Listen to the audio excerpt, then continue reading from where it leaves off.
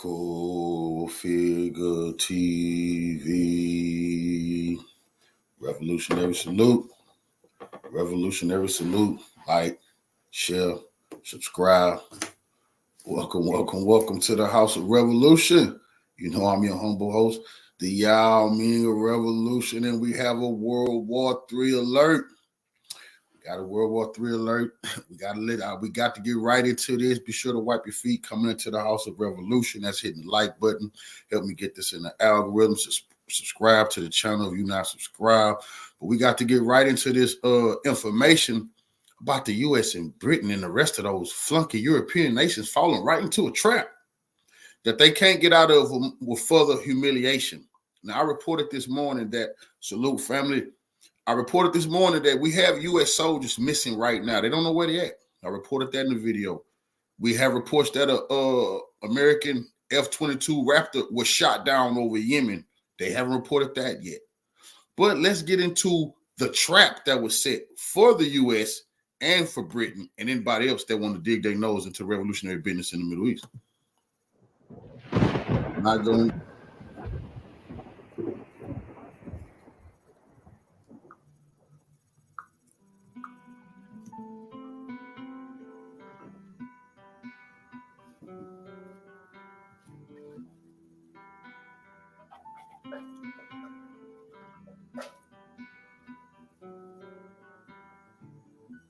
Jim Crow Joe better surrender.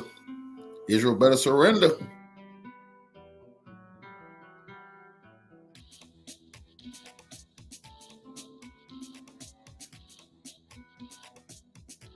A few days ago, in one of my videos on the situation in the Middle East, I said that dragging the United States into the war against the Houthis would be Washington's biggest strategic mistake in recent decades, and that this mistake would deal a crushing blow not only to the globalist system of the unipolar world, but also to the security of Israel.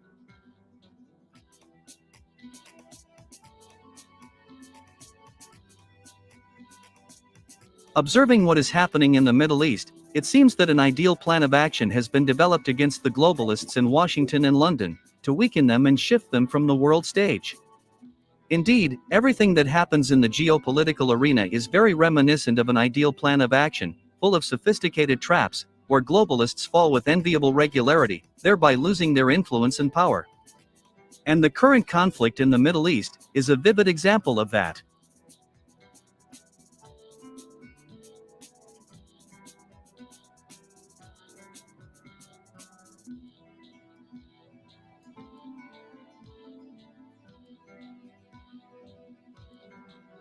The outbreak of war in the Middle East has a pronounced phased character.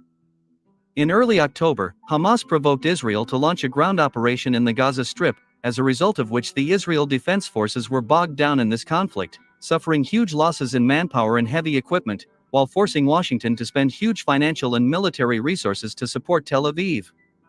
Later, Yemen's Houthis began not only firing their rockets at Israel, but also blocking merchant ships of Western countries, thereby challenging the Anglo-Saxons themselves.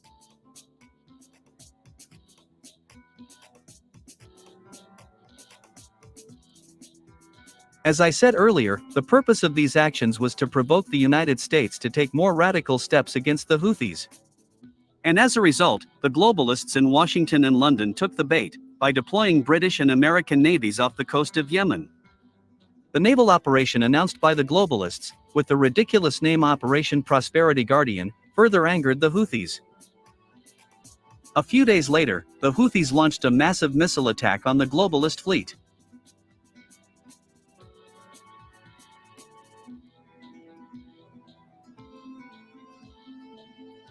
And in order not to lose face, the United States and Britain were forced once again to take the bait and take more radical steps.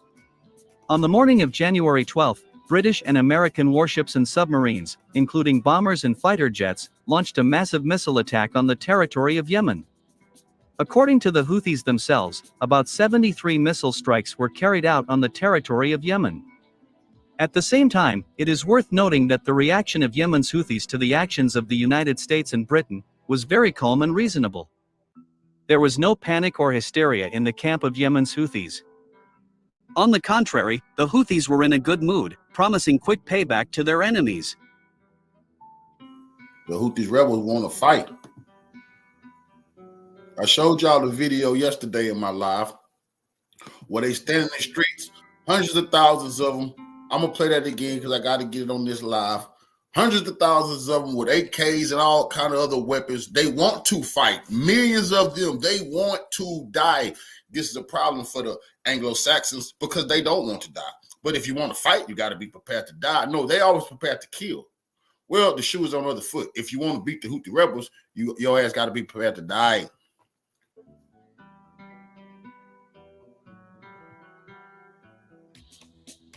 It became clear that they were carefully preparing for such a development of events, and that this missile attack did not cause significant damage to strategically important military facilities of Yemen's Houthis. This map shows the places in Yemen where the globalists launched missile strikes. However, there is still no confirmation or evidence that Yemen's Houthis have suffered any damage. At the moment, the globalists, led by the United States, are waiting with bated breath for the Houthis' response.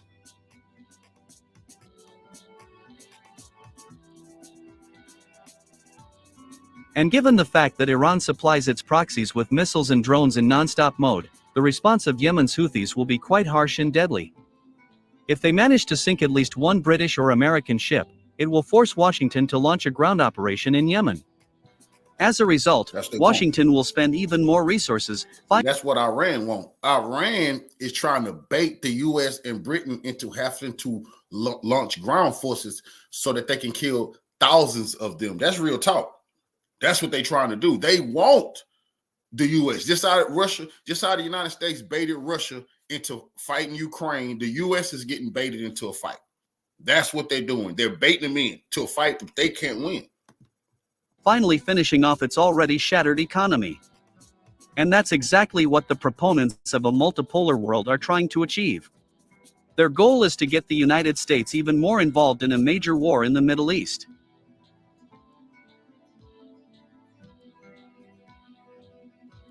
This will put an end not only to Washington's support for Ukraine, Taiwan, and Israel, but also completely ruin the economy of the globalists. See, they just took this to the Security Council the other day, and China and Russia, they did not veto it. China and Russia could have vetoed any military action on behind the Red Sea. They didn't. Why didn't China why didn't they veto it? Because they want the U.S. and Britain to do just what they're doing and pay the price for what they're doing. I reported this morning, you have U.S. sailors, Navy members missing off the coast of Yemen. Missing. They say they don't know where they're at. You also have reports that an F-22 Raptor was shot down. Hey, is that rumors? But it's not a rumor that those people are missing, right? That's true. You see, it's going to be more of this if they keep playing around with Yemen. At the moment, globalists are having a hard time finding the necessary resources to maintain the remnants of the unipolar world. Even the recently adopted military budget for the 2024 financial year, within which the Pentagon will receive a record $886 billion, will not be able to change the situation.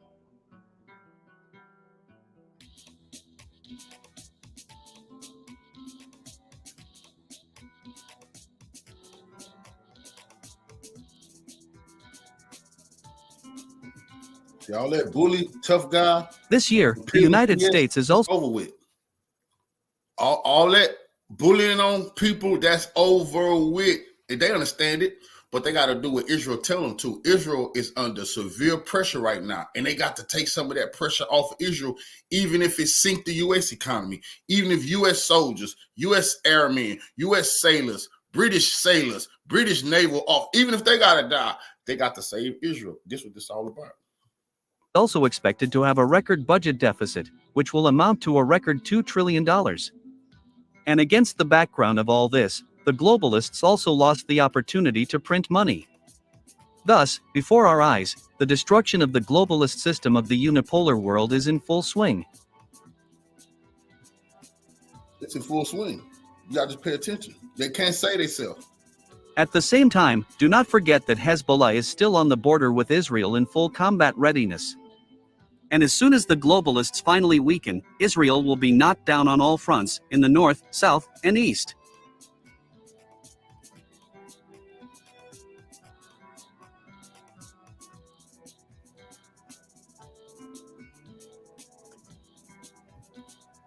Okay, so that's why I started it off with that. So we can see the trap. The trap for the Americans in Britain, British, it have been set. We understand that. Okay. Now, after they little measly attack, no one cared, no one cried. They were attacked. Let's just get this understood. You know, they were attacked after they allegedly did their attack in the Yemen. The Iraqi groups attacked their base, and they saying there's several wounded, maybe some U.S. soldiers dead. The Iraqi group attacked Israeli city. So they have to report these things. That nobody is backing down from them. No, on the contrary, they launching more attacks. They meant what they said. They want the U.S. out of that area. They want Israel to go back to Europe, I guess. The Israelis. I don't know. I'm just bringing y'all the news.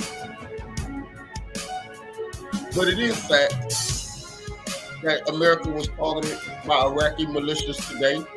Their bases was targeted. Israeli cities was targeted for the attack on Yemen.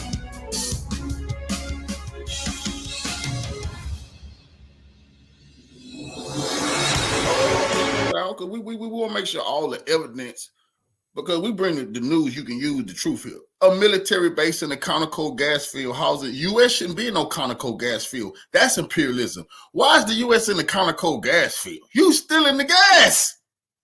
Why are you there? That ain't your gas field. Oh, we got to protect this gas from ISIS. You is ISIS. But anyway, let me just stick to the news.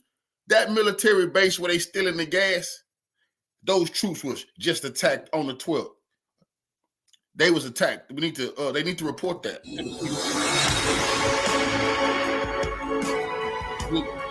want y'all to think that they attack somebody and then the people is apologizing and they won't do it no more. Hell no, man. People are wanting to fight. They begging to fight.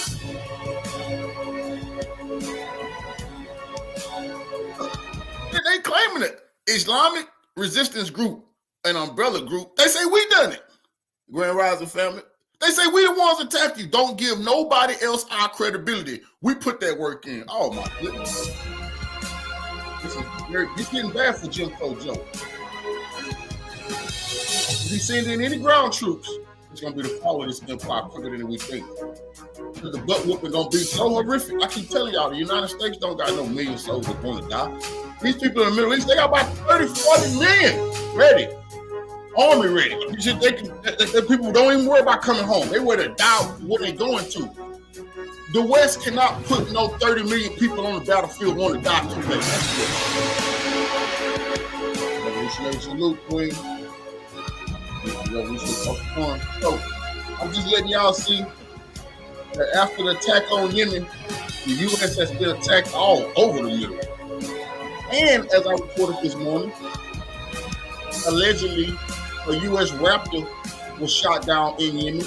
But what's not alleged is you got 2 U.S. soldiers they missing, 2 sailors, 2 Navy members. I don't know what branch of the U.S. government they is, but they're missing somewhere near Yemen. Well, if they get shot down, I don't know.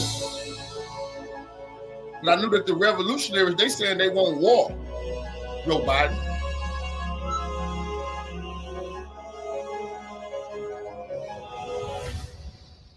Okay, so I just had to bring y'all that information to line all this up together, because this is very important that we understand what's happening here before our very eyes.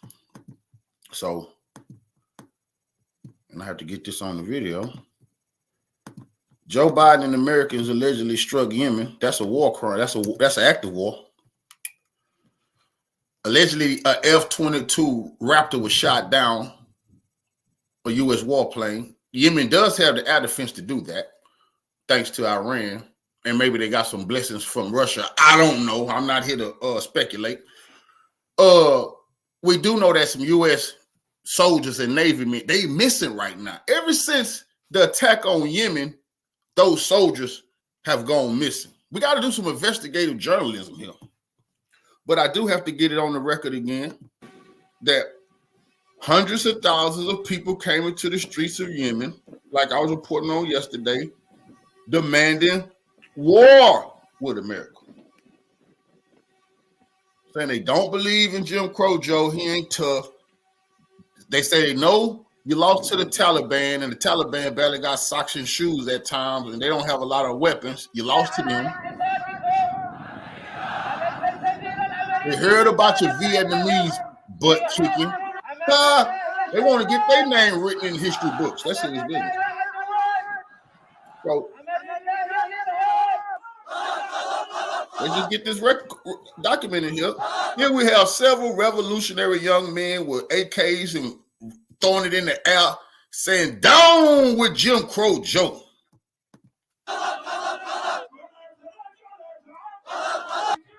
They don't look afraid, okay? Because you got to look a man in the eye and see who you're dealing with here. No, they don't look like they're scared of the imperialists.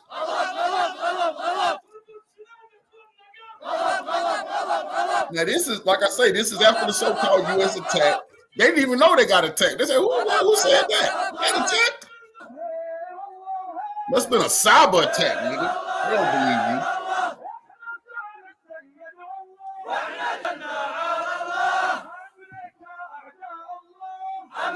Well, this is a picture of a revolutionary leader they holding up. Very, very brave man. Took on Saudi Arabia and 30 other nations, defeated them. Very heroic young man right here. He deep underground. They ain't never kill him. But he's a revolutionary who's declared war on Israel. His name goes down in the history books as one of the greats. If you fight the imperialists, you get some respect.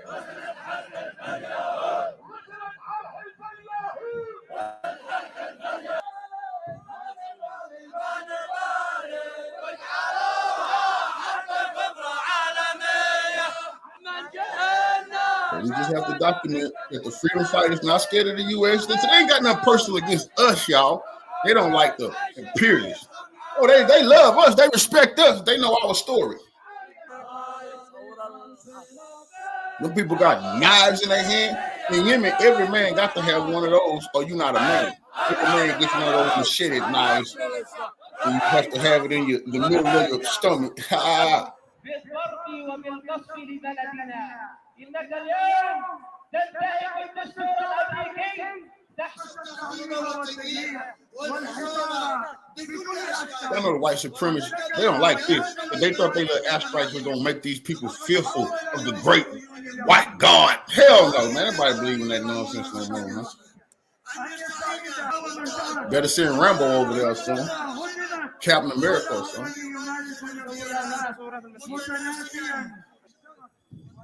All right. So I just wanted to document that one more time for everybody to see.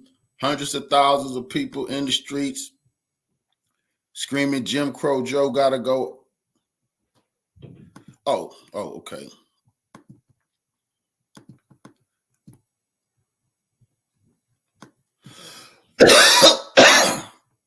That good dinner, man. Then we need to get this documented too. Them also the leader. The fresh strikes. Remember, the U.S. just came out and said it's going on the news. They hit Yemen with some fresh strikes. It's fresh. It's the crisp. It's new. So I gotta report this. They came out and laughed at that too. No impact. It did nothing. What are you talking about? We don't believe you. We need more people. That's what they telling Jim Crow Joe. Are y'all making them? Are these bombs going off in Hollywood? They laughing. And what they want Americans to do is come a little closer. Just come a little closer, man. I mean, let's really get to know each other. Let's go in and really finish it.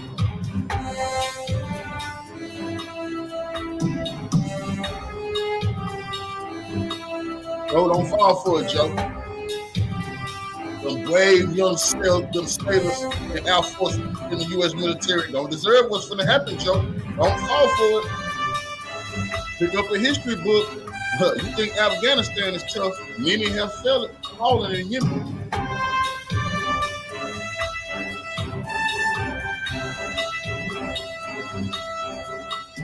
They had no losses, y'all. They said they lost nobody with them fresh strikes. I don't know what Joe hit. Mountains, hills, dumping it in the ocean. I don't know.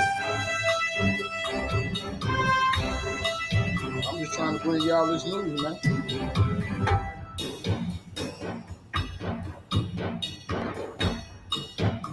Yemeni rebels say, hey, man, they don't know nothing about no first strikes. They didn't hit nothing but the ocean. They still going to attack everybody they was attacking before the strikes ever happened. They want to end the genocide in Gaza. That's what they saying.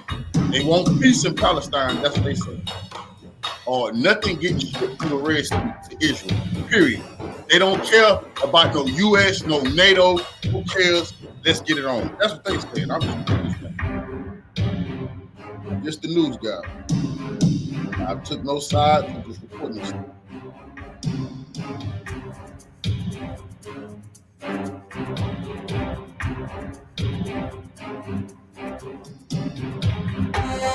Well, this is a very dangerous escalation because Jim Crow Joe and NATO then huffed and puffed and talked real tough.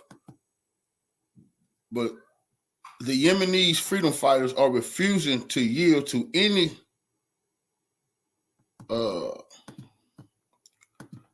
tough talk by Jim Crow Joe. Now let's listen to one of these brave revolutionaries speak his piece on what actually is taking place, because I need y'all to hear from some of these brothers themselves so y'all can understand who they are. Yemeni affairs analyst Hussein Al-Bukaiti. Remember I told you, in their custom, their society, you're not even a man until you go to the market and you get you one of these little swords, one of these little machete type things. So every person in Yemen society that's a male, they have one of these. They sharp. They cut your head off with one of those. But it's just a custom that they keep. And the Zionists, they don't like that. They don't want you having no attachments to your ancestors. And that's another reason they hate Yemeni society, because they know exactly who they are and they cherish our story. That's one thing you got to understand. Very spiritual people who have always respected the book, all of the holy teachings. Joins me now live from Sana'a. Why has the Palestinian cause proved so popular among Yemenis, and why is it so useful for the Houthis who are recruiting there in Yemen? I mean, after all, Gaza is more than 1,000 miles away from Yemen. I mean, it's not the location where is Gaza if it's far away from Yemen. What they say here in Yemen is our moral duty to support the people in Palestine and to stop the genocide done by the Israeli against the Palestinian. And they have said it's easy if the United States want to stop all Yemen to stop all the attack against Israeli linked or Israeli ships or any ship that heading toward Israel. They could just allow food and medicine and fuel and water to enter Gaza and lift the blockade that has and the attack. So this is actually the demand from Yemen is exactly the same demand for the Secretary General when he have asked to let food and medicine to enter Gaza, as well Amnesty International, the UNICEF, the Human Rights Watch. They all demanding the West and Israel to allow food and medicine to enter Gaza. And as you mentioned that Gaza, as you said, thousands of miles away. I mean, United States and Britain, they are thousands of miles, tens of thousands of miles away from Palestine, but they send their battleship, they send their supplies of weapons and munition to Israel to continue killing the Palestinian. Instead of coming to attack Yemen, they could just allow food and medicine to enter Yemen, and of course Yemeni will soon stop. Muhammad Abdul Salam, the spokesperson of Ansarullah, have said an hour ago that Yemeni will continue their attack in preventing Israeli linked or any ship going to Israel, and they will not stop. And yesterday, Abdul Malik al-Houthi, leader of Ansarullah, have said that any attack on Yemen, it will result in a major and a big attack against United Kingdom and United States battleship. And as well before, about 2 weeks ago, they have said if United States and UK or any other country will launch a war against Yemen, this means that there as well commercial ship might come under attack, because under international law, Yemeni have the right to search and to stop or to sink any ship linked to any country if they think they are supporting their war effort. That's right. Forgive the interruption. Yes, we've heard these quite strong statements coming from Houthi officials. Being so rude. Let the man speak. He trying to tell you the law, international law. They got every right to stop any of these ships that have anything to do with people committing international war crimes like Israel. To what extent you think the Houthis are following instructions or directions from Iran, and to what extent they're masters of their own destiny? We've heard them trying to distance themselves. First of all, see, that's nonsense. These boy, please, they their own men. They have allies. It's called allies that they're helping and that help them. You see, they want to make everybody think these some flunkies. Nah, no, ma'am. Iran lately. Are they making their own decisions, or are they following Iran's lead or instructions? No, I mean, this has been the same thing that they have said since the beginning of the war against Yemen by Saudi Arabia and United Arab Emirates coalition. But Yemeni, they take their own decision. They are not going to put Yemen at risk of a major attack from a powerful country like UK and United States just to do a favor or to obey order from Iran. Of course, Yemen is a part of the axis of resistance, which contain Iraq, Syria, Lebanon, and Iran, and Yemen. And if they think, I mean, they always complain about Iran. Even in some attack against Aramco, United States and Saudi said that those drones came from Iran. I mean, why would they hit Iran? If they think that Iran is all behind that, they should declare war against Iran. But let's forget all that. Israeli is getting a full support from the United States. So if there is any political support for Yemen or any type of support, because we are in one axis of resistance and we have the right to contact each other, we have the right to form a coalition to fight the Israeli and their attack, to stop their attack against Palestine. And I just want to add, just as a reminder, that in 2004, the Bush administration has forced the former regime of Ali Abdullah Saleh to launch a war against Saada, against Ansarullah, the Houthi at that time. Between 2004 and in 2010, Saudi has launched a war as well against them in Saada, in the so-called Sixth War of Saada. But what was the result? Ansarullah, they led up the revolution of 2014 and they take control of much of Yemen. Right. And then Saudi has launched a war. And now Yemen has become stronger, and instead of being under blockade, they are actually able to have blockade against Israel. Okay, Hussein Abu Kaiti, we've heard what you're saying. Many. Let her know. Hey, smile. Let her know, nigga. Yeah, one day they tried to blockade us. Now we blockading Israel. Ha! Serious business. Revolutionary salute, family. But this is very, very. This can go any way. It's gonna crank up because the white supremacists, the colonizers, the imperialists, they don't want to humble themselves, so they want to pretend like they tough. Okay. Here first.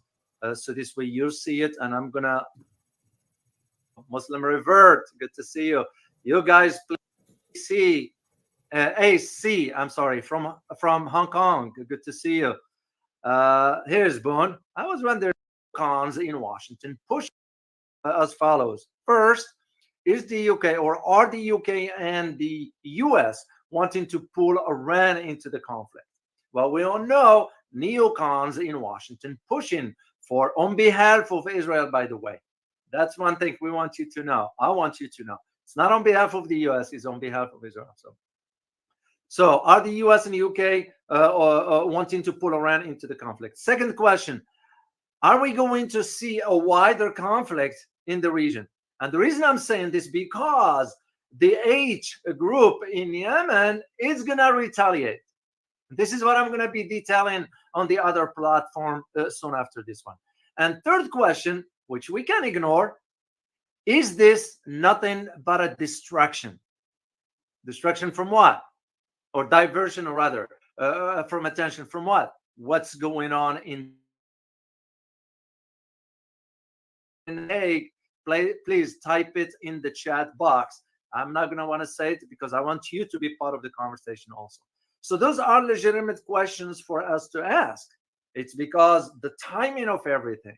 So, and this is why it's important to understand where this is. You got it right, Sifami. You got it right. Let me show it here so everybody know what this is. The ICJ, International Court of Justice in The Hague. So And by the way, I will be detailing more about that one on the other locations. So let me do quickly some headlines around the world here.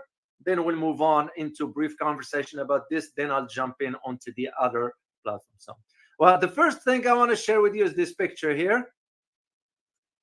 It's right here. Here we go. Now, the Twitter X just announced today that they laid off about 1,200. Listen, not a technician, not content moderation employees. You all know what it means. I mean, I'll share it with you because I'm all about the truth here. Yesterday, YouTube sent me an email and said, we regret that we had to remove one of your link that I put in the description as an update. So they took it out. Why? Because they say, oh, it's considered a spam. I respectfully disagree with that decision. It wasn't about spam. It was about the truth. So, like I said, I give credit where credit is due. But when an entity does wrong, I'm going to call them out on it. So I disagree with YouTube on that decision of removing the link that I posted for you guys on the description as an update. So, and this was a response to a comment I received from Zhu Liang, who's the one who alerted me to that one, because one of the links wasn't updated. So that is the reason why. And sometimes, guys, I don't put all the links for a reason, and it is one of them. And anyway, what Elon Musk, the billionaire Elon Musk, that is now, we say he stands for freedom and all that nonsense. Anyway, has laid off more than 1,200 employees worldwide in content moderation departments. I found it very interesting. And interesting. Yeah, this dude Elon done let the Zionists break him, man. He tried to stand up to him. We reported on that about a month or so ago and said that somebody had posted a picture. Somebody posted that Jewish people was getting the world to hate white people, and he liked the post. And they broke him. They got on him. He had to go to Israel. But what people done found out is all of a sudden they just start taking down anti-Zionist content creators, people who's reporting the truth about Palestine to X, supposed to be the free speech platform, was taking them down. Enough is that, and this is not according to Twitter itself or X. It was according to figures published by the Australian Internet regulatory authority. This was the figure by this entity in Australia, but it was reported by Agence France de Presse. This is a French press agency. Something is off about all this hypes. It's just a matter of wanted to keep the confusion going on. So, second one has to do with, I believe is, let me see, what is my second headline here? The Guardian, yes, is about right here. And I did post something for you guys on the community for those who did not see it. This one also was reported by the Guardian, which is in England, says that support for Gaza war brings money to Israel's supporters in the US Congress. Well, we all know what it means, right? And this one was based on an analysis conducted by the British newspaper, The Guardian, even though they do sometimes get it right. I won't deny this. And I read their stuff. So what they say in the analysis that the campaign data in the United States revealed that the members of US Congress who showed stronger support for Israel at the start of its conflict in Gaza received an average of $100,000 from pro-Israeli donors during the last election, more than their rivals, of whom all the supported the other party. At their kickback, meaning Palestine in this case. And I'm going to detail something about this on the other location because we can't say it here. So. And that's why I saved those for, and I put it here for R, where I will be talking about this one. And one of them has to do with this. I just lit the picture here. I'm not saying anything about it, and we'll talk about it on the other side. All right, let's talk about what just took place. The United States and the UK conducted some airstrikes against the H group, which this was located, by the way, in the western part of Yemen, in Hudaydah. As I mentioned to you guys before, I spent time in Yemen, so I'm very familiar with its regions and so forth. And this is what our incompetent president said, and I quote, "Today, at my direction," which we know it wasn't his direction. The guy can't even think whether it's a day or nighttime. He said, "At my direction, U.S. military forces, together with the United Kingdom and with the support from Australia, Bahrain, Canada, and the Netherlands, successfully conducted strikes against a number of targets in Yemen used by the H group to endanger freedom of navigation in one of the most vital waterways." End of quote. Well, first of all, you gotta pay close attention to the countries, even though those countries weren't involved, but they were supporting that. Let me repeat those 4 countries: Australia, Bahrain, which is an Arab and Muslim country, Canada, which is a sort of what's the word I'm looking for? Colonial colonizer. I'm drawing blank on the word that can describe Canada for its behavior. And again, Canadian government, not the people. Canadian government for its behavior. It just bows to whatever the US says. And the Netherlands. And by the way, the Netherlands is also another state like that, especially with what its Prime Minister, Mike Roord, did against the farmers there, which another conversation for another day. So this is what happened. Now, the question we need to ask is why the strikes took place. Well, of course, there are those who will argue, especially when you read from the retired military. And I've seen one. Let me see if I can pull up his name from the Central Command, saying that these strikes have no association with and are separate from Operation Prosperity Guardian, a defensive coalition of over 20 countries, which is a lie, by the way, operating in the Red Sea, Bab el-Mandeb Strait, and the Gulf of Aden. There are no 20 countries. Yeah, let's just say it straightforward. So what is happening with these countries now? The strikes, as I said, no, in response to the continued, this is what the statement said, joint statements of the governments of the UK, Australia, Bahrain, Canada, Denmark, Germany, Netherlands, New Zealand, Republic of Korea, United Kingdom, and the United States. This is a joint statement. It says, and I quote, "The strikes were in response to continued illegal, dangerous, and destabilizing H attacks against vessels, including commercial shipping transiting the Red Sea." End of quote. Once again, let me highlight the countries that they put the name in this statement. Once you put your name on it, you're part of it. It's like, for example, what I'm doing with you here, guys.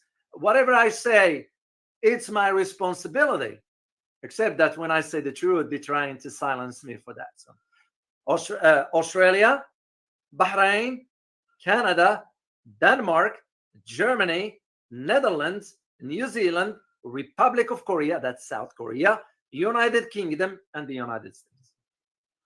So, together, all those countries with Greece, listen, Singapore, and Sri Lanka. It's just mind-boggling as to what Sri Lanka is doing given the economic hardships they have.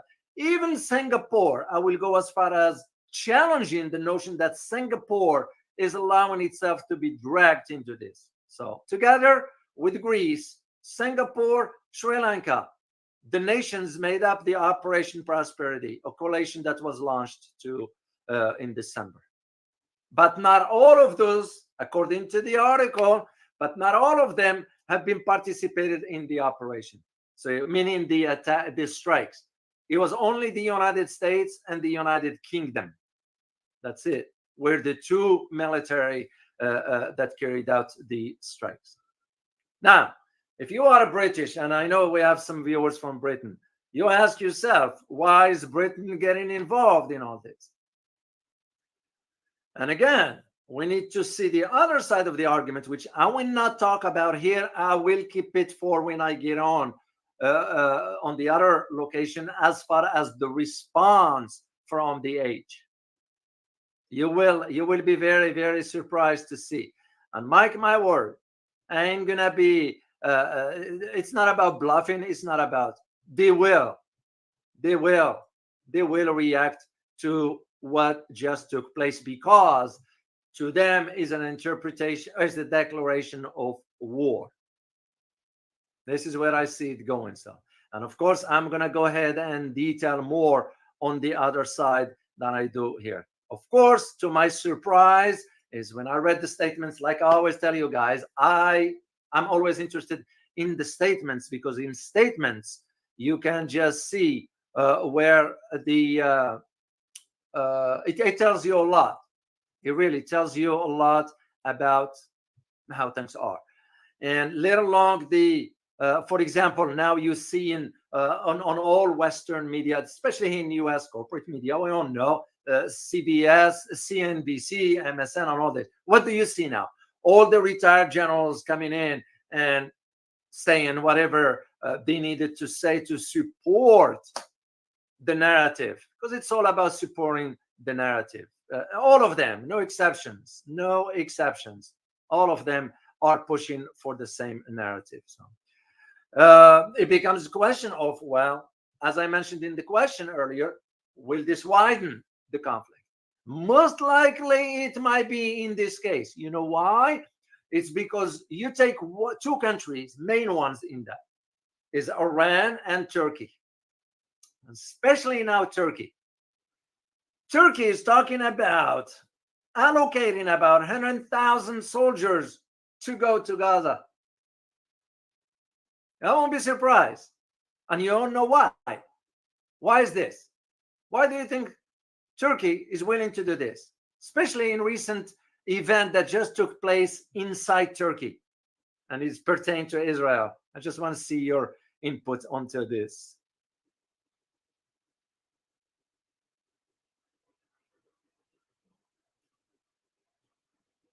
And I think I talked about it yesterday, that Turkey uncovered something inside its country, or a spy ring. Turkey busted the Israeli spies.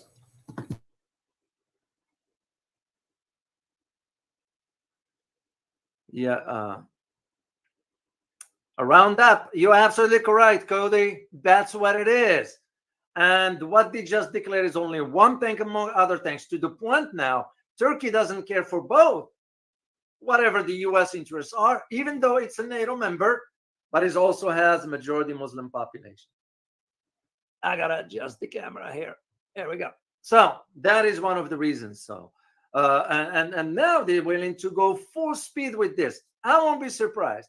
But also because a lot of people have saying what all Turkey is doing is talking. No. And the Turks are strong military. You don't minimize their capabilities. So that is one of the reasons. Here is what's interesting about all this.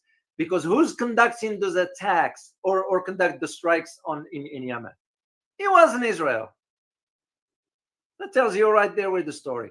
So where it's going to be interesting now, what's going to be interesting is going to be the response, where the response is going to be.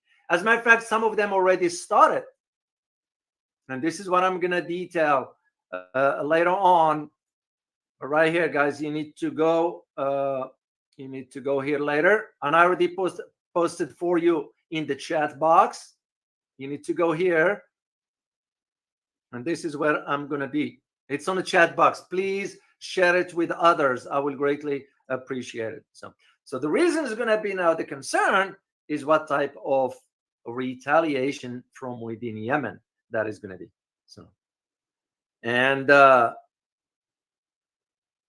yeah, I'm not gonna disclose this here. It's gonna be I'm gonna share one with you. The representative, the senior representative of the group H, that is, said, and I quote, "Our country was subjected to a massive aggressive attack by the American and British ships, submarines, and warplanes. And America and Britain will undoubtedly have to prepare to pay a heavy price and bear all the dire consequences of their blatant aggression." End of quote. You know, as one who spent time there, that group is a fierce fight. They fight. There is no, and I'm gonna detail more on the other side when I sign off here. So anyway, let me. I have about. Yeah, it's the stuff I need to share with you. I can't talk about it here. That's the problem. But one thing we need to understand, just putting my geopolitical analyst hat on, the attacks serve two objectives. I want you to know this before I'll sign off here. Two objectives. One is to distract the rest of the world from what's going on in The Hague. What's going on in The Hague is the filing. And by the way, I listened to the arguments yesterday. It was an hour and a half from the lawyers in South Africa, bringing on the case of war crimes against Israel to the ICJ, International Criminal Court of Justice, in The Hague. Israel also provided its own defense, even though some legal scholars have argued that Israel's argument is so weak, it won't hold. And most likely within few days, the ICJ is going to move forward with its decision. So that is one of the reasons. And I was saying that yesterday on my live, that is a major thing they did. Instead of the U.S. media talking about Israel being in the international, the courts for genocidal crimes in South Africa, and other lawyers bringing a strong defense and Israel having a weak one, they immediately switched the topic to U.S. attacks Yemen.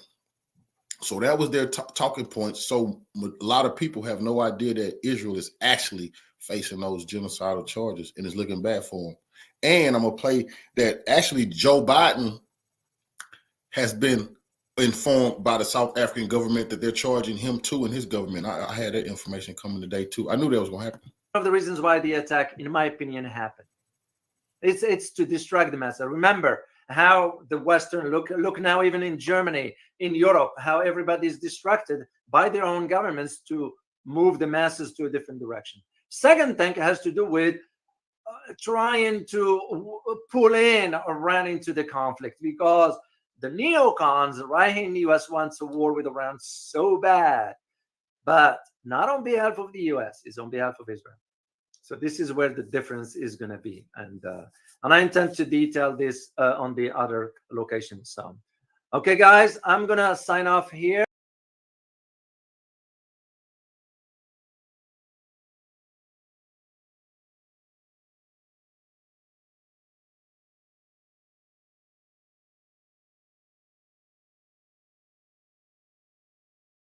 History and complexity that's led to the Houthi disruption of shipping lanes in the Red Sea.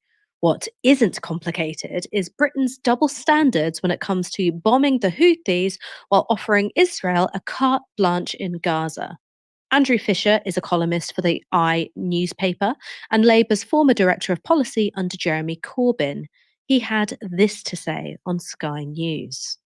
I think what it highlights is the extreme double standards. Here we are, the Houthis have been attacking shipping lanes, no deaths so far, thankfully. Israel's been bombarding Gaza for the last 3 months. Tens of thousands of people died, children being amputated without anaesthetic, and that's fine. No sanctions on Israel, no strikes against them, no embargo. But I guess this is because this is against the UK target, though, right? Is that not? It's because we don't care about international law or human rights. We have this rhetoric that we do, but we don't. This is absolute nonsense, and this whole conflict is exposing that. We say that, you know, the Iran-backed Houthi rebels, well, they've been bombed by the US and UK-backed Saudi Arabia for the last 10 years. You know, actually, the last Labour administration was calling for sanctions on Saudi Arabia over this, for an arms embargo. Hilary Benz, somebody who's serving under Keir Starmer, was leading this within the last shadow cabinet. So, we talk about this in completely bizarre ways that spins it into this sort of thing of one side is bad and the other side's crimes are airwashed. I mean, we've got a case in the International Court of Justice today brought by South Africa against Israel for genocide. We're not talking about that. We're talking about some interruption to shipping lanes. I mean, it's pretty small scale stuff when tens of thousands of people are being killed. And, I don't care what adjective you call it, whether you call it a massacre, a slaughter, ethnic cleansing, genocide, it doesn't really much matter. Tens of thousands of people are being killed. And we're not talking about that. We're talking about some shipping lanes. It's perverse, really. And the rest of the world can see it. I think that Andrew Fisher makes two really important points. The first really important point that he makes is the way in which US and British armed forces react when there's a danger to commercial interests. But when we're seeing the pulverization of a civilian population in Gaza, well, sorry, that's just war. That's just what war is.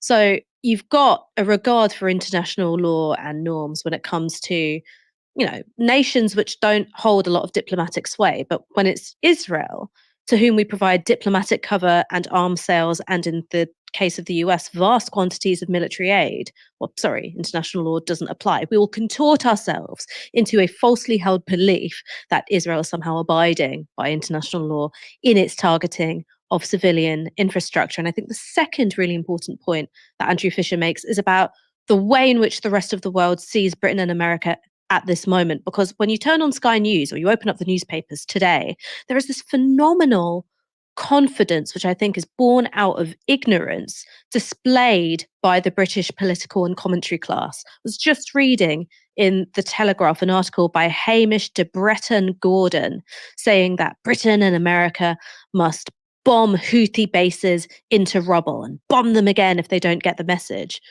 Okay, well, how? Because Saudi Arabia doesn't want to put itself at risk of Houthi attacks again. It's in a very fragile kind of, détente with Iran. Neighboring countries like Oman or, African countries, which are on the other side of the Red Sea, aren't necessarily going to be leaping at the opportunity to offer themselves up as bases or opening up their airspace to Britain and America. How are you going to achieve this when there is not a huge amount of appetite in the region to escalate a conflict apart from on the part of Israel? Because Israel's perspective is the more we can keep Britain and America locked into a fractious and violent Middle East, the more military aid we get. It's existential for us.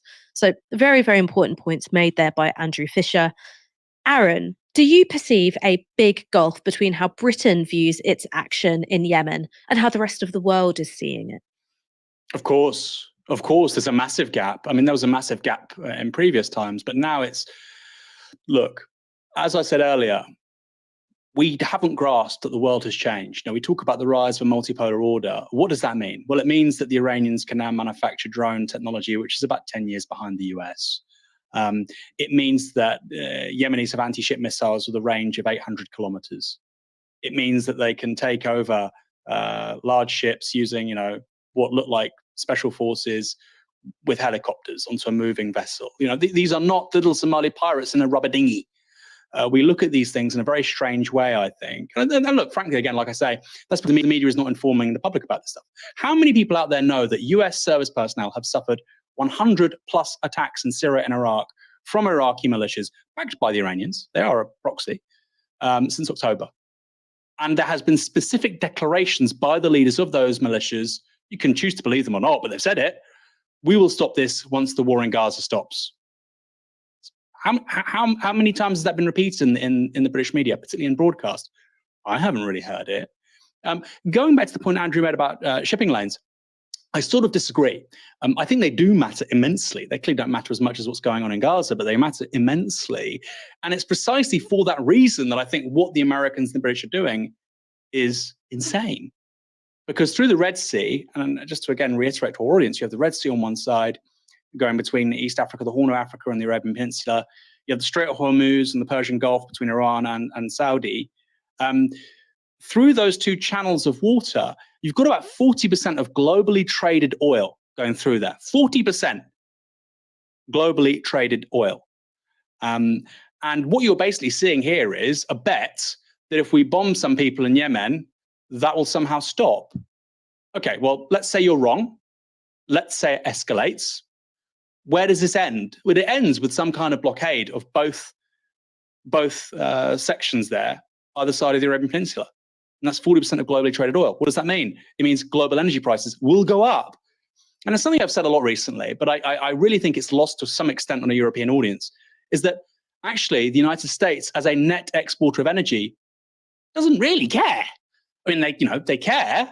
Global inflation is going to hit their consumer, but it's going to destroy Europe, because Europe is this massive importer of hydrocarbons. And in fact, as we've seen with the war in Ukraine, the US filled the gap left by the Russians by exporting liquid natural gas to Europe. So the US is an exporter of energy. It's a beneficiary in these kinds of situations on balance. Europe, meanwhile, is screwed. And what do we have? We have the British and the Germans like little clapping seals, doing whatever the US wants. Although what's key here, Ash, is that people supporting these strikes last night include the Dutch, makes sense. Obviously, a huge maritime sector in the Netherlands, proportional to its economy. The Germans, make sense. They've gone completely nuts as a country since the war in Gaza. They've gone completely insane. Not a serious country, not a serious civil society. You know, their politicians from von der Leyen to Scholz are a meme. But if you look at France, Italy, Spain, they've not supported this. Saudi Arabia, UAE, they've not supported this. The Saudis want to host the World Cup. You know, Bin Salman wants Cristiano Ronaldo TikToks and weird cities. That's what he wants. He doesn't want more Mahajir drones destroying Aramco infrastructure and IRGC commanders in Qom having a chuckle. He doesn't want that. He wants to make lots of money and get lots of influencers in Saudi Arabia and, basically turn the country into one big influencer studio. That's what he wants to do. Same for the UAE, same for the Qataris. That's what they want to do. They want to showcase themselves to the world, have these powerful, successful sovereign wealth funds, make lots of money, keep themselves safe through projecting soft power in the West, things like owning football teams and whatnot. They do not want a massive regional war. And I find it weird that, the Brits care more about what's going on in the Red Sea than the Saudis do, because, it is their neighborhood. So I suspect they know what they're doing when they say, look, let's not be quick to conflict here. Let's try and keep dialogue open. Let's try and use diplomatic channels. They're saying that for a reason.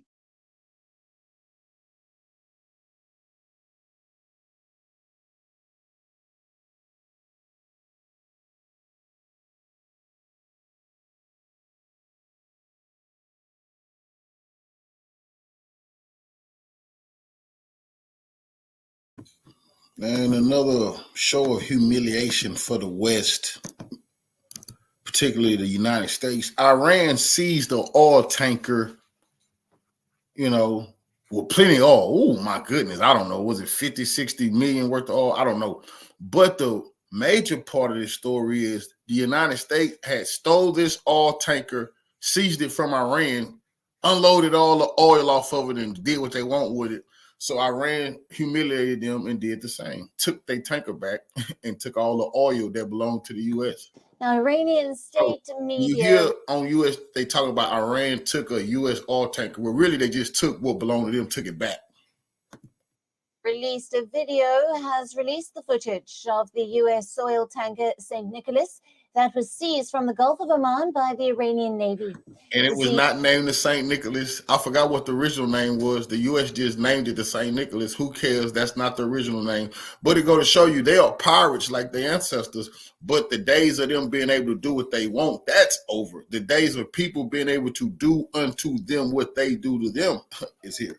Seizure of the St. Nicholas has taken center stage of a dispute between Washington and Tehran. Here's a report. Iranian state TV on Friday broadcast clips of what it said were Iranian naval forces seizing a U.S. tanker in the Gulf of Oman. The seizure of the St. Nicholas earlier on Thursday is at the center of a major dispute between Washington and Tehran and may likely stoke regional tensions. The tanker was carrying Iraqi crude destined for Turkey. Vessel tracking software shows its course. The tanker turned off its AIS tracking system as it turned toward an Iranian port. US authorities seized the St. Nicholas last year in a sanctions operation and when it had sailed under a different name, Suez Rajan. Tehran says its action Thursday was in retaliation for that earlier US confiscation. The seizure coincides with weeks of attacks by Yemen's Iran-backed Houthi militias targeting Red Sea shipping routes. White House National Security spokesperson John Kirby condemned Iran's actions on Thursday. The Iranian government should immediately release the ship and its crew. These provocative and unacceptable actions need to stop. We'll continue to work with our allies and partners to deter and confront the full range of Iran's concerning and destabilizing behavior in close coordination, of course, with the international community.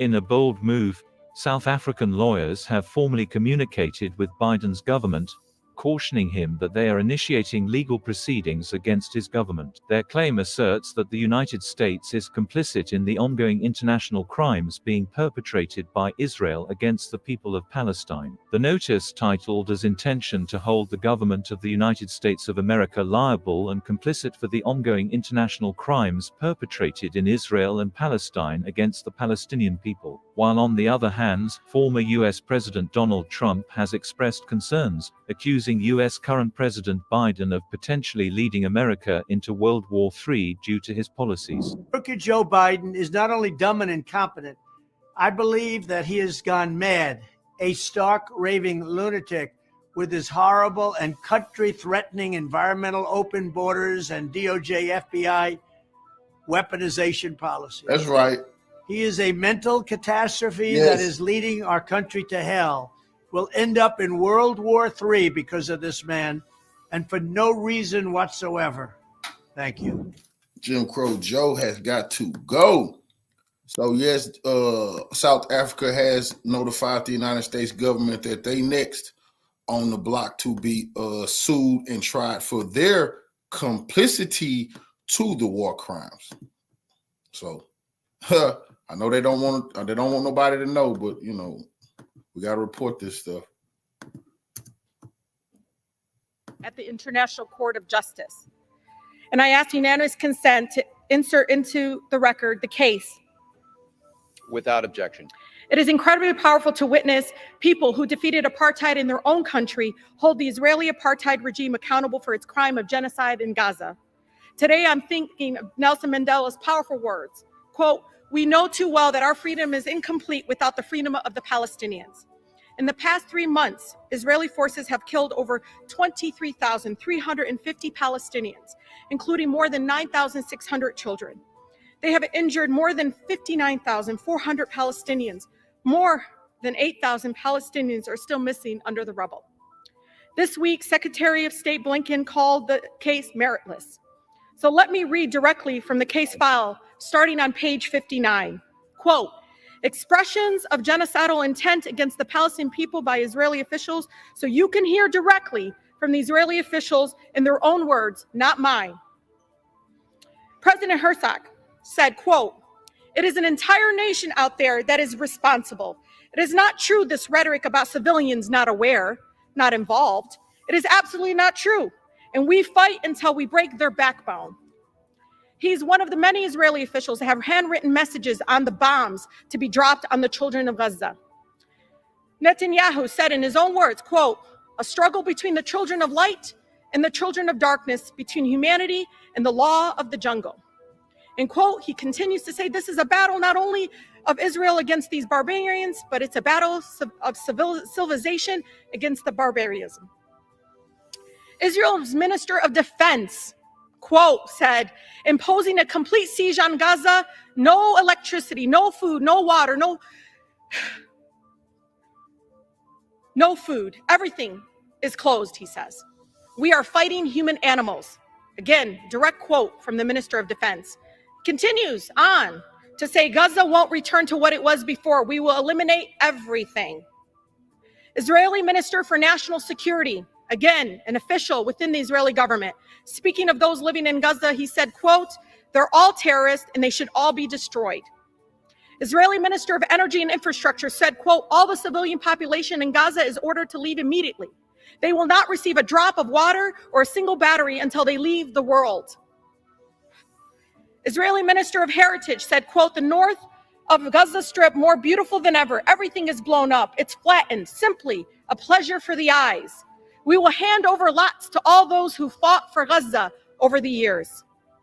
I'm not done. The Israeli Minister of Agriculture said, quote, "We are now actually rolling out the Gaza Nakba." Deputy Speaker of the Knesset said, quote, we all have one common goal, erasing the Gaza Strip from the face of the earth. Those who are unable will be replaced. Israeli Army Coordinator of Government Activities in the territory, speaking of the Palestinians living in Gaza, said, quote, "Human animals are dealt with accordingly." The Israeli Army Reservist said, quote, "Don't leave anyone behind. Erase the memory of them. Erase them, their families, mothers, and children. These animals can no longer live. Let them drop bombs on them and erase them." Mr. Speaker, I would like to submit for the congressional record, as you know, the entire South African genocide case against the International Court of Justice. There is simply time to save lives, to stop the Israeli government from carrying out the genocide in Gaza. This body and the Biden administration are complicit in this genocide. Congress must stop funding the genocide of the Palestinian people with our American tax dollars.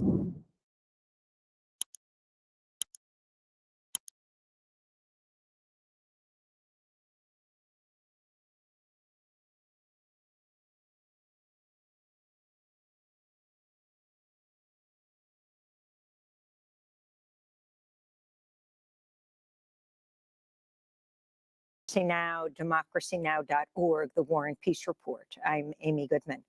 Today, Israel defended itself against accusations of genocide at the International Court of Justice in The Hague, in one of the biggest cases ever to come before the United Nations High Court. South Africa accused Israel of acts of genocide against Palestinians and demanded an emergency suspension of Israel's aerial and ground assault on Gaza. A decision on that request will probably take weeks, though the full case will likely last years. Israel often boycotts international tribunals and UN investigations, calling them unfair and biased. But this time, for the first time, they attended the hearing, sent a high-level legal team to defend against the accusations of genocide. The two-day hearings at what's called the Peace Palace in The Hague began Thursday, with South Africa laying out its case against Israel, saying its three-month assault on Gaza is being conducted with the intent to bring about the destruction of Palestinians as a group.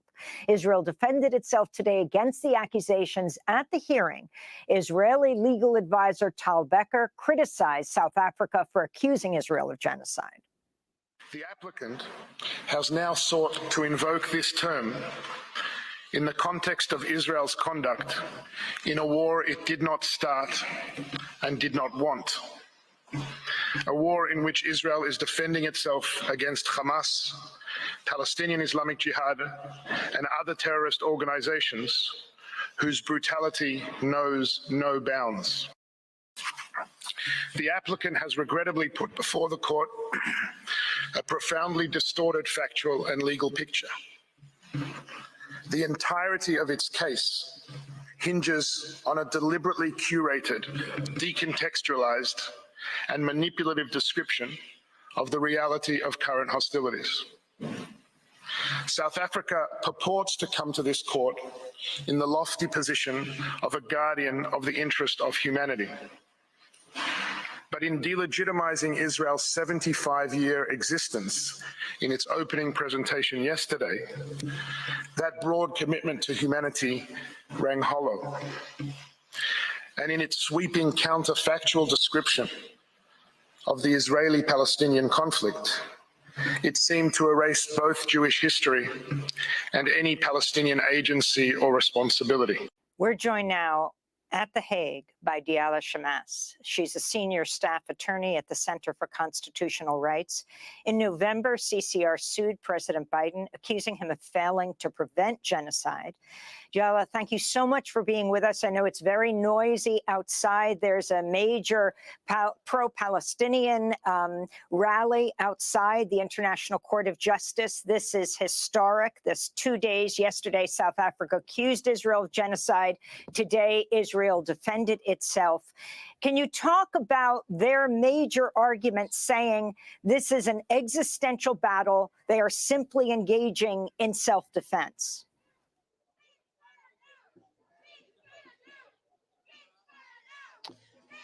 Thank you for having me. Yes, it really is a historical moment, and I would prefer to start with yesterday's argument and just the significance of what we heard yesterday and what we saw yesterday and what all of these people that are here now, even over an hour after the hearings concluded, still chanting and protesting and thanking South Africa. The significance that South Africa brought this petition and started at the outset of their hearing yesterday, reminding the world and the court that the context is 75 years of apartheid. And of course, we all know South Africa and the South African people have emerged from a horrific battle against apartheid. They know what abandonment by the international community looks like and feels like, and it is in that spirit that they and that's why I'm proud it's South Africa. Shame on the Arab nations, but the coons in Congress act like they don't know what South Africa talking about. Historically, they will be shamed. All of our suffering, you can't talk about our suffering this side with Israel. It's impossible.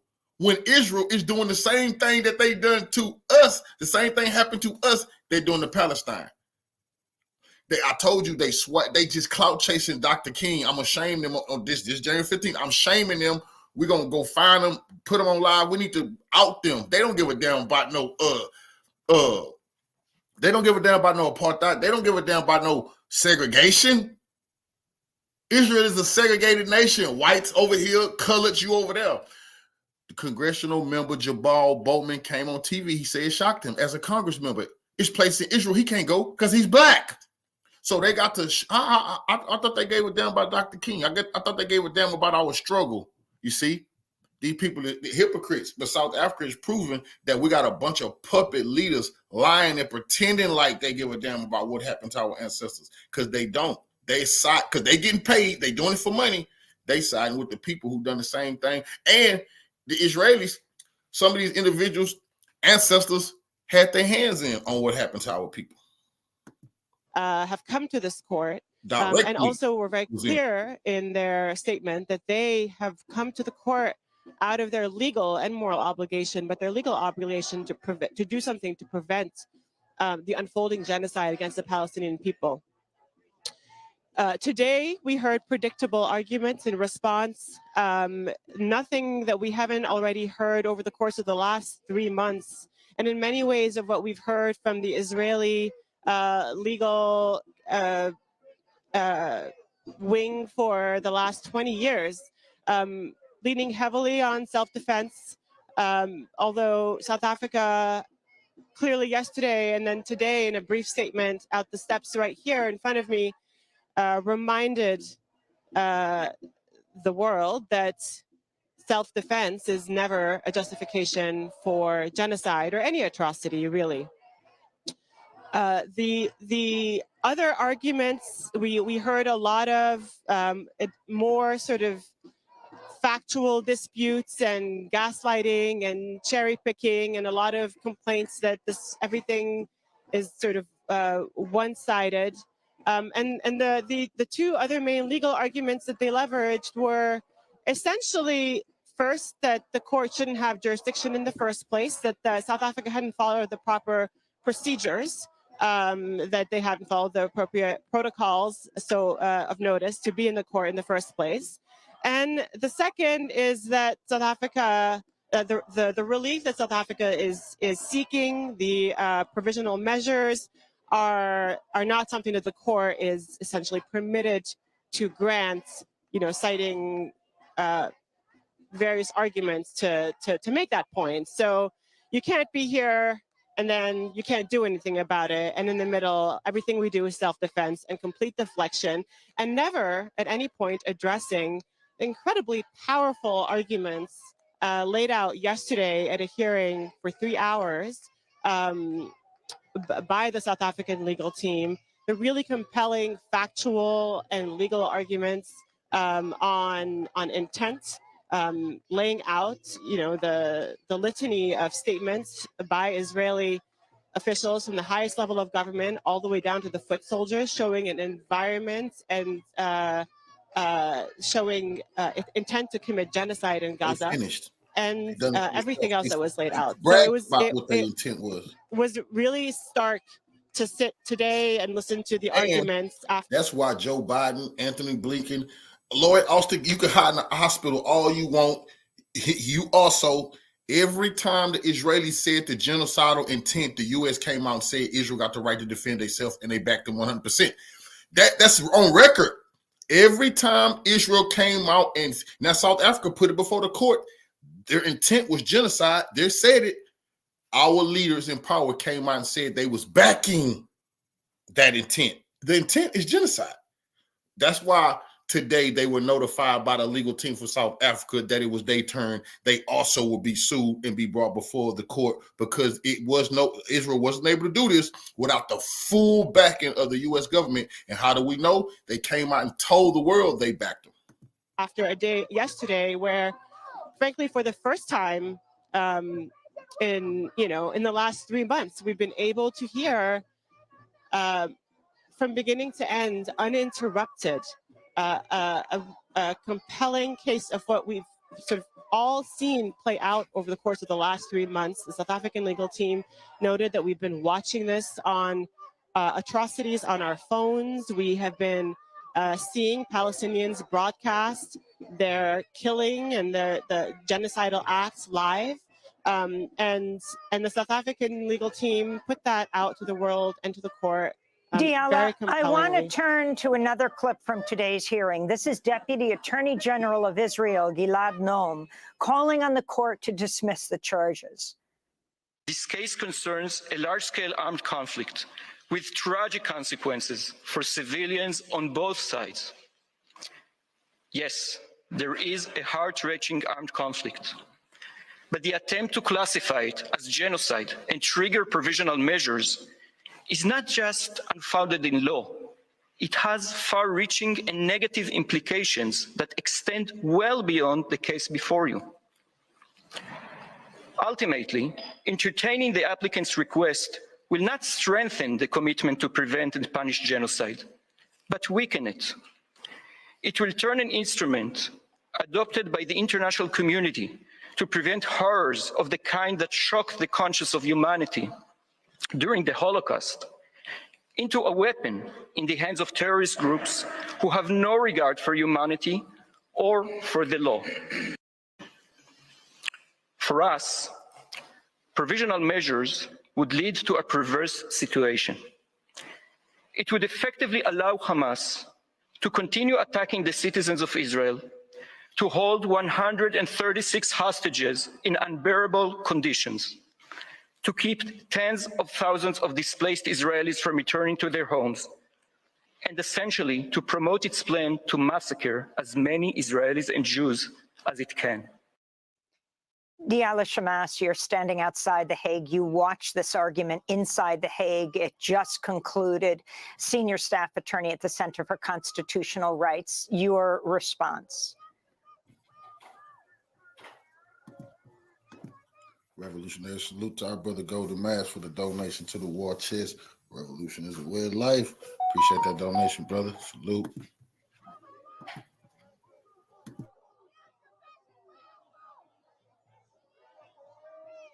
I can't hear you.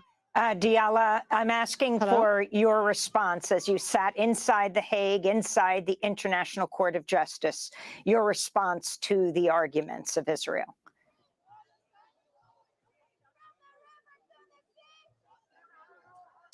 Yes, again, everything we expected. There were no new arguments raised by the Israeli legal team. Essentially, it amounted to them telling the court, trust us. Don't believe what we've been telling the world, what we have been putting out in all of our statements, the statements that have circulated clearly, with genocidal intent, just saying we want to wipe out the population of Gaza, making, comparisons of the famous Amalek quote. And they're just saying, well, we're not serious there.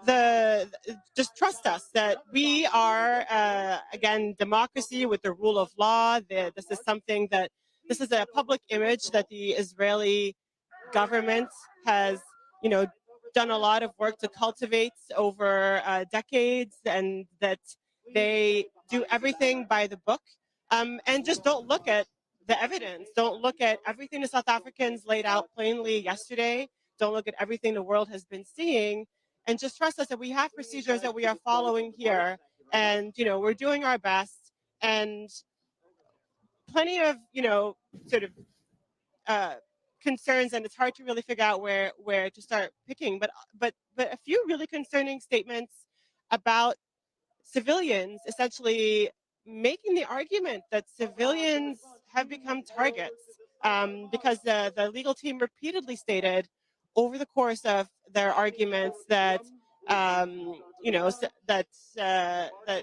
because Hamas is operating in Gaza, Israel, has to do what it has to do, and that includes the targeting of civilians. But again, fundamentally, the claim that's brought by South Africa here is the claim of genocide, which you can't. There's simply no argument that self-defense is a justification for genocide. The South African team has laid out the arguments showing intent and also the underlying acts, and the everything else is essentially a distraction. Diala, the Biden administration is due in federal court later this month, while Israel faces charges of genocide at The Hague yesterday and today. In a case you're working on with CCR, you're taking it right to President Biden. Explain the theory of your case and what exactly you expect to happen. And is there any connection between that case in a U.S. federal court and what we're seeing right now at the UN's highest court, the World Court?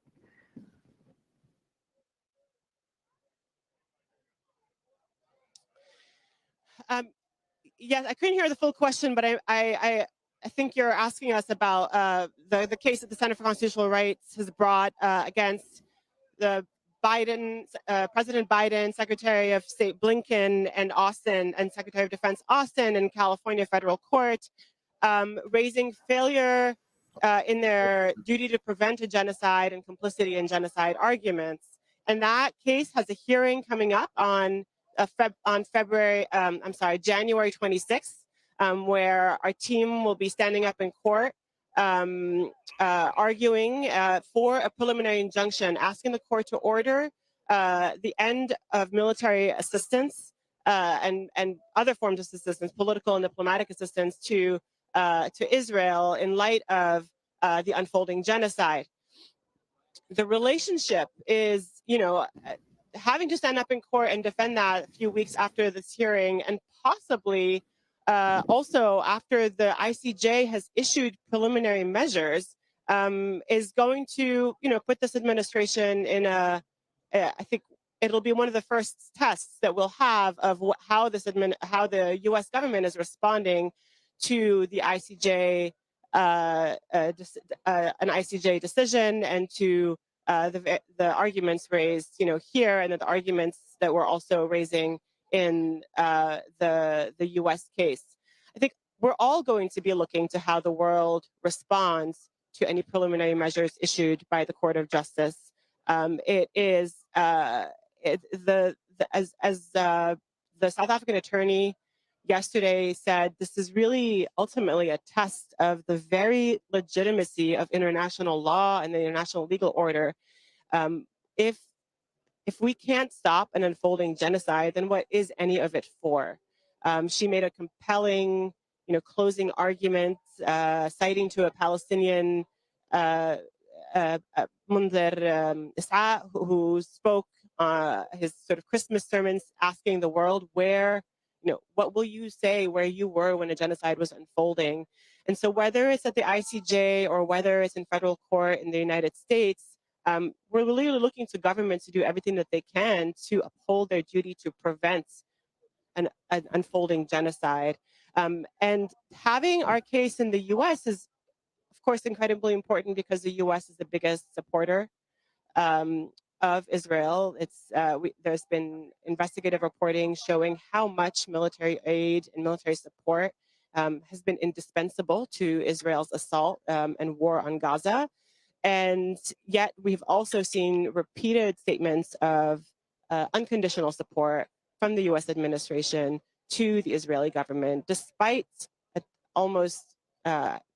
despite 3 months of daily attacks on civilians and daily statements showing an intent to destroy the civilian population of Gaza in whole or in part, the Palestinian population. Well, I want to thank you, Diala Shamas, Senior Staff Attorney at the Center for Constitutional Rights. Again, in November, CCR sued President Biden, the Secretary of State, Tony Blinken, accusing them of failing to prevent a genocide. For those who missed yesterday's show, it was just after South Africa made its case at the International Court.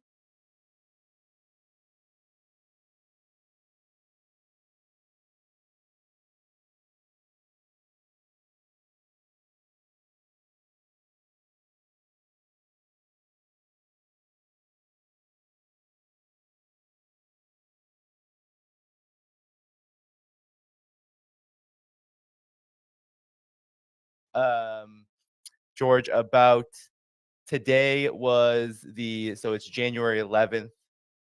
Some of those who are watching this may see this tomorrow, but it's January 11th, and it was the first day of a 2-day hearing at the ICJ, taking Israel to The Hague. South Africa put in the application for this to enforce the genocide conventions.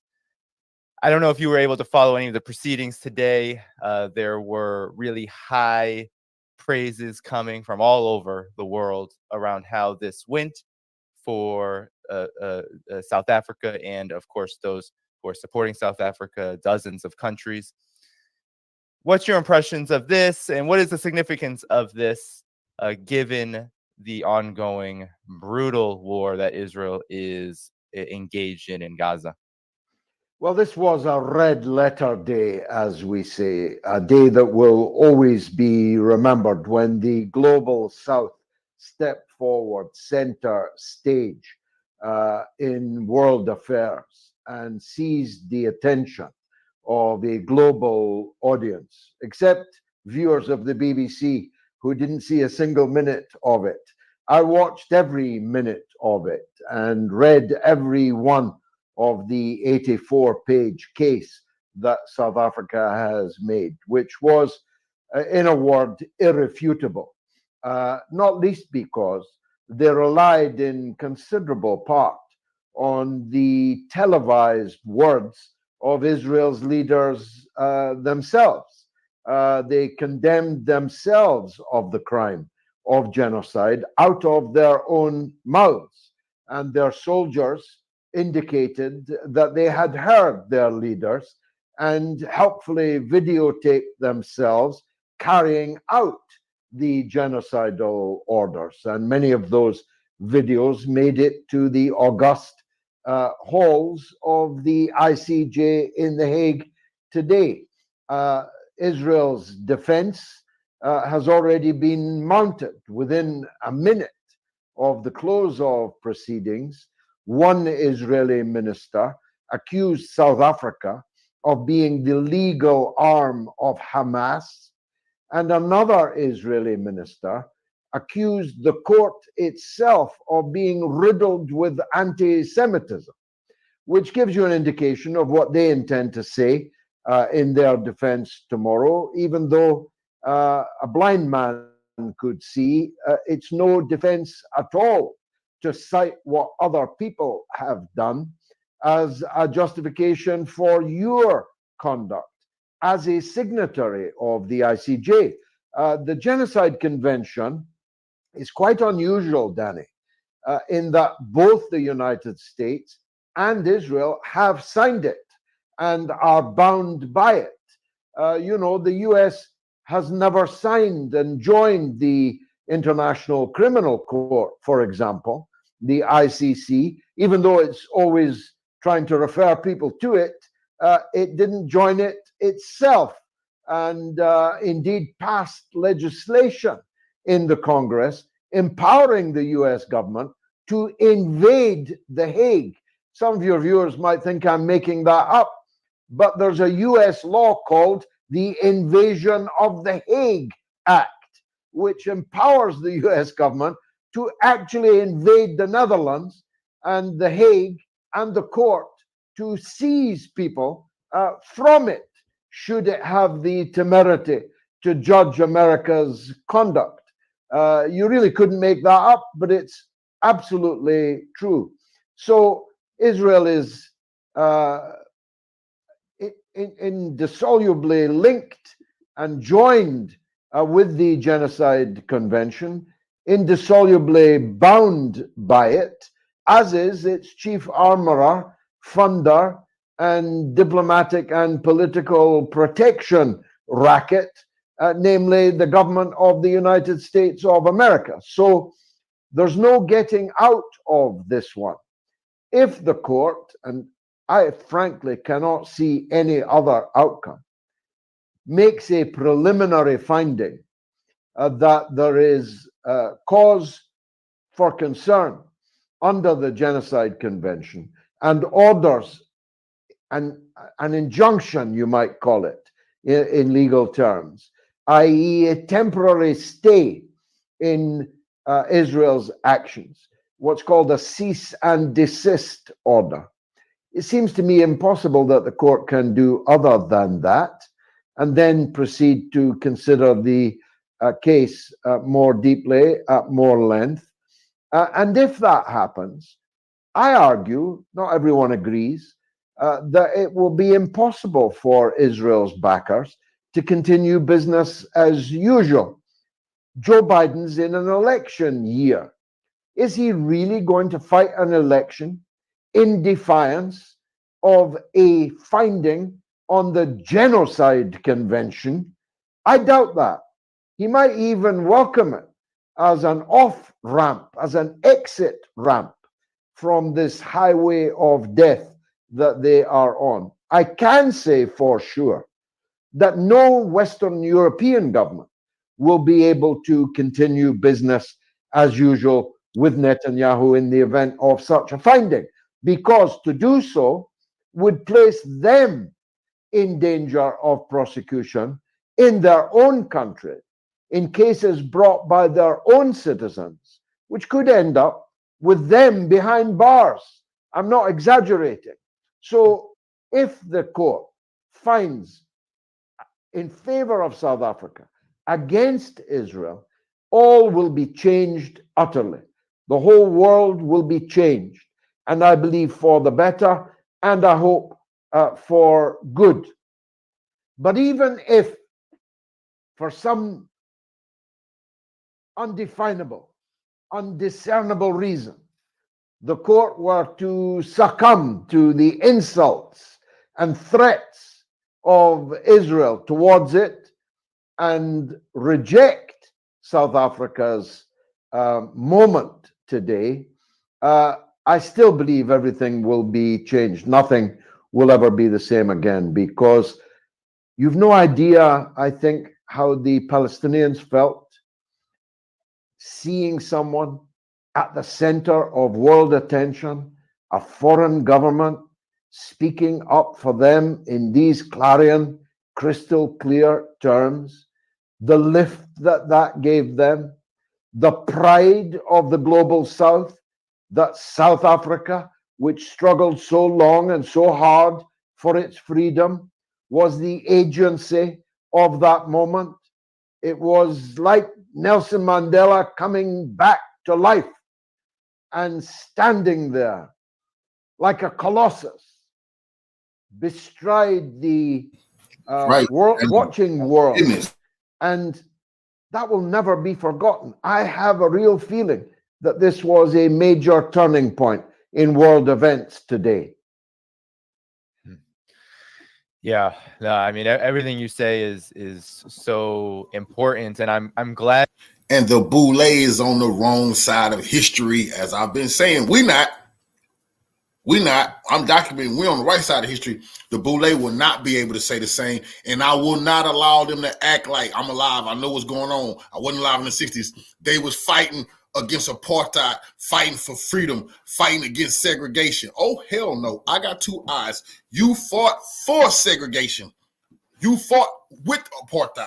You fought for whites-only schools, housing places, shopping malls. The boule, the Congressional Black Coons, this has been documented, and history is writing it. Quit clout chasing Dr. King and South Africa. Them house niggas could give a damn about any of them people.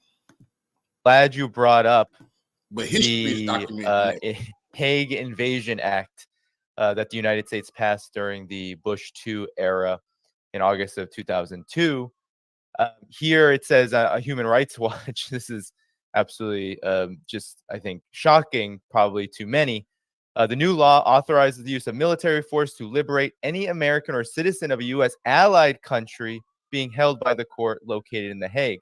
It's dubbed the Hague Invasion Clause, which caused strong reaction from U.S. allies around the world, particularly in the Netherlands. So you are indeed correct, George. This is actually on the books.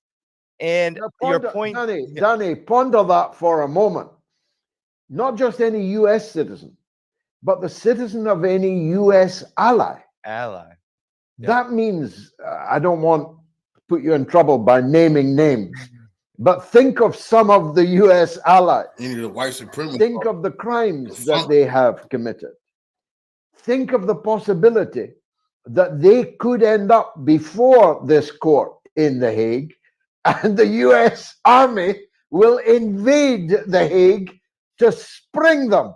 I mean, it's a B movie. It's a Hollywood B movie. It's the Dirty Dozen squared. It's almost unbelievable. It's almost laughable, but it's true. It's U.S. domestic law, as you've just shown. Yeah, it is. And your broader point too about the significance of this and how what South Africa has done, I think, has accelerated all the way back. We're talking over 20 years ago. This it's like a quagmire. It's like a trap that the United States cannot get itself out of. They're totally dedicated, the neocons, the foreign policy establishment, to backing Israel. And now the world has this huge stage that South Africa has so eloquently and heroically used for the Palestinian people. And maybe you can go over some of the scenarios. Let's say the courts do rule, the ICJ rules in South Africa's favor. What do you think would be the consequences? Because it's quite clear that Israel doesn't have much incentive to stop. But how could this change things? You said it would change things forever. How could it? Well, in Shakespeare's words, the brave man dies only once. The coward dies many times before his death. And South Africa proved its bravery today. You can only imagine the kind of bribery and browbeating that South Africa has endured since late last year when it came forward with this triggering of the Genocide Convention. And a measure of that is that no one else did it. No one else would do it. Everyone else was either afraid to do it, in the case probably of most Arab countries, or in the case of Western countries, they were so, again, to continue Shakespeare, so steeped in blood that they had to ask, was it bloodier to go on or to go our? The fact that nobody else did it is testament to the consequences, potential consequences of having done it. The editor of the Jerusalem Post today promised to exact a price from South Africa for what they have done. We can only imagine what that price might be. But South Africa, with all its history, which is important for people to know, I happen to have had the honor to play a small part in that liberation struggle. I actually left my blood on the floor of the Guguletu police station in Cape Town, South Africa, after a beating from a white apartheid South African police officer. I was for decades involved in this struggle. I saw it triumph. And somehow today, I felt that Mandela was back amongst us, that Joe Slovo was back amongst us, that the heroes, Ruth First, Albie Sachs, all of the latter Jews, by the way, were back amongst us. It was a moment of unadulterated joy for me to see the flag of free South Africa proving itself the only country that would bring this case. And then when we heard the case, saw how irrefutable it is, saw that only a kangaroo court could possibly reject it, saw the unanswerable nature of the charges, on the videos from the mouths of the Israeli leaders and their agents on the ground in Gaza, it seemed like a dam had broken. The floodgates had opened, and it will not be able to be turned back. Now, everyone knows that a country in the global south has rights, and if it has the courage to exercise them, can cause tremendous problems for the empire. And countries in Africa are proving that every day. You know, the country of Niger, a tiny country, just nationalized its water supplies, ending 50 years of monopoly control over its drinking water by the colonial power France. Niger has already kicked the French armed forces out of its country. So has Burkina Faso. And all over the global south, countries are realizing their power, that the great only appear to be great as long as the rest of us are on our knees. Well, South Africa is not on its knees. It stood up tall and showed what can be done, what must be done if a new world is to be born. We are living in a time of monsters, to be sure, but those monsters are enfeebled. They can still kill. You know, Chairman Mao said the US imperialism was a paper tiger. Well, it was a bit of an exaggeration, especially at the time that it was said, but my goodness, it's a paper tiger now. Iran just seized the oil tanker that America stole from them, stole the oil from it, and stole its name, renamed it St. Nicholas, Santa Claus, if you like. Iran just took it back in the Persian Gulf. Embarrassing. What's America going to do about it? Nothing is the answer to that. The empire is a paper tiger. It is able to be challenged, and when challenged, to be defeated. Your name is Hai Fong. Very proud name. I'm so old, I saw the Vietnamese people rise up and defeat the most powerful empire that the world had ever seen. Men and women in sandals, men and women with only a Kalashnikov on their back, men and women living and fighting in tunnels, people who fought the giant war machine of the United States and was victorious. Everything's changing. Everything is moving all the time. There is nothing as constant as change, as Marx said. And that change is now reaching qualitative tipping point. And the events in the Persian Gulf today and the events in The Hague today are luminous examples of that change. Hallelujah. Yes, indeed. I was very lucky to be in Vietnam just a couple months ago and see just what victory can really bring. I mean, what you're describing, that's exactly what the Vietnamese people did. And now with peace, the Vietnamese people have been able to accomplish things that no one 50 years plus ago would have been able to imagine. Now, with this turning point with regard to Palestine, I'm wondering if you could just share a few words of optimism about this, because I know both you and you've been in politics and, of course, the broader political movement for quite a long time. And you've been doing a lot of coverage of what's going on in Gaza. And what many people I know in the collective West, especially in the United States where I reside, there's a lot of despair, right? There's a lot of that going on. But with what's going on at The Hague, as you said, with what's going on at The Hague, with what is going on in the region, talk about the optimism that perhaps these recent events can really bring as we move toward what is, I believe, I totally agree with you, there is a turning point in this particular iteration of the conflict. And it seems like things are going to change forever. I'm young enough to not really have seen wars like Vietnam. Even I was very young, even when Iraq was going on.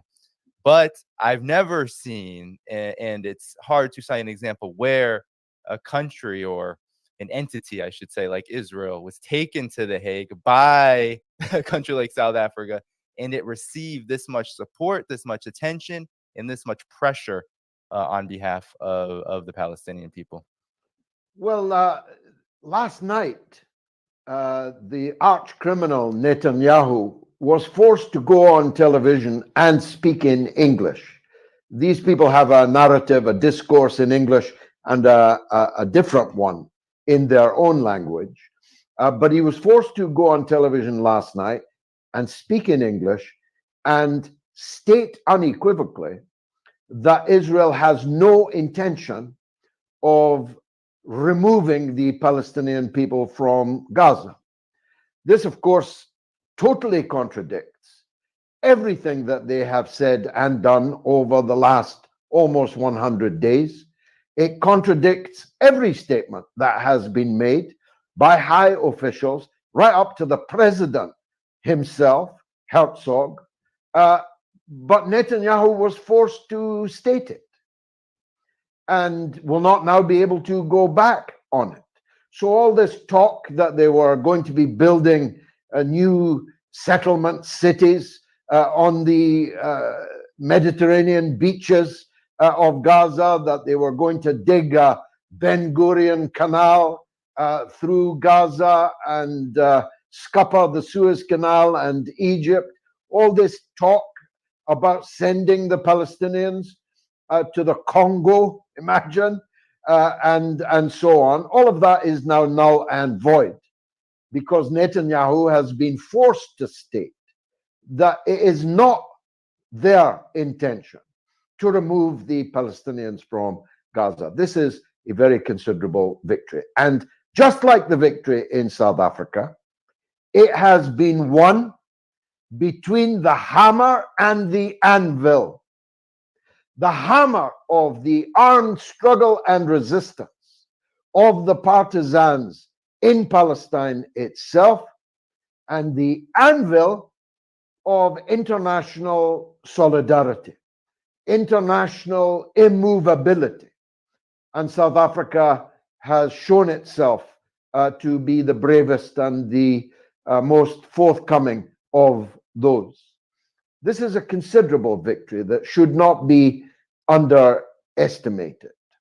But the Israeli withdrawal of almost all of their soldiers from the north of Gaza, without showing on a plate a single trophy that they have won there, without showing a single destroyed tunnel about which they cackle endlessly, without releasing a single one of their prisoners that are being held there, some of them prisoners of war, some of them hostages, is a very considerable victory for the Palestinian people, who, slightly better armed than the Vietnamese because of the passage of time, but still just guerrilla fighters, partisans, behind enemy lines, wreaking a terrible toll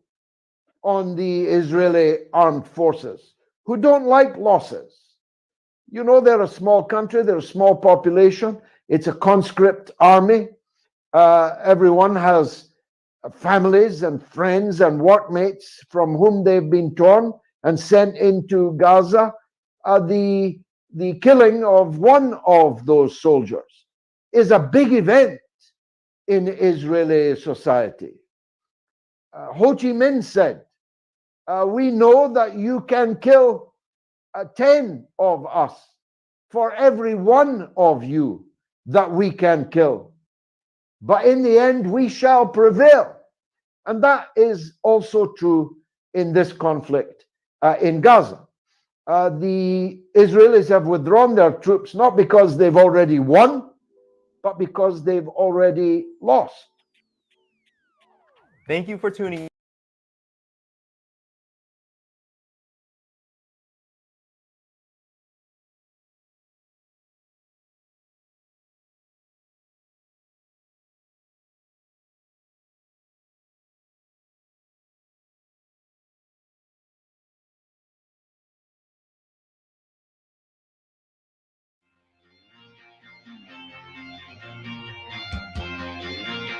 Hello and welcome to Useful Idiots. I'm Katie Halper. And I'm Aaron Mate. Hey, everybody.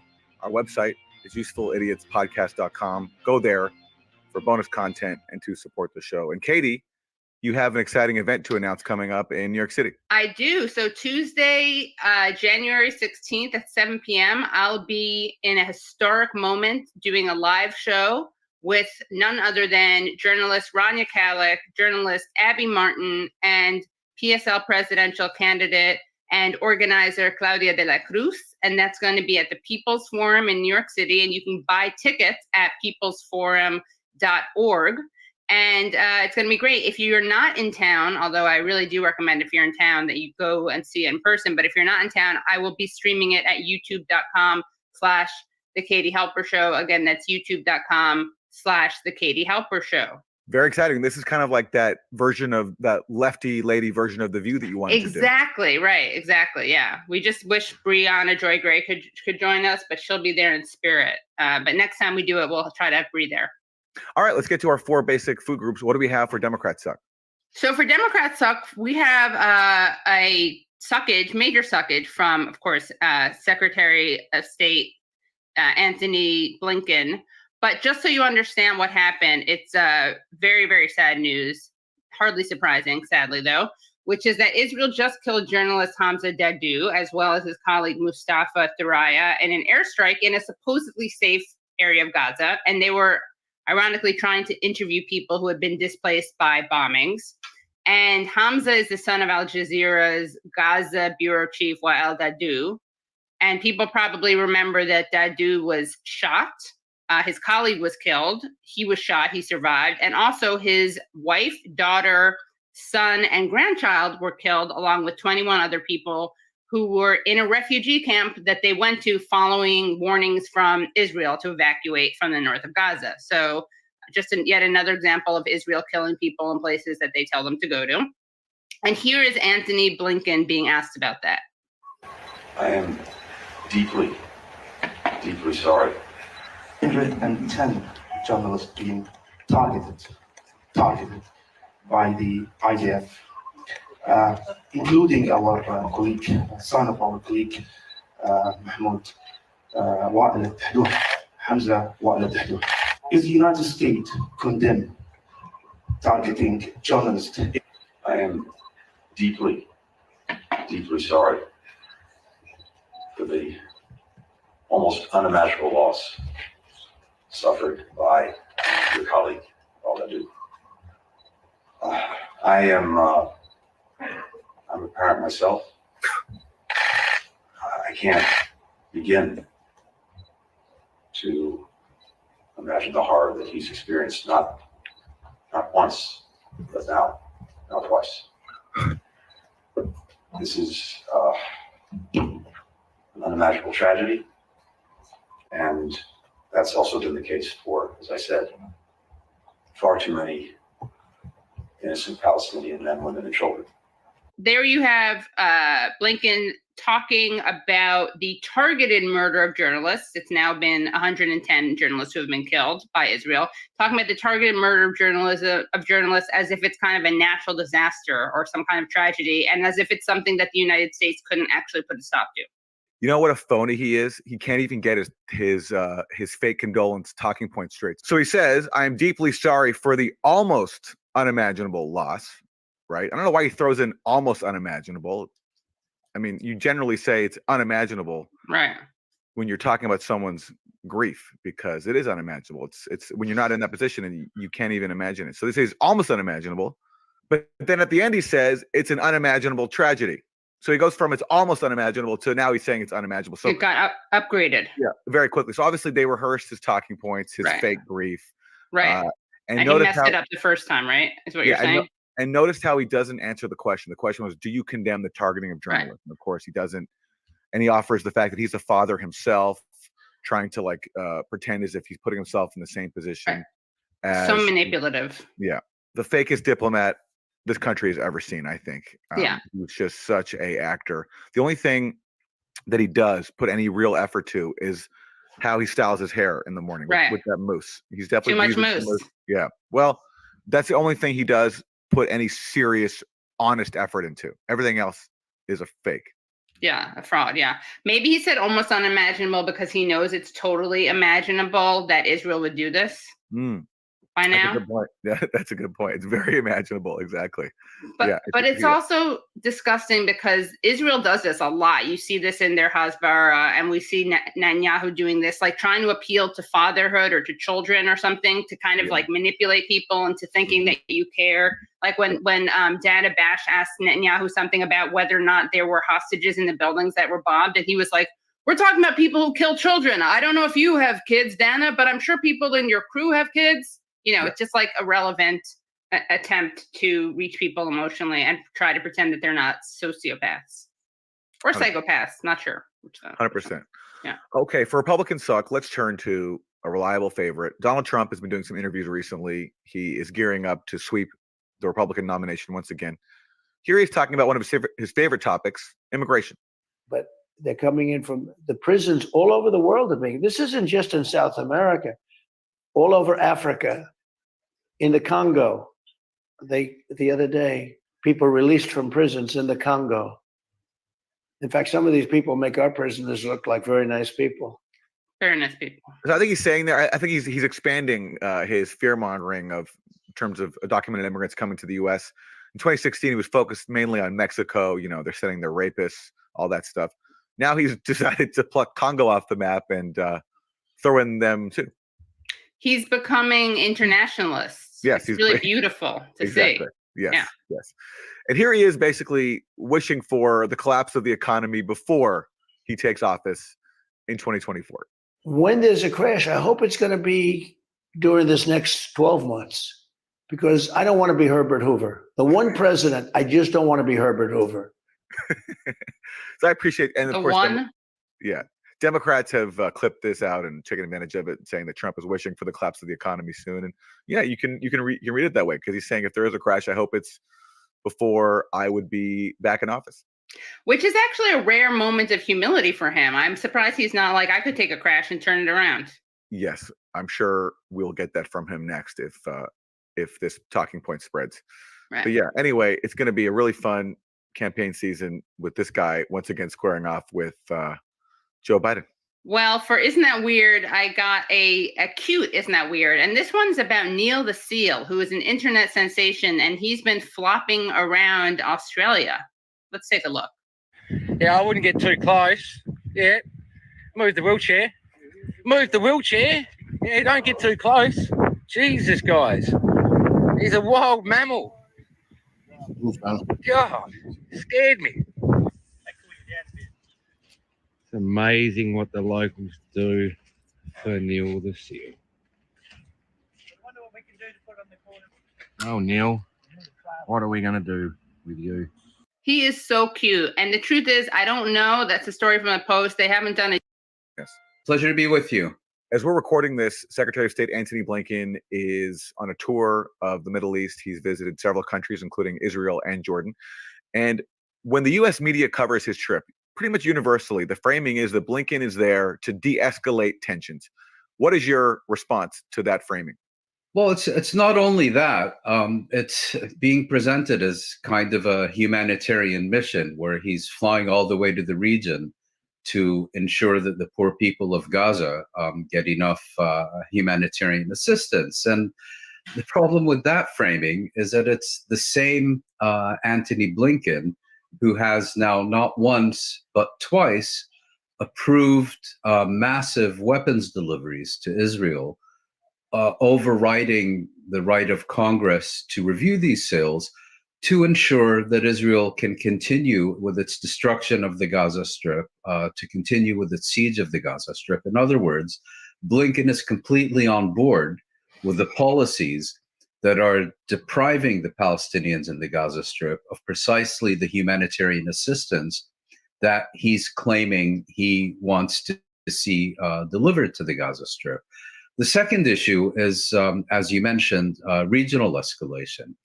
And, the problem with this framing is that what's really happening is that the United States, in coordination with the European Union, is seeking ways to ensure that Israel can continue with its genocide in the Gaza Strip undisturbed. In other words, no external parties should be involved in this. This should be purely Israel having its way with the Gaza Strip. And I thought one of the leaders of Ansar Allah, the Houthi movement in Yemen, had a quite telling retort to this, saying, you want us to stay out of this, but you continue your close alliance and unqualified support of Israel. What, are we far away, but you're Israel's neighbor? Are you sharing a room with Netanyahu or something? ولكن ما علاقتكم أنتم بما يحدث هناك؟ يعني أنتم على بعد أميال وأميال، لديكم مشاكلكم الخاصة في الداخل اليمني، لديكم مشاكلكم مع التحالف الدولي الذي تقوده السعودية. يعني ما العلاقة مع هذا سوى أنكم يتم تحريككم لهذا الهدف؟ يعني أما بالنسبة لبايدن كان هو جار نتنياهو يسكنون في شقة واحدة. So on what basis is it okay for the Americans and the Europeans to effectively be participants in this conflict, but it's somehow illegitimate for any of the parties that are seeking to support and defend the Palestinians against genocide by Israel? They have to stay out. Now, I do have to say that I think there is another serious issue here, which is that the West, including this time the Biden administration, does not want to see regional escalation for another reason, which is that they do not want to get directly involved in armed hostilities with third parties, whether Hezbollah in Lebanon or the Houthis in Yemen, or potentially others. And there's a real concern among many that Israel sees this as a unique opportunity to effectively fight its enemies and adversaries using American arms and American soldiers. Because, as you know, the US has already pledged that if Hezbollah in Lebanon launches a full-scale assault on Israel, that the US will defend Israel.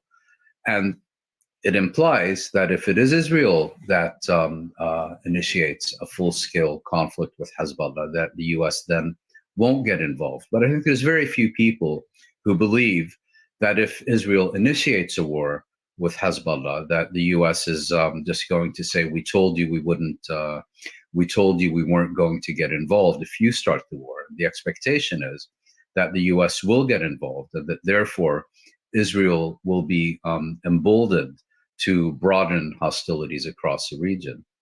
What about what's happening in Syria, speaking of regional developments? Well, I mean, what's been happening in Syria is that Israel is now attacking not only Iranian and Syrian targets within Syria, but now also conducting assassinations of Hamas leaders in Syria, just as it has been in Lebanon.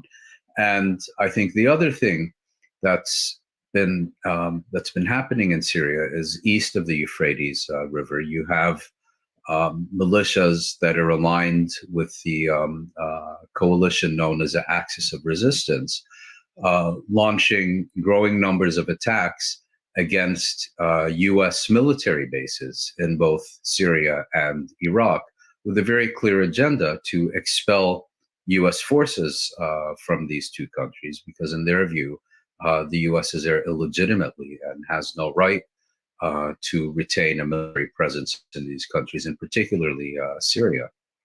When Israel's been going about carrying out these assassinations, recently assassinated a top Hamas official in Lebanon, has been carrying out since then attacks on Hezbollah commanders. First of all, are you surprised at the intelligence that they've developed to be able to carry out these strikes? They obviously have their eyes and ears on the ground to be able to locate these targets. And what do you think what do you think they hope for in terms of a response from Hezbollah? Do you think they want Hezbollah to fire onto their territory, as Hezbollah has been doing? What do you think they're gunning for there? Well, to answer the first part of your question first, I would draw a distinction between the assassination of Saleh al-Aruri, the deputy head of the Hamas Politburo, along with several of the commanders of the Qassam brigades in Lebanon and a few other Hamas cadres. I consider that somewhat of an own goal. I mean, these people knew they were wanted.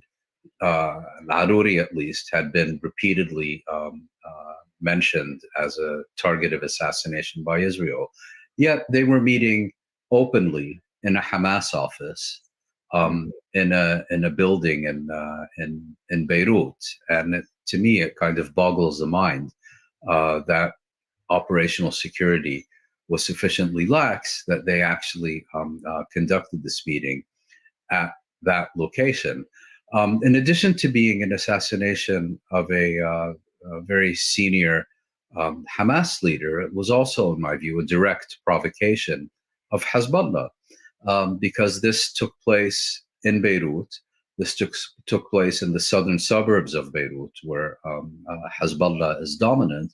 And this took place in a context where the Secretary General of Hezbollah, Hassan Nasrallah, has repeatedly warned that if Israel conducts assassinations on Lebanese territory, whether of Lebanese or of Palestinians or of others, that there would necessarily be a response. And we saw that Hezbollah subsequently conducted a sophisticated and wide-ranging attack on the Meron Air Force and Command Base in northern Israel.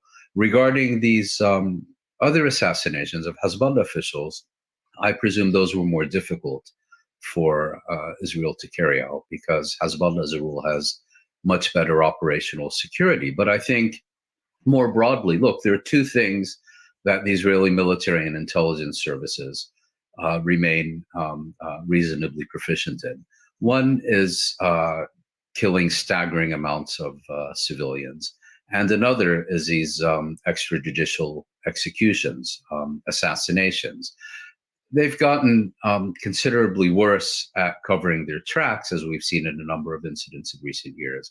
But I think their intelligence apparatus is also very much focused on locating and eliminating individuals, because I think another illusion that the Israeli military and security establishment operates under is that if you can only remove this one key leader or that vital commander, then you've effectively weakened, if not defeated, the relevant organization. And in fact, what we've seen over the years and the decades is that these organizations tend to emerge strengthened from such attacks. I mean, look, for example, at an assassination that's often held up as a successful instance of this policy. And that was the assassination in 1995 of the founder and leader of the Palestinian organization Islamic Jihad, Fathi Shqaqi, in Malta. Well, at that time, Islamic Jihad didn't possess a single rocket or missile, and basically had a bunch of Kalashnikovs and pistols was the extent of its arsenal. It's true that the organization was significantly paralyzed for a certain amount of time. But now in 2023, I think even Fathi Shqaqi would never have dreamed of Islamic Jihad becoming as well-armed and proficient in using its arsenal as it is today.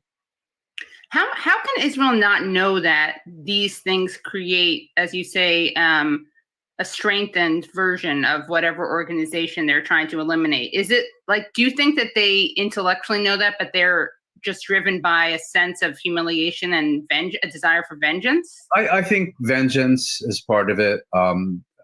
Let's also bear in mind that on October 7th, the Israeli military and intelligence services collapsed like a house of cards and were basically thoroughly humiliated on their own soil, somewhat different than what we saw in 1973, where at least, Israel could claim that these attacks came on the borders of occupied territory, far from Israel's boundaries. But I think it also reflects a mindset, that I think Israeli security officials and political leaders have difficulty viewing their adversaries as a people, as a movement, as people with genuine grievances, as people who are organized. And so there's always kind of, I think, this tendency to identify an individual or group of individuals as kind of troublemakers who exist separately and apart from the people. These are, the only reason Palestinians are rebelling against us is because you have these troublemakers inciting them or forcing them to throw stones at us or whatever. And there's always this idea that if we can just eliminate this leader or that group of commanders, then we've destroyed the organization.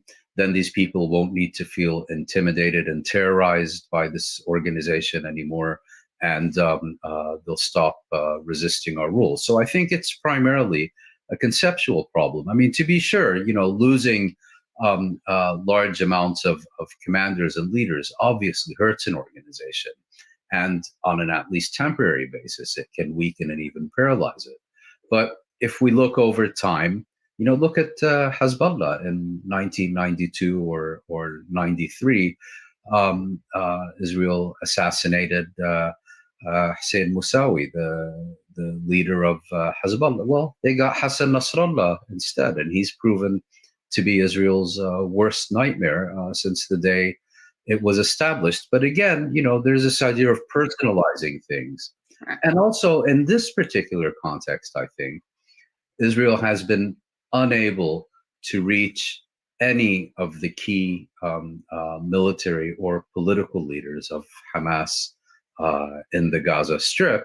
And so being able to eliminate the deputy head of the Politburo in Beirut, again, a very substantial leader, but nevertheless one that's not in the Gaza Strip. This can then be presented to the Israeli public as some kind of significant strategic achievement. We are recording this shortly before the first hearings for South Africa's genocide case against Israel. And I wanted to get your response to Secretary of State Antony Blinken, who, during his tour of the Middle East, called South Africa's case meritless. We believe the submission against Israel to the International Court of Justice distracts the world from all of these important efforts. And moreover, the charge of genocide is meritless. It's particularly galling, given that those who are attacking Israel, Hamas, Hezbollah, the Houthis, as well as their supporter Iran, continue to openly call for the annihilation of Israel and the mass murder of Jews. Antony Blinken should be outraged, because if Israel is guilty of genocide, then not only the United States, but Blinken personally is complicit in genocide and would be hauled before a court and convicted of his role in perpetrating this genocide as well. And I think if you look at U.S. officials, aside from Biden, Blinken has been perhaps the most enthusiastic proponent of this genocide. So I find his outrage at this case before the International Court of Justice completely understandable. I'd be even more upset if I were in his shoes. But I think there are also several other issues that bear comment here. First of all, Blinken once again says that all these organizations have openly and publicly stated their intention to murder as many Jews as possible. I think I'm not sure those were his exact words, but that was kind of what he was getting at. Well, name me one example where Hamas has deliberately targeted Jews who are not Israeli.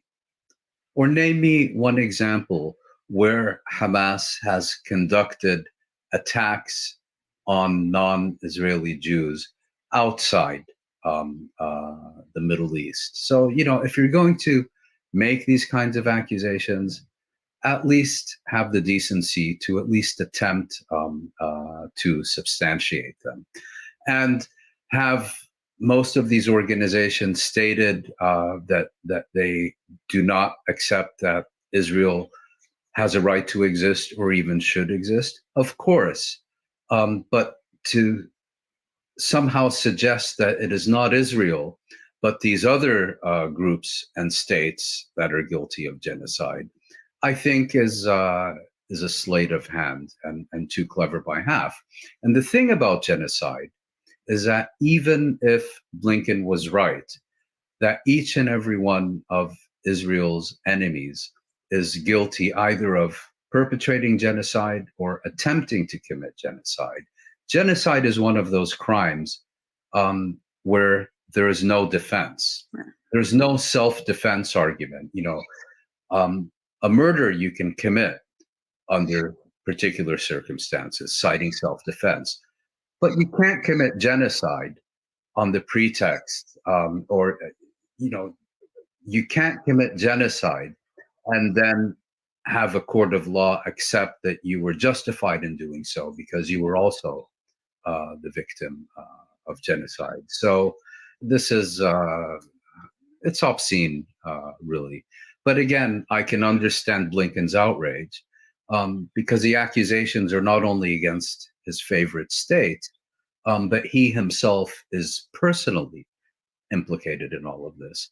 And here I think there's also a broader point to be made, which is that Israel has, since its foundation, sought to present itself as being somehow reparations for the Nazi genocide against the Jews of Europe during the 1940s, and has often sought to defend its policies since then and to denounce its critics by saying it needs to defend itself from a second Holocaust.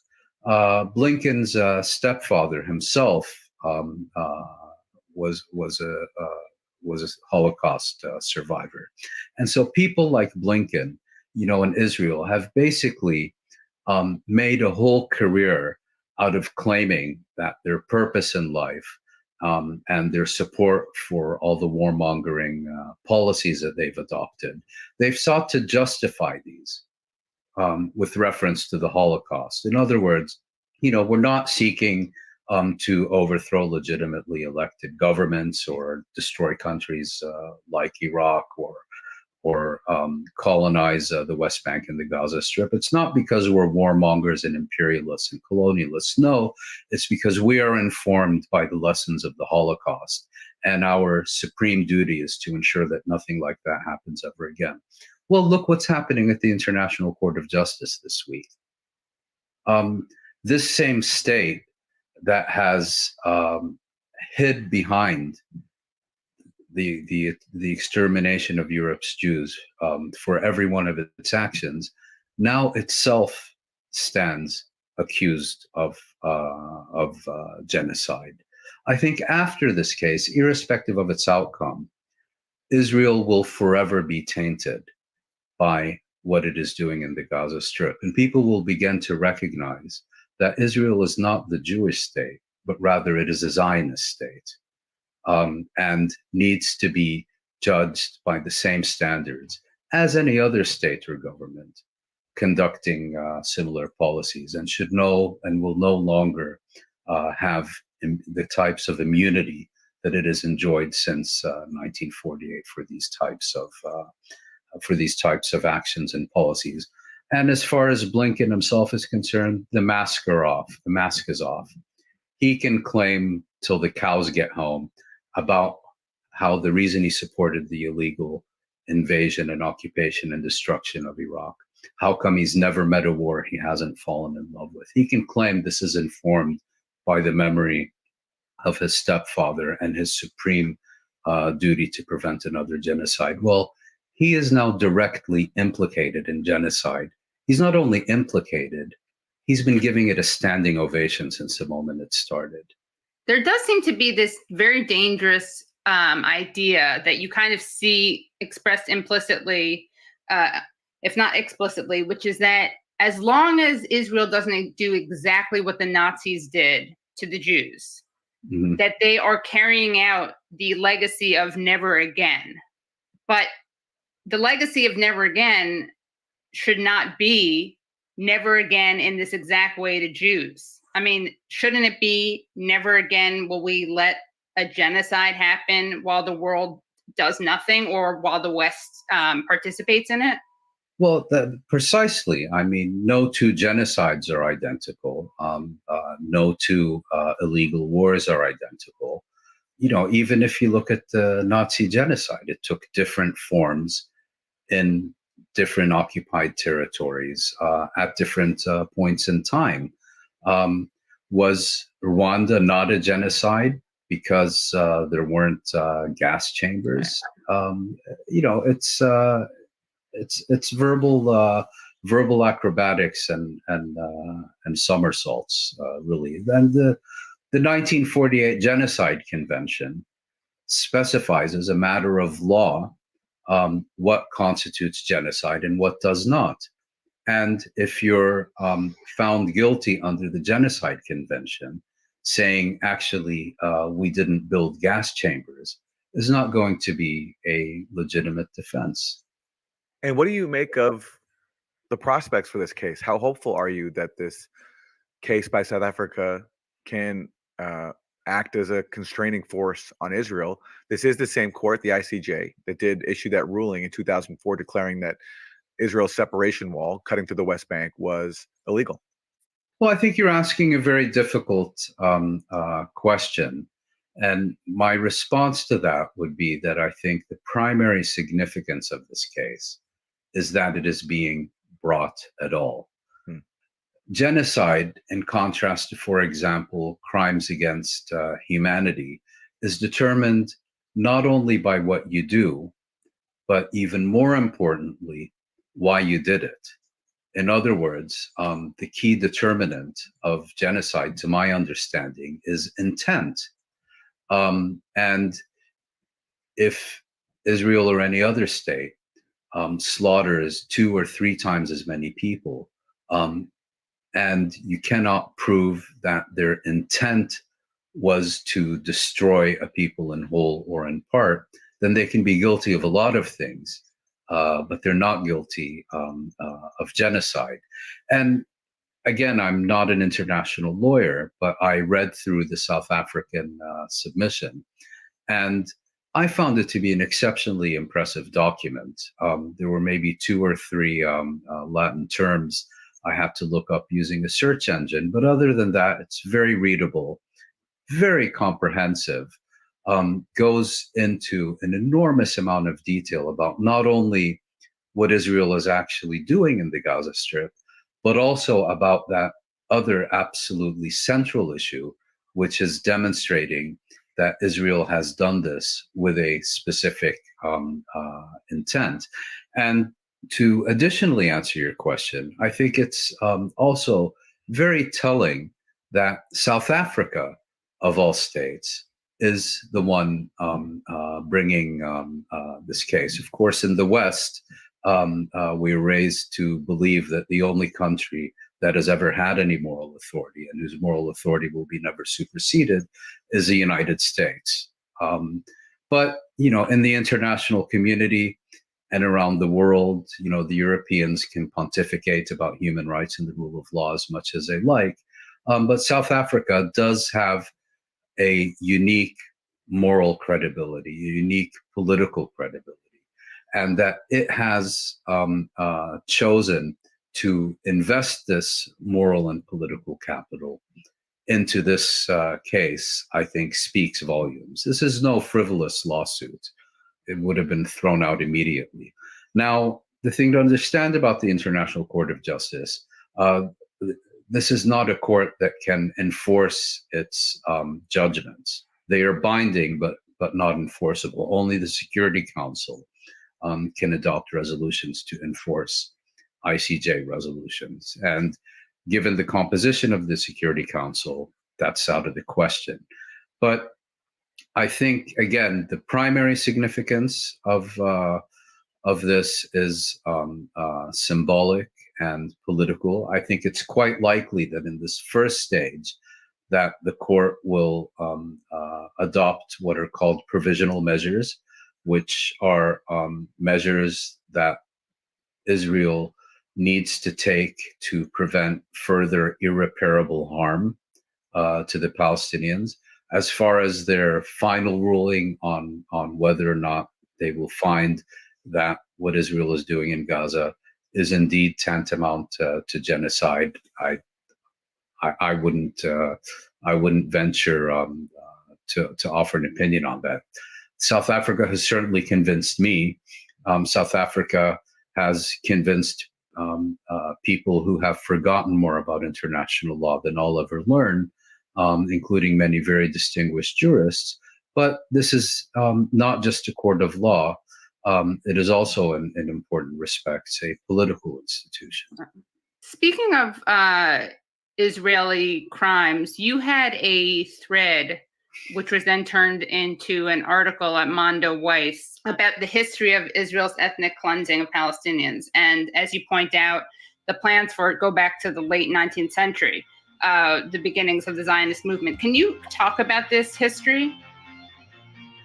And to hear the rest of the interview, please go to usefulidiots.podcast.com. That was great. Love talking to Moeen. Yes, and he works closely with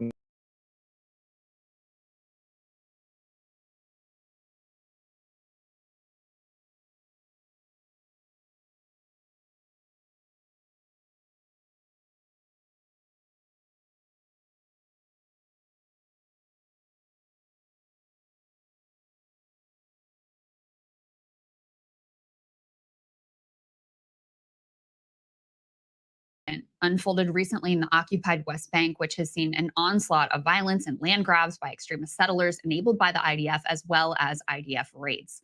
2 Palestinians rammed into Israeli border police. Those police then fired on the assailants, and in the chaos, a stray bullet fired by the Israelis killed a 3-year-old Bedouin Palestinian child. Take a listen, though, to how Sky News described these events. This happened at the border checkpoint. You can see a car going through and ramming some of the police that were actually manning that checkpoint. The video we're going to freeze shortly, but the 2 people, a man and a woman in the car, subsequently they were killed by the police, but it looks like accidentally a stray bullet found its way into the van ahead, and that killed a 3 or 4-year-old young lady. So tragic events in the West Bank. That's right. A 3-year-old was described as a, quote, young lady. The bullet, of course, just magically found its way into the vehicle. Now, contrast this language to a recent report in the Daily Mail decrying the continued captivity of 4 Israeli women still being held by Hamas.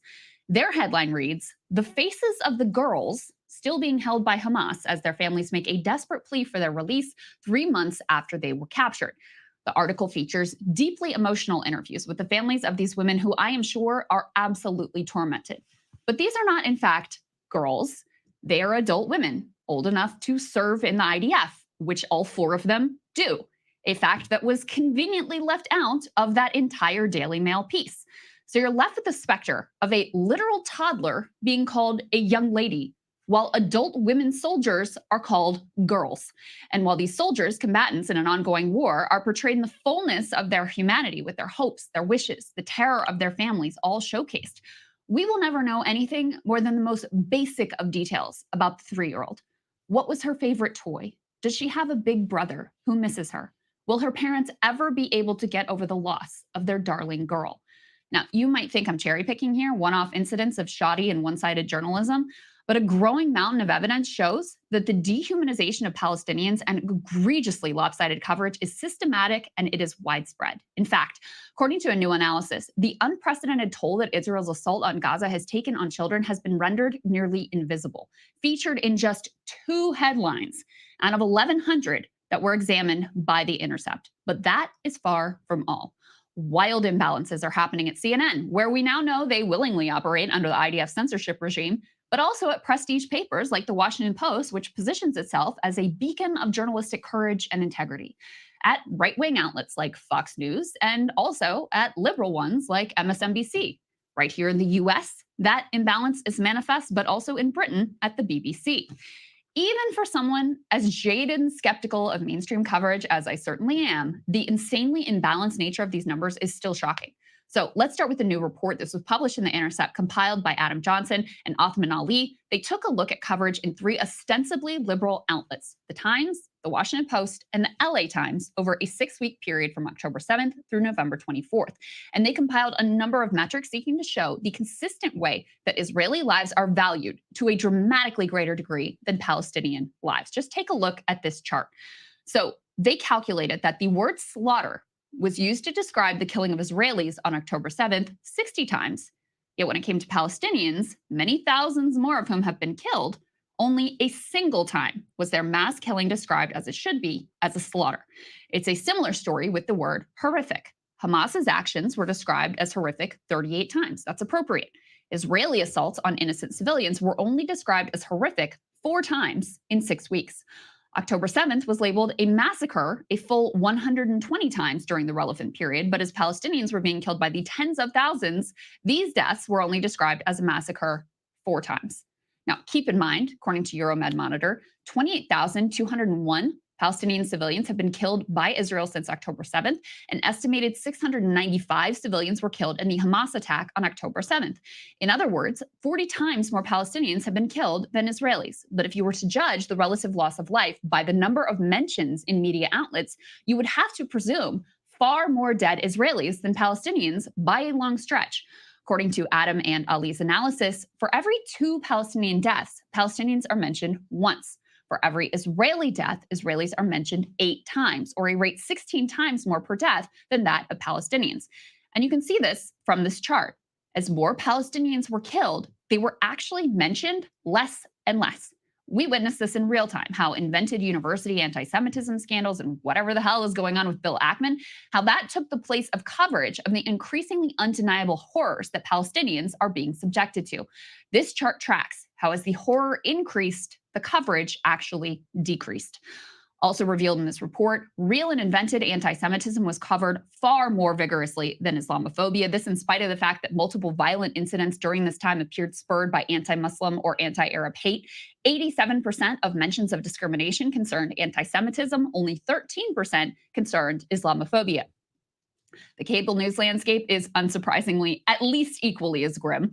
This chart from Adam's Substack, The Column, tracks how many times Israelis were described as having been massacred versus Palestinians over the first month of the conflict. Out of 1,733 massacre mentions, 1,655 came of them when describing Israelis killed on October 7th. This evocative language was only applied to Palestinian deaths 78 times. They further document in this piece that usually when massacre was actually used with regard to Palestinians, it didn't come directly from network anchors or commentators, but as comments attributed to Palestinians. So for example, Richard Engel of NBC News, he said that, quote, Palestinians call it a massacre, passive language that is debatable rather than unequivocal. Ali and Adam also reveal in this report that although children and journalists, sympathetic and protected groups have been slaughtered at rates far higher than any other modern conflict, they have received scant media coverage. This contrasts dramatically with the coverage of the Ukraine war, where the impact on children and on the press was a frequent subject of commentary and of reporting. Now, to be clear, 6 journalists were killed in the early days of the Ukraine war, and that is a terrible toll. 48 were killed in the first weeks of Israel's assault on Gaza. That number has now skyrocketed to over 110. These people have the nerve to posture as defenders of the free press. What utter and complete garbage.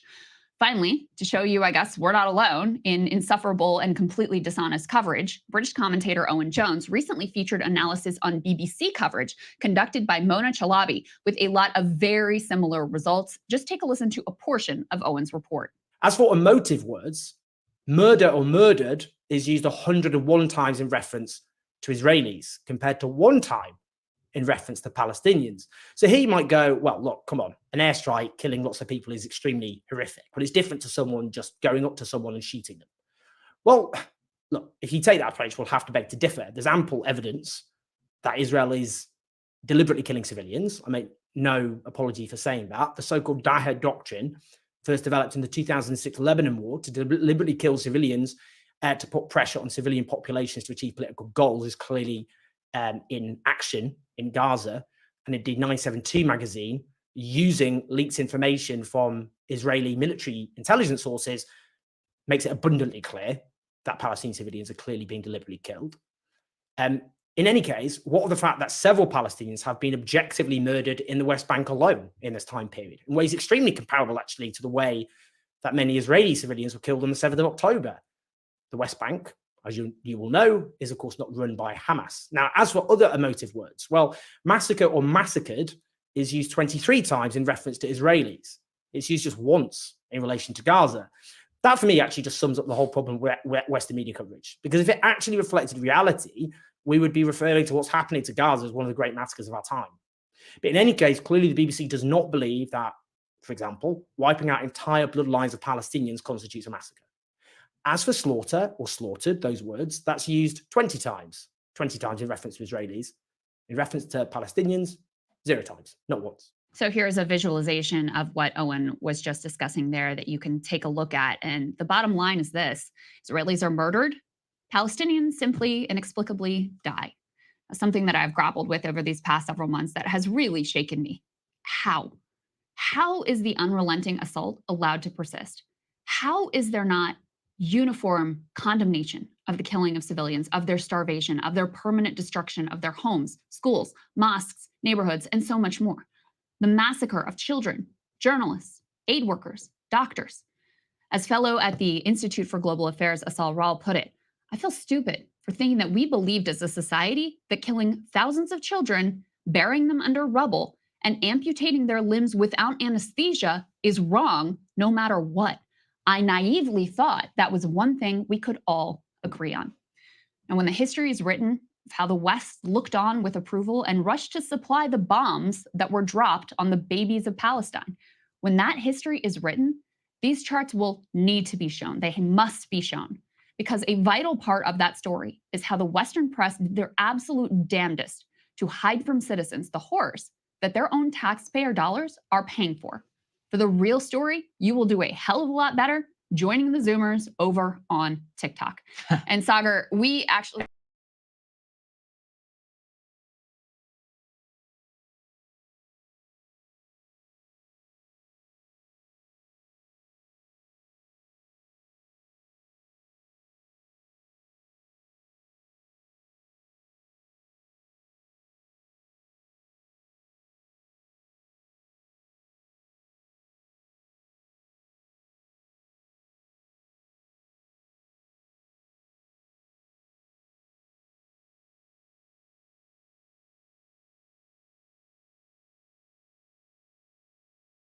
And it's trite, but in discussions about free speech or any other principle, the maxim is this: unless you support free speech or you apply your principles for those who you hate most in society, those even who you find the most reprehensible, then you don't really believe in it at all. For a while there, many Republican politicians were singing a tune that I could get on board with: pro-free speech, anti-affirmative action, in essence, an embrace of equality of outcome and equal application of law. That is, a heterogeneous society of 330 million should be governed under this equal application. By and large, this is mostly the case in the last 7 years, since the mainstream establishment decidedly became liberal with the capital L.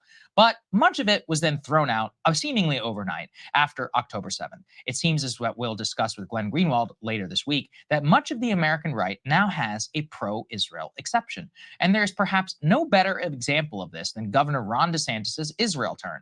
One of the ways that Ron DeSantis built a national name for himself was specifically signing into legislation anti-critical race theory measures, a key tenet of which is attacking the foundation of affirmative action, the notion that specific groups in American society deserve special treatment and separate admissions categories because they have been so-called oppressed throughout history.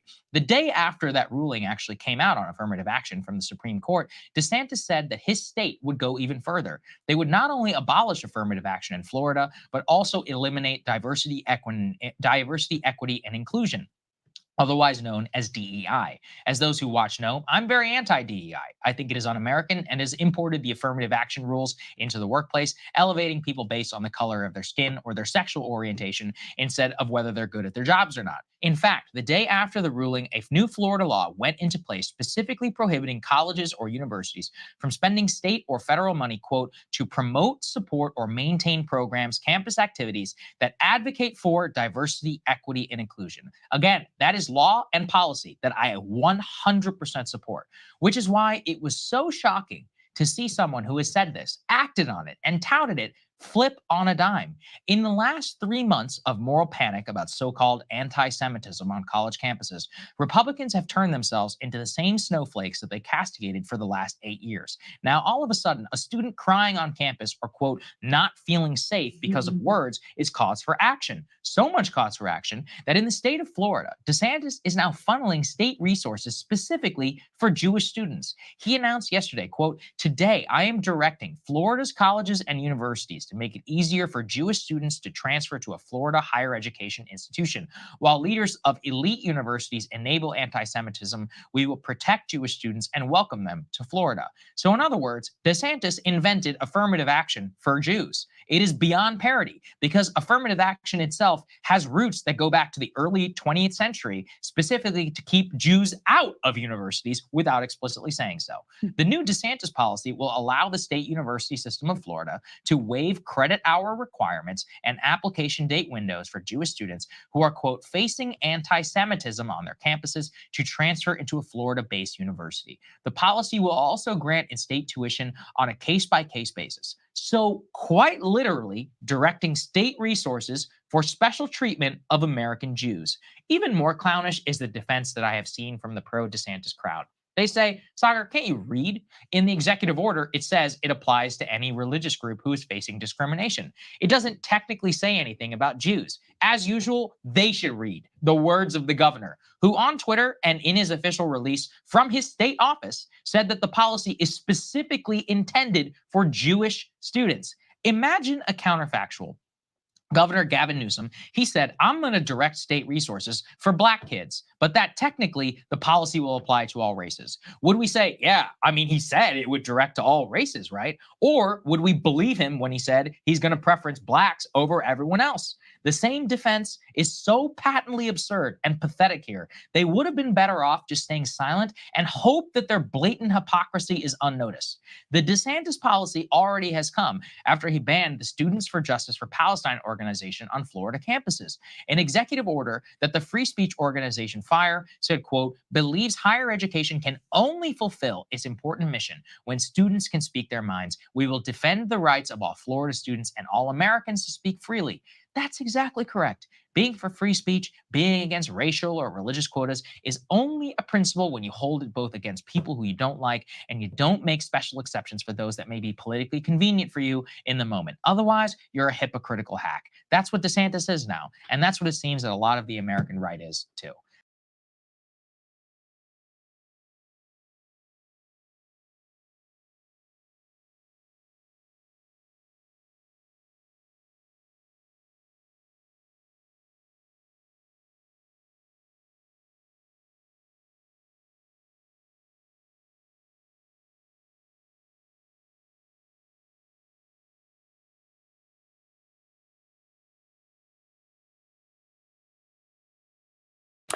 Well, a large group of Palestinian supporters have started gathering in Sea Point in Cape Town for a rally to show solidarity with the people of the Gaza Strip. The rally will be addressed by struggle cleric Reverend Alan Bussack and Gift of the Givers founder Imtiaz Suleiman.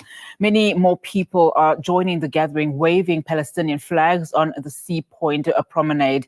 Let's now cross live to SABC News reporter Coben August to tell us more. Coben, thank you so much for your time this afternoon. I do believe that you are with the Gift of the Givers.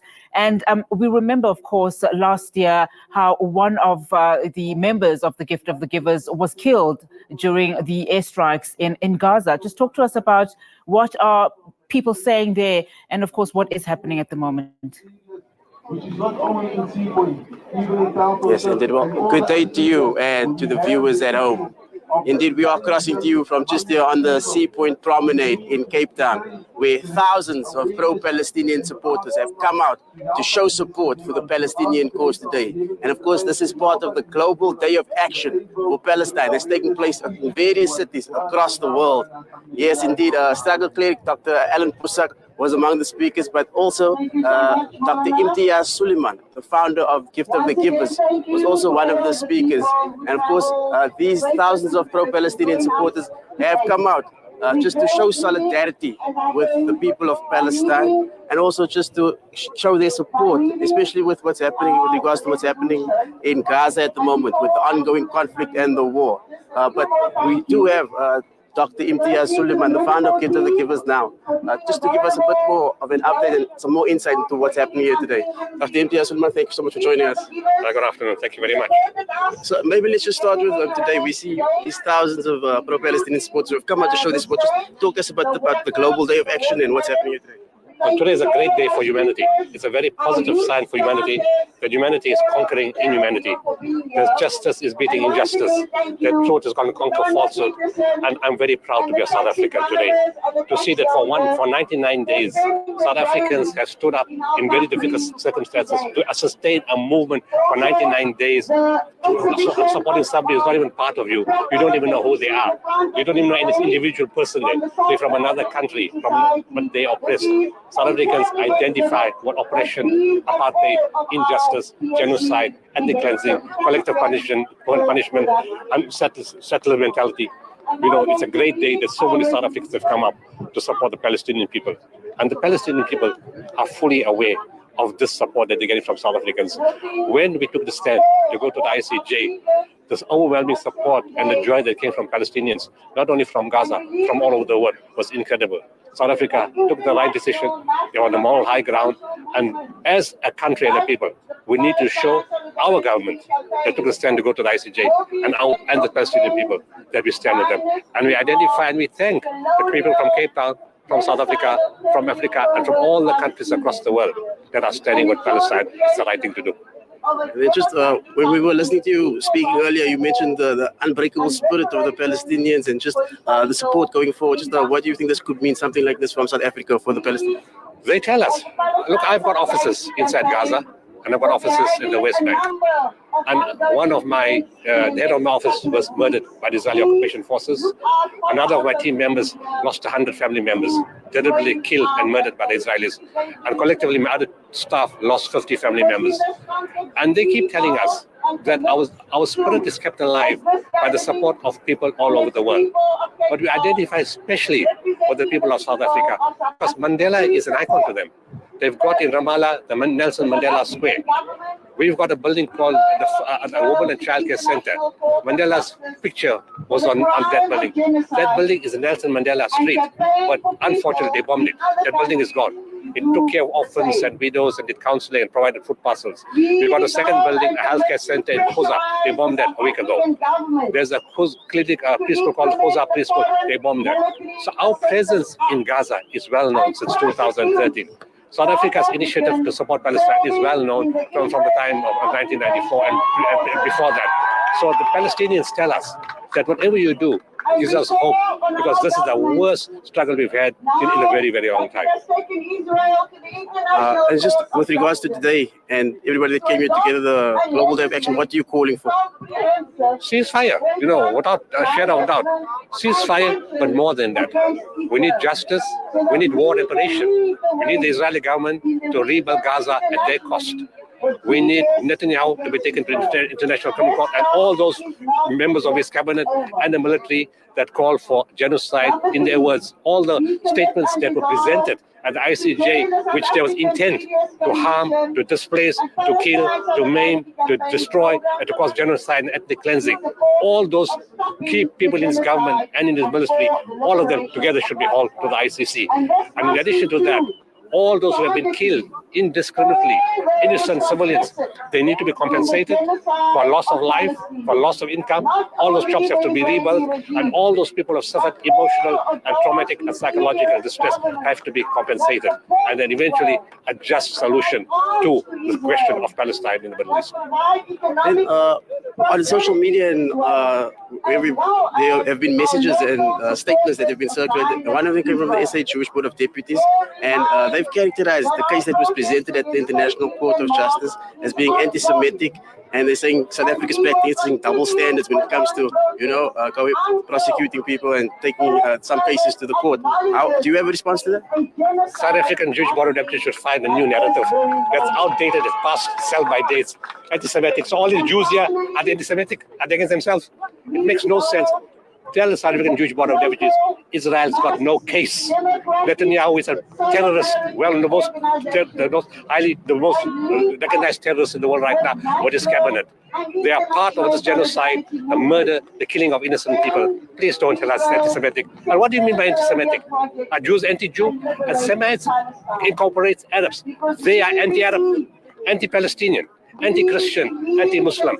We'll change your narrative to find something else to talk about.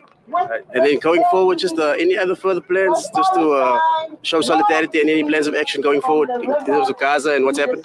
Well, our aid continues all the time. It's very limited, it's very scarce, it's very difficult.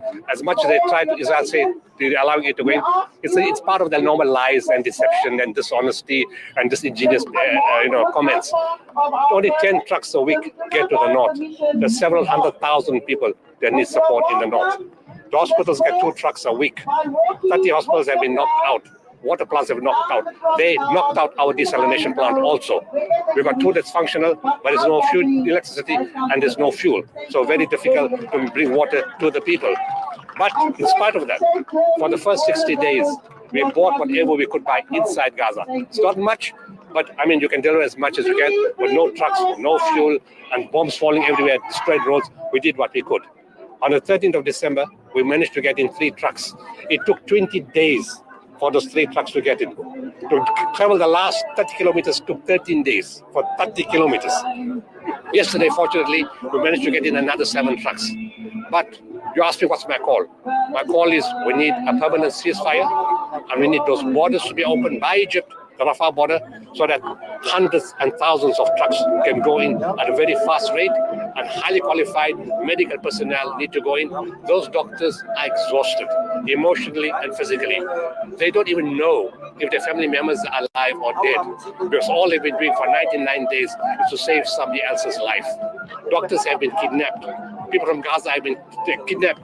Israelis talking about hostages. They've taken hostages because even on the West Bank, people have disappeared and are missing. They're not in prison.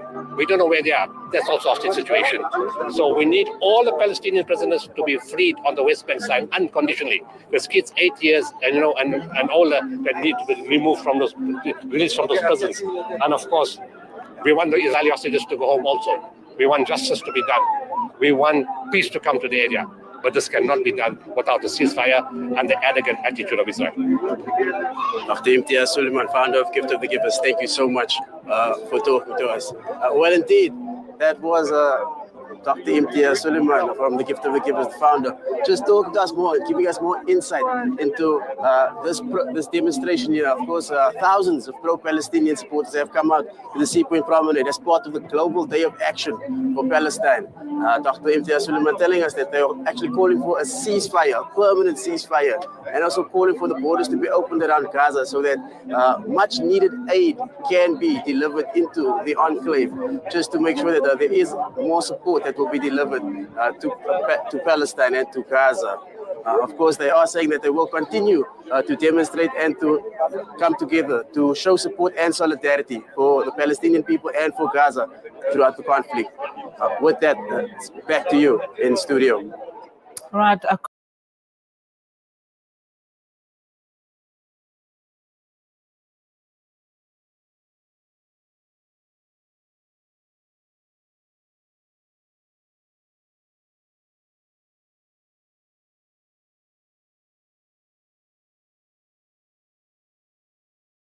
Africa News.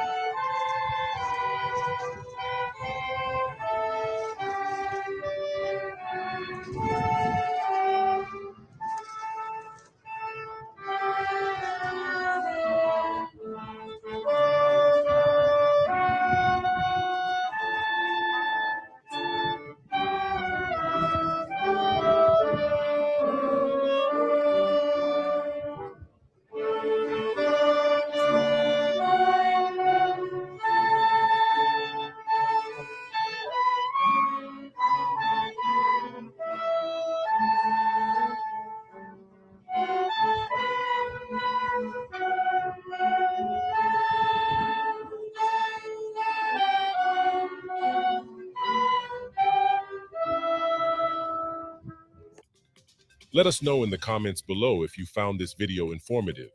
Please show your support by liking and sharing this video for the YouTube algorithm.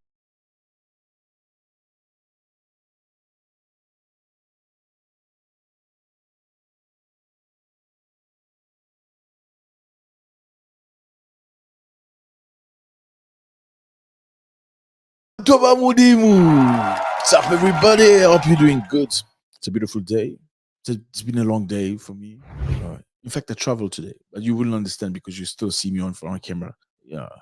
Even when I travel, you still get content. That's how dedicated we are. Actually, that's how we want to serve you. Because I know some of you come here twice a day to look for me, to look for us. Truly appreciate it. Thank you very much for choosing us once more. My name is Zach. I don't know who you are, but we're certainly going to love each other because we are the same people. Thank you very much. There's a button here. I think it's called subscribe. Please feel free. Click on the button so we can see each other every single day. So today we're going to touch upon Niger. We have a story about Uganda and we have a story about South Africa. So let's go. Okay, so in Niger, something very interesting has happened. Niger has just chased a French company that treated water. Congratulations again. I know we've spoken about Niger very much. Let me clap my hands. We've spoken about Niger very, very much. We're going to talk about them a lot because I know a lot of people don't understand. So it's very necessary that we talk about the continent. Many of our brothers, I see you from all over the place. Jamaica, Trinidad, Tobago, USA, South Sudan. I know a lot of us watch us. So some people may not understand exactly what's happening. So it is our task to bring it to the table. Okay, so Niger has just chased a company from France. This company treated water in Niger. So basically, as you can imagine, they exploit the water, they treat the water, and they serve water into Nigerian households. Yes, it's a company from France that does it. Water from the tap? Yeah, it is provided from a French company. That's how deep the colonization was. And yeah, very sad.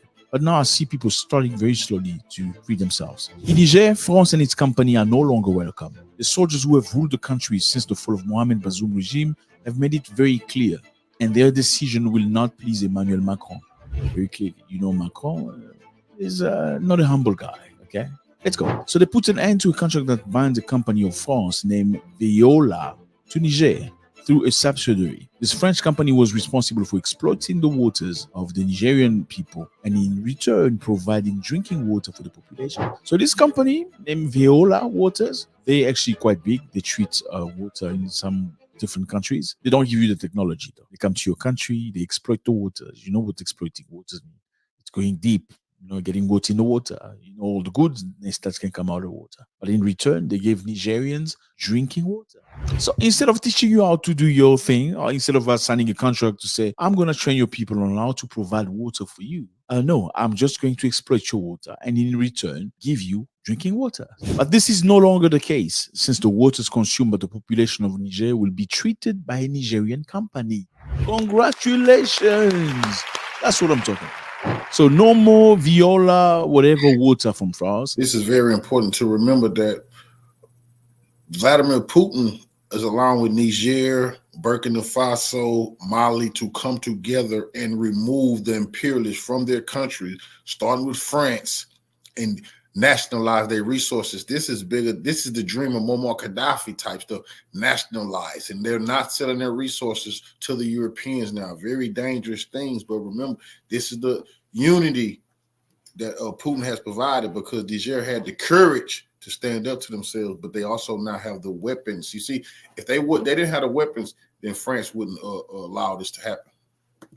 For the Nigerian people, from now on, it's going to be treated by a company of Nigerian origin. This is what we're talking about, fellas. When you bring somebody from elsewhere to come and help you do something, build something, bring somebody to build roads, you need to learn from it. You bring somebody in to build infrastructure, to build buildings, to build hospitals, you need to learn from the technology. You bring somebody in to build railroad, electricity, or any other thing, you need to learn from the technology. Because the bottom line is, if they ever left, they decide to leave, what's going to happen? Are you able to continue, perpetuate, take care of your country by yourself? Or do you just want to pay and be an eternal dependent? That's not how you want to go. You bring people in, they teach you the technology, then you learn. You learn how to do it yourself. Whether they're there or not, you know how to continue.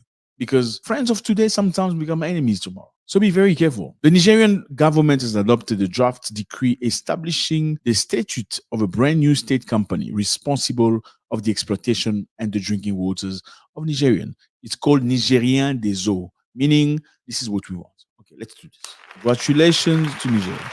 So after more than 22 years, the country will be able to manage its vital sector itself. I mean, fellas, let's put it this way. You got somebody that exploits your water and he delivers water into your household. And this person and you don't get along anymore. You're not friends anymore. You don't see eye to eye anymore. Will you still, with your rational mind, let them provide water for your children? No, I mean, let's just think. You just had a fight with the person that you used to work with for a long time and it's a really, really bad fight. Then all of a sudden you chase them away and they leave your whatever area. But Will you still let them provide water, drinking water to your children? You wouldn't do that. Why? Because obviously, I mean, he's got access to your health, doesn't he? He's got access to your health. If he treats your water, you don't know what you're getting out of your tap. It makes absolute nonsense. And I think it makes completely sense for Nigerian rational minds to say, you know what, fella, you and I have worked together for the past 22 years. We don't see eye to eye anymore. I think it's time we part ways. And as reporting ways, I'm no longer using any of your services anymore, especially not anything that's going to come into my body. Do we make sense? Now, something happened before that. There was an ambassador. For context, quickly, in Niger, for some of you who don't know, Niger was run by a president who was very supportive of the French people. Niger was a country that was colonized by the French. Here's a map. Here's a map of Niger. Very hot place by lovely people. The country was colonized by French people. They ruled the country for many, many years. In 1960, they freed the country, okay, supposedly an independence, like many other African nations. Nigeria was liberated in 1960, so did Ghana, so did Congo, Rwanda, Uganda, many other countries. However, that supposedly or pretentiously liberation was not complete because these colonizers still held the economy of Africa by the balls. So they still control Africa. And Niger, in the same token, Niger was controlled by the French. And obviously, this president, Mohamed Bazoum, was working for the interests of the Europeans, was not liked very much by his own people. And his own people, especially his guards, fought against him. They toppled him, threw him over. He's no longer president. They put him in house arrest because they wanted to follow the way of the people. Now Niger is free. And before they kicked away the French people, they called the ambassador of France. They said to him, Mr. Sylvain Ité, can you please come? Because we have new rules in the country. We need to have a cooperation and an understanding. This French ambassador refused to respond. Yes. In somebody else's country, they call you, come, let's talk. He said, no, I'm not going. He doesn't even respond to the authorities. Then they say, okay, because you're not responding to us, we're giving you 48 hours to leave the country. And immediately, France responded saying, you have no authority to ask our ambassador to leave the country because you're not legal. You're not legitimate government. They say, oh, okay, so you think you're clever, we're going to show you. And the people of Niger came down the street in millions, asking the French people to leave the country. In Niger was stationed about 1,500 French military. The people, the civilians, asked them to leave the country. And just before that, that's very cocky ambassador made a comment saying, oh, well, if you don't like white people anymore, you must stop drinking water from white people. That's what he said. Yeah, he said that. The diplomat invited residents in this term. He says, stop drinking the water since it's European. Stop drinking the water because the water is European. Because you're asking Europeans to leave your country, then stop drinking the water because the water you drink is European. Now, what a way to respond to this person by saying, you know what, you can now take your company since it's European, go with it. We're going to deal with the waters ourselves now. Congratulations. That's what we want to see. So we are in Palestine. You know what's happening in Palestine. Well, may God be with them. Not nice things at all. Very sad situation. We spoke about something very interesting in a previous video about how South Africa has taken Israel to court. Yeah, South Africa has taken Israel to court, accusing it of doing inhuman things. I'm not going to say the word because we're getting censored when you say these things. And yeah, they've been to court the 11th. They're going to be on Israel today. Now we got a reaction from Palestinians. Look at Palestinians singing the South African national anthem as a thankful token to the South African people who have shown so much bravery by standing for Palestinians. Not all Palestinians, I don't care how you feel, not all Palestinians deserve what they're going to. Absolutely not. And the Palestinians are now singing the South African national anthem. Let's go.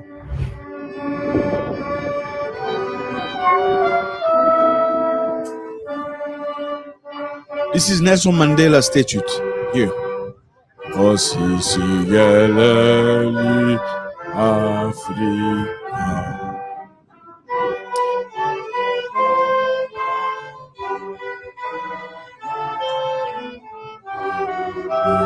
Mandazo Yesu Osisi Galela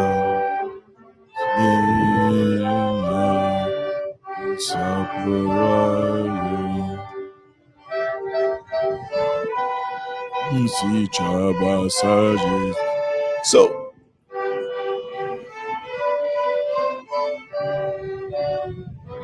Sibuluke Sweet child of song.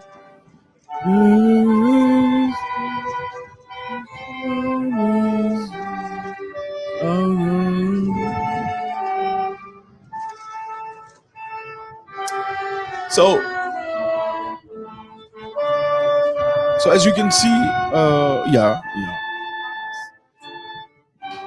as you can see, this is a way to show how thankful they are to the courage that South Africans show. I mean, Palestine is a Muslim country. Where are all the Muslim countries? Why don't the Muslim countries stay firm and stand with them? They're brothers, aren't they? They look alike. They pray to the same God, don't they? You see, that's why I said to you, your brother is not necessarily somebody that looks like you. Your brother is not. Your brother is somebody that fight for you, fight with you, support you. And history tells us that at the time when South Africa was still ruled by an apartheid government, apartheid was the system where Africans were separated from white people. Now, in the meantime, they subjected black people into a system that was really horrendous. A lot of black people could not go into areas that were white. You're going to get arrested. And in order for black South Africans at the time to leave an area to go to another, they needed a visa in their own country. Yes, that was the apartheid government from 1948 to 1994. Okay, so while you were walking in the street being happy, a lot of South Africans did not enjoy that privilege. So Nelson Mandela was a good friend of Yasser Arafat. Yasser Arafat was a leader of the Palestinians. So many times they came together in discussion. Obviously, when two people are going through hardships, a very similar situation, they become friends. And Mandela vowed that there will not be liberation, complete liberation of South Africa, if Palestine is still under the shackle of oppression. That's why there's this friendliness, this familyness that South Africans, especially the ANC, has towards Palestine. And they were very clear about it, going to court, the International Court of Justice against Israel in terms of this. I think this is the best way to, I don't know if there's any other better way to thank people for their support, singing their national anthem in an area that is called Mandela Square in Gaza. You see that statue you see there? That's Mandela. That's the statue of Mandela, Nelson Mandela, that exists right now in Gaza. It's called Mandela Square. So congratulations. I think this courage that is displayed, the support, it's amazing to see. Okay, congratulations. Now we are in Uganda. Okay, so we have a very interesting speech from the president of Uganda, Yoweri Museveni, who's been very strong lately. I'm not going to make many comments because we're getting censored. I'm sure you're going to get the context. Let's go. So we're going to watch, and after watching, we will redo it with comments. Let's go. The pressures we are getting from outside about the homosexual bill. Some of the people may be worried. But me, I'm not really worried at all. This is because this is an opportunity to clarify one point, that Uganda can stand on its own. And some of us are indigenous people of this area. This is our area. For the last more than 1,000 years, we have been active here. The Europeans came for a short period, they went. Our communities are very strong. So for me, I am confident that we shall manage. And you can see, you can look at our economy, it's growing. Look at the inflation. Inflation is one of the lowest now in the whole world. Inflation now here is 2.3%. You ask the inflation in America. Very powerful speech, but we're going to try to break it down very quickly. Let's go. The pressures we are getting from outside about the homosexual bill. Some of the people may be worried. But me, I'm not really. The pressure Uganda is getting from all over the world against a subject nobody talks about. You talk about the subject, you get censored. You understand what subject that is?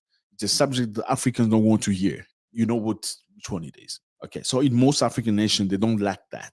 I'm not talking about that because you already know what it is. And Uganda has been under tremendous pressure from all over the world because they want them to just be okay with it. And being okay with that means Uganda has to abandon its natural culture and tradition. Let's go. Worried at all. This is because this is an opportunity to clarify one point, that Uganda can stand on its own. And some of us are indigenous people of this area. This is our area. For the last more than 1,000 years, we have been.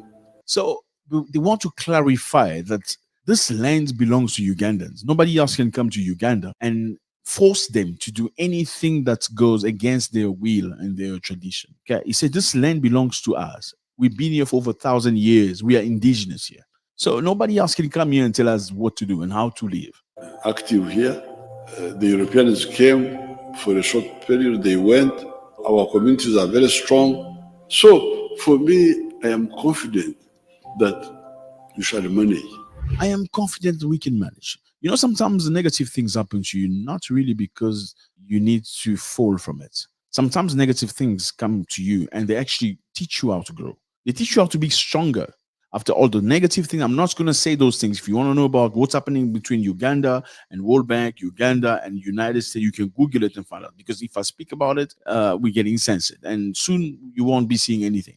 So what I'm saying to you is the shock they're trying to apply on Uganda has actually shown Uganda that it is capable of flourishing even without the help. Let's go. And you can see, you can look at our economy. It's growing. Look at the inflation. Inflation is one of the... The economy is growing. The economy of Uganda is growing. They thought they were going to shut it down because they refused to live in a certain way. They say our economy is growing. Inflation is at the lowest now in the whole world. Lowest now in the whole world. Inflation now here is 2.3%. You ask the inflation in America. You ask the inflation in America. Thank you very much, fellas. It's always a great pleasure.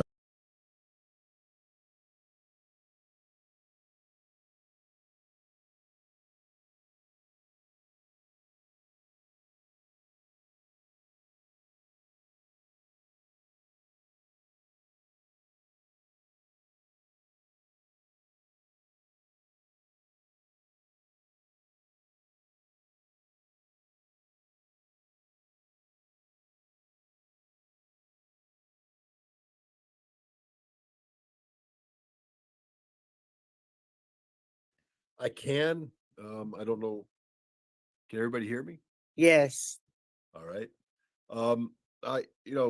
Look, my experience is limited to war and things related to war. But what I found is that almost every conflict that I've been involved in, directly or peripherally, has an energy component to it that serves as the foundation of that conflict. We can go back to the Gulf War. I don't know if people realize that it was one of the main reasons we fought Iraq in 1991 was because the Kuwaitis have been slant drilling, stealing oil from the Iraqi Wafra oil fields to the tune of $30 to $40 billion. At the same time, they were issuing exorbitant loans against the Iraqis to fund their war against Iran. When Iraq was seeking to rebuild its economy after the Iran-Iraq war, they needed two things to happen. One, they needed the Kuwaitis to renegotiate the loans. They thought it was ridiculous that Kuwait was holding the loans as leverage over their heads after they saved Kuwait from Iran. But two, they wanted the Kuwaitis to stop stealing their oil and dumping it on the open market because Kuwait, with the encouragement of the United States, was seeking to drive oil prices down below $14 a barrel. That was the magic number that Iraq had to sustain in order to be able to pay off the interest on the loans they had taken from the London consortium of banks. But Kuwait continued to dump oil on the markets, driving down the price of oil to $11 a barrel, putting Iraq on the verge of strategic bankruptcy. Iraq went to the Arab League in July of 1990 and begged them. They said, stop this. This is economic warfare. It's destroying Iraq. If you don't stop it, we're going to have to do something about it. Well, they didn't stop it. Iraq invaded Kuwait. Now, Iraq's invasion of Kuwait wasn't meant to be a general attack against the region. In fact, Iraq had signed treaties with Saudi Arabia and all the other neighbors saying that we won't, we're not going to attack. But the United States went in and we cooked the books. There's a famous analyst for the Defense Intelligence Agency that talks about how he was flown to Saudi Arabia to show them photographs of the Iraqi buildup on the Saudi Arabian border to convince the king that the Iraqis were going to move down on the eastern Saudi Arabian oil fields and take over the oil fields. But as he was showing those photographs, the Iraqis were actually withdrawing from that line because they didn't want to threaten Saudi Arabia. So we showed the Saudis old photographs to convince them to allow us to create the conditions for the war because we needed to control all the oil. It was all about oil. When George Herbert Walker Bush first started to articulate why America was going to war against Iraq, he actually said it's because of the oil. And the response in America was so vociferously against this notion that he had to turn around and recalculate the equation. And that's when he turned it into a personal match. He said that Saddam Hussein is the Middle East equivalent of Adolf Hitler, who deserves Nuremberg-like retribution. So it was always about oil. Everything was about oil. I do advisory. I'm an advisor to a group that discusses oil and energy, and I can tell you that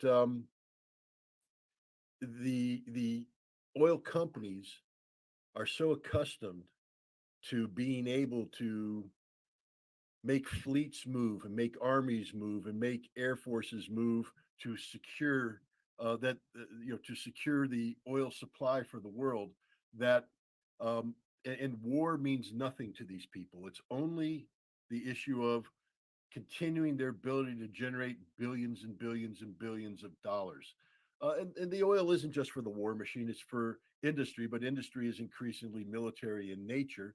But every war you can point at, it's very difficult to find a war that you can't find an oil equation. Let's take the Chechen conflict of the early 1990s. It was about control of the oil pipelines leading out of Chechnya and the money generated from that. Let's take the current Russian-Ukrainian conflict. It's not just about the Russian oil pipelines going through Ukraine into Europe, but the Nord Stream pipelines, which we blew up. The bottom line, it was about Russian energy and how we can starve Russia out. What led to the collapse of the Soviet Union? America working with Saudi Arabia to collapse the price of oil so that Russia couldn't generate the income necessary to sustain the economic changes that they needed to survive. On and on and on.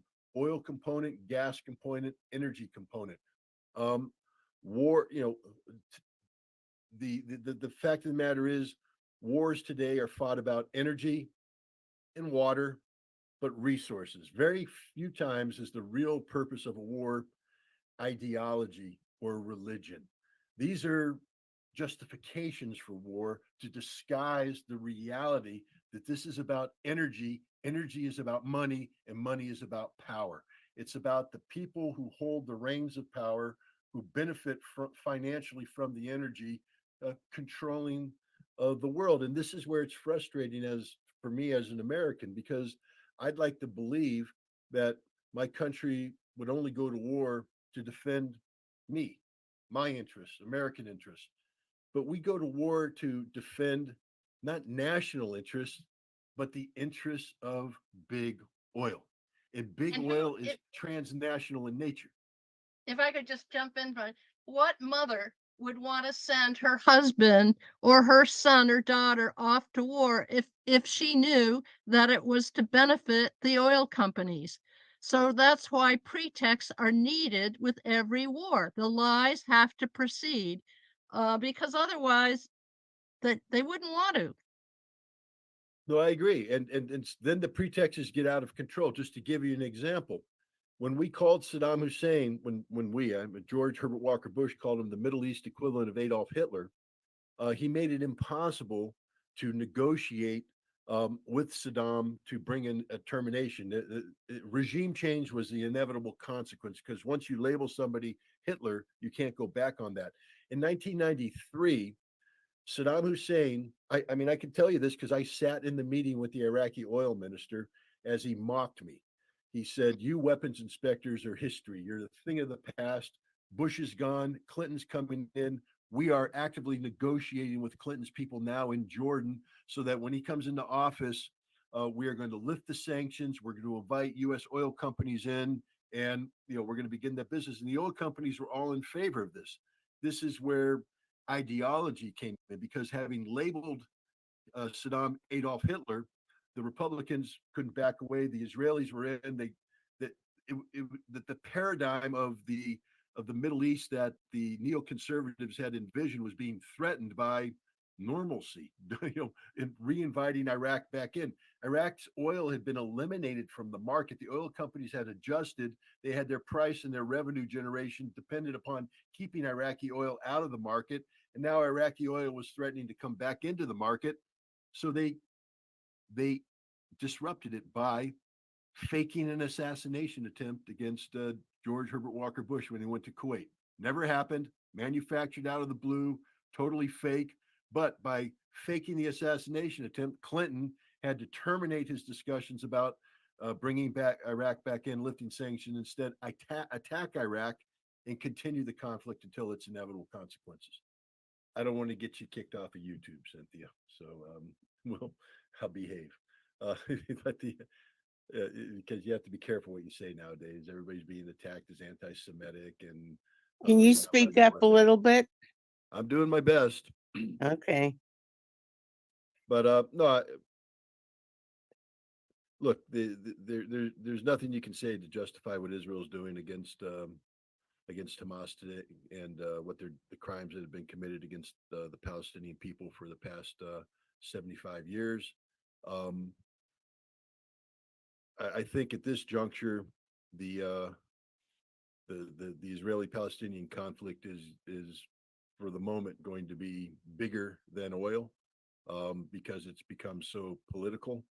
But at some point in time, the world is going to seek stability. Stability is defined by energy security, and energy security is derived from access to energy sources and the income derived. So if you're trying to negotiate a solution to the Palestinian-Israeli issue, and you don't factor in the reality of energy, then you're not solving the problem, because at the end of the day, whether or not there's going to be a Palestinian state, whether or not it's going to be a two-state solution or one-state solution, it's that outcome is going to be influenced by who's going to get the money off of, who's going to get the income from the gas fields off of the coasts of Palestine or Israel or whatever you want to call it, and where that gas is going to go. Right now, Israel has been working with Turkey. I mean, people ask the question, well, Erdogan supports Hamas, calls them a liberation organization, speaks valiantly about the Gazan people, and he's not doing a darn thing to stop the flow of Azerbaijani oil through Turkey into Israel, because he can't disrupt the business. The business is energy security. Israel needs to develop the gas fields. They need to develop the gas fields with a market in mind. The market they have in mind is Europe. To get to Europe, you go through Turkey. Turkey is going to be the energy hub of the region. Turkey can't afford to alienate Israel from that. So this will energy controls every aspect. And this is a sad thing, because Pippa, you probably know this better than I do. The world will never line up behind the Palestinian people. They never have, they never will. And once again, the Palestinian people, I believe, are going to be abandoned at the side of the road. Some bones will be thrown in their direction. But until we break the death grip that energy companies have on the world's paradigm of energy security, this is why alternative energy is such a threat, because the security paradigm of alternative energy, of green energy, is fundamentally different than the security paradigm of fossil fuels. And nobody wants to give up their hold on power. And we're getting ahead of ourselves here, but I'll just say this. The Chinese are probably the only nation in the world that has a viable path to zero carbon or low carbon emissions. Why? Because China can do whatever the hell that China wants to do. And what they're doing right now is they're making massive investments in coal and gas energy, not because that's the direction they're going, but because they're building their economy and a parallel green energy on a mass scale parallel to it so that at the point in time in the future, they can turn off the carbon and turn on the green, and it's working. It's there. Look what they're doing with electric vehicles. It's a paradigm shift. I mean, it is fundamentally different than anything we're doing here in the West. In the West, we talk about, oh my God, the expense of replacing batteries. In China, they're saying, what are you talking about? We swap them out like a gas station. All we do is we drive into a battery changing facility. They drop out the uncharged battery, they bring in the charged battery, and you drive away. The convenience of it. Everything is convenient. They're making this alternative energy convenient, and they're doing it on a massive scale. They're coming up with hydrogen fuels technologies on a massive scale. Nobody else is doing it. Why?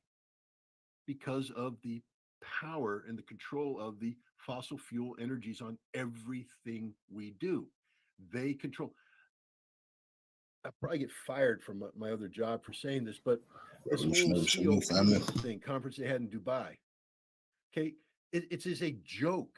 The conference was made so that the energy companies can guarantee there will never be a viable clean energy policy, that fossil fuels will be relevant forever, because that's how you control the world. The existing power elites cannot control the world with green energy.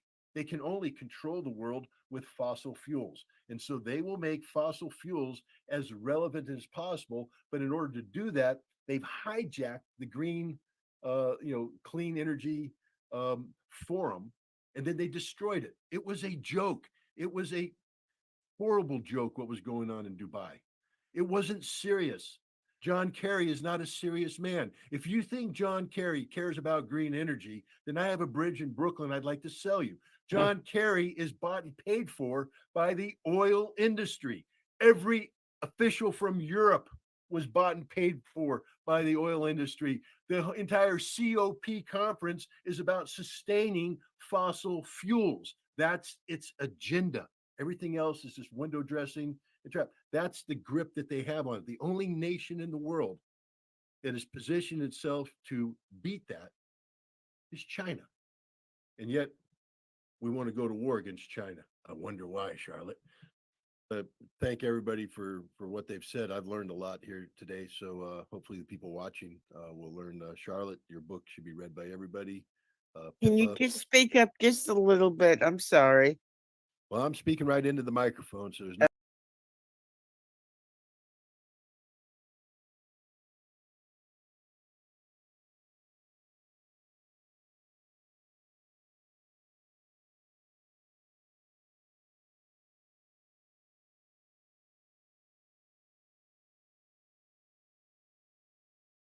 An oil rig located in the region claimed by Palestine but operated by the occupying Oil Authority was reportedly severely damaged today in what appears to be a sabotage operation involving swarms of drones. The exact origin of the drones is currently unverified.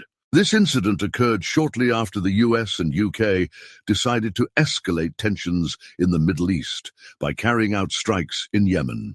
The affected oil rig is a gas facility that was anticipated to play a significant role in making the occupation's economy less dependent on coal for energy production, potentially positioning the country as a major player in the gas sector. Despite its strategic importance, the ongoing crisis in Gaza has led to repeated attacks by various resistance groups on the offshore outpost, resulting in damages. Due to the consistent threat of attacks, occupation authorities had chosen to abandon the rig. It's important to note that the OMT News team, despite facing scrutiny from YouTube regulators, remains committed to upholding journalistic integrity. Please support unbiased reporting by liking, sharing, and subscribing to stay informed about the latest developments in the region. In response to the recent violence, there are reports indicating that the occupation has temporarily halted production at the Tamar gas field off its southern coast and is exploring alternative fuel sources. Chevron, the operator of the field, confirmed receiving instructions from the Energy Ministry to shut down operations. The Tamar gas field is a key source of gas for the occupation's power generators and industrial activities. The destruction of the oil rig is expected to have a notable impact on the occupation's overall economic performance.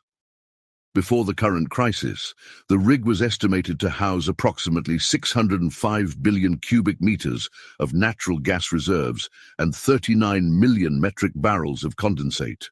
Operated by the Houston-based oil and gas exploration company Noble Energy, the gas field has stakeholders including Delek Group's subsidiaries, Delek Drilling and Avner Oil Exploration, each holding a 22.7% stake, and Ratio Oil Exploration with the remaining 15% interest. In November 2016, HSBC Bank and JP Morgan agreed to provide a $1.75 billion loan to Delek Group for the initial phase of field development.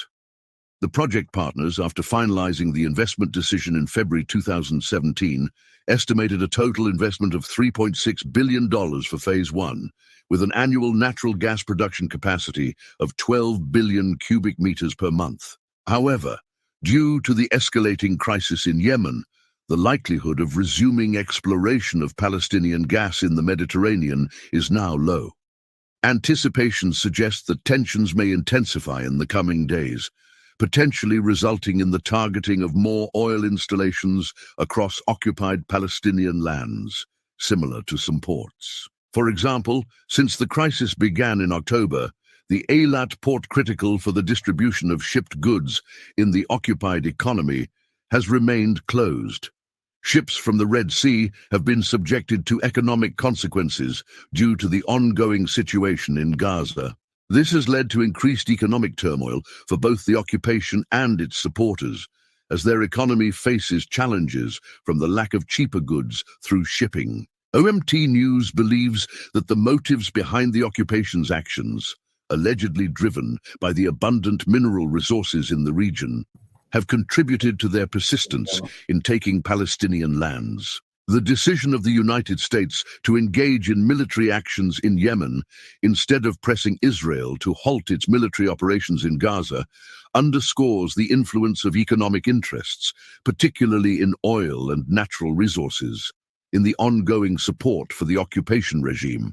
Numerous American companies involved in the exploration of oil and gas in historical Palestine contribute significant revenue to the U.S. economy, creating a strategic imperative for the U.S. to not only safeguard its political ally, but also its economic powerhouse in the Middle East. This perceived injustice and apparent hypocrisy have been identified as key factors escalating tensions in the region. The U.S., accused of tacitly supporting the suppression of sentiments leading to the formation of a Palestinian state, is seen as contributing to the existing division between the governments in Gaza and the official Palestinian authorities in the West Bank and East Jerusalem. This division is believed to serve the purpose of perpetuating the displacement of Palestine, preventing unity for the realization of an independent state.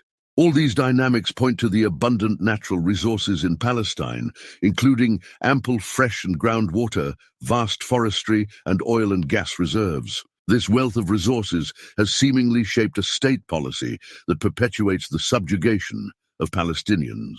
The sponsorship of destabilizing forces in Palestine appears aimed at rendering cities uninhabitable, creating a narrative that opposes the peaceful coexistence of settlers and indigenous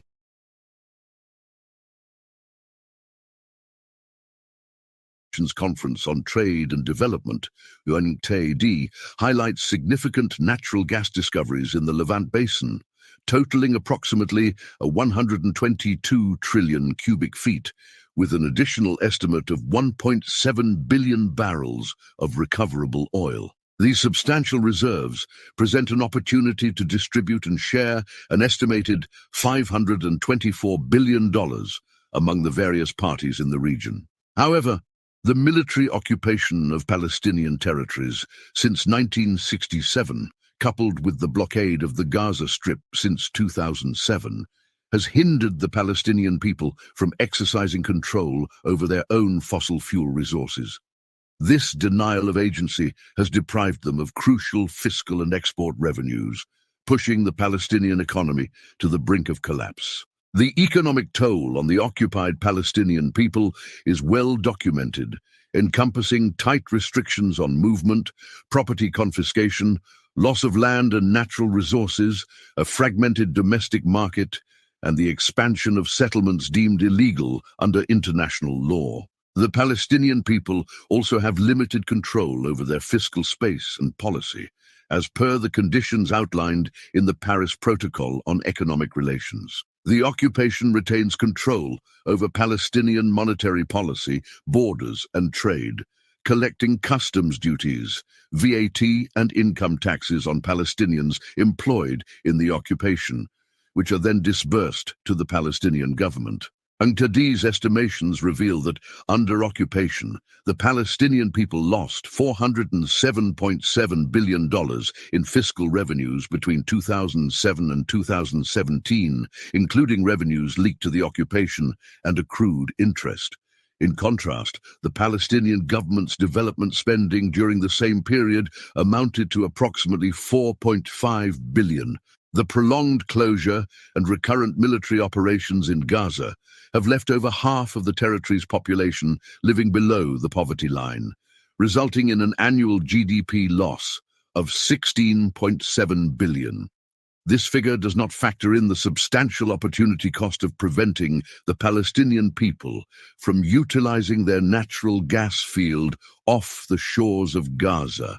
The 1995 Israeli-Palestinian Interim Agreement, also known as the Oslo II Accord, granted the Palestinian Authority maritime jurisdiction over its waters up to 20 nautical miles from the coast. The Palestinian Authority, PA, entered a 25-year contract for gas exploration with the British Gas Group in 1999, leading to the discovery of the Gaza marine gas field at 17 to 21 nautical miles off the coast of Gaza in the same year. Despite initial talks involving the occupation government, the PA, and British Gas about potentially selling gas from this field to generate much-needed revenue for the occupied Palestinian territories, the Palestinians haven't seen any benefits. Since the blockade of Gaza in 2007, the occupation government has effectively taken control of Gaza's offshore natural gas reserves. British Gas, the contractor, has engaged with the occupation government, sidelining the Palestinian government in discussions about exploration and development rights. Moreover, the occupation has seized control of the Megad oil and natural gas field located within the occupied West Bank.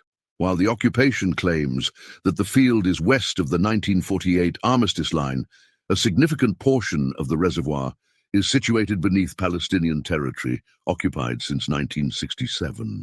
By taking charge and exploiting Palestinian oil and gas resources, the occupation is violating the Hague Regulations, the Fourth Geneva Convention, and various international humanitarian and human rights laws that address the exploitation of common resources by an occupying power without considering the interests, rights, and shares of the occupied population. Therefore, any effort to counter such economic injustice is justified.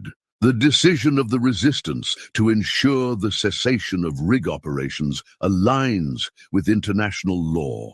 Help spread awareness by liking and sharing this video.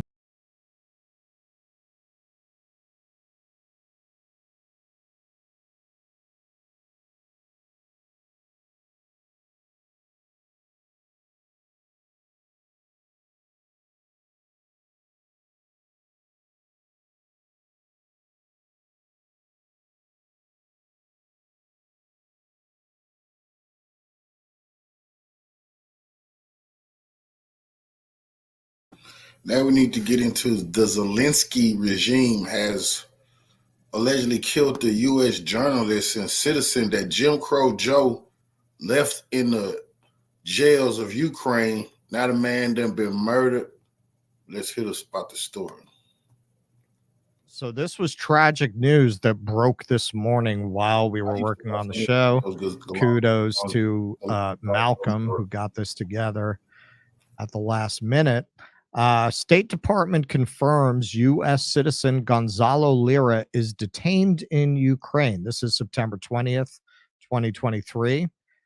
Lira was arrested by Ukrainian authorities for his view on the war. Hang on, Keaton. I thought we were defending democracy and stuff over there. Yeah, upholding our values. This is Yeah. an interesting case, given this- that pretense. I just can't believe this happened. It's almost like it's a country full of Nazi battalions and deeply corrupt, like they were saying. Bad people say that. The state. He was in Ukraine, Kharkiv, telling the truth about what was going on, but he was a U.S. citizen, and that's what's so disgusting, because Joe Biden, they wouldn't even help him. And he released the video. He had got out and told him, hey, I'm trying to escape. They want to kill me. They rearrested him. His daddy asked for help. Joe Biden didn't give a damn, but they talking about Russia, China, Iran is killing press. See, these people don't give a damn about no press freedoms, no journalism, and not about Americans.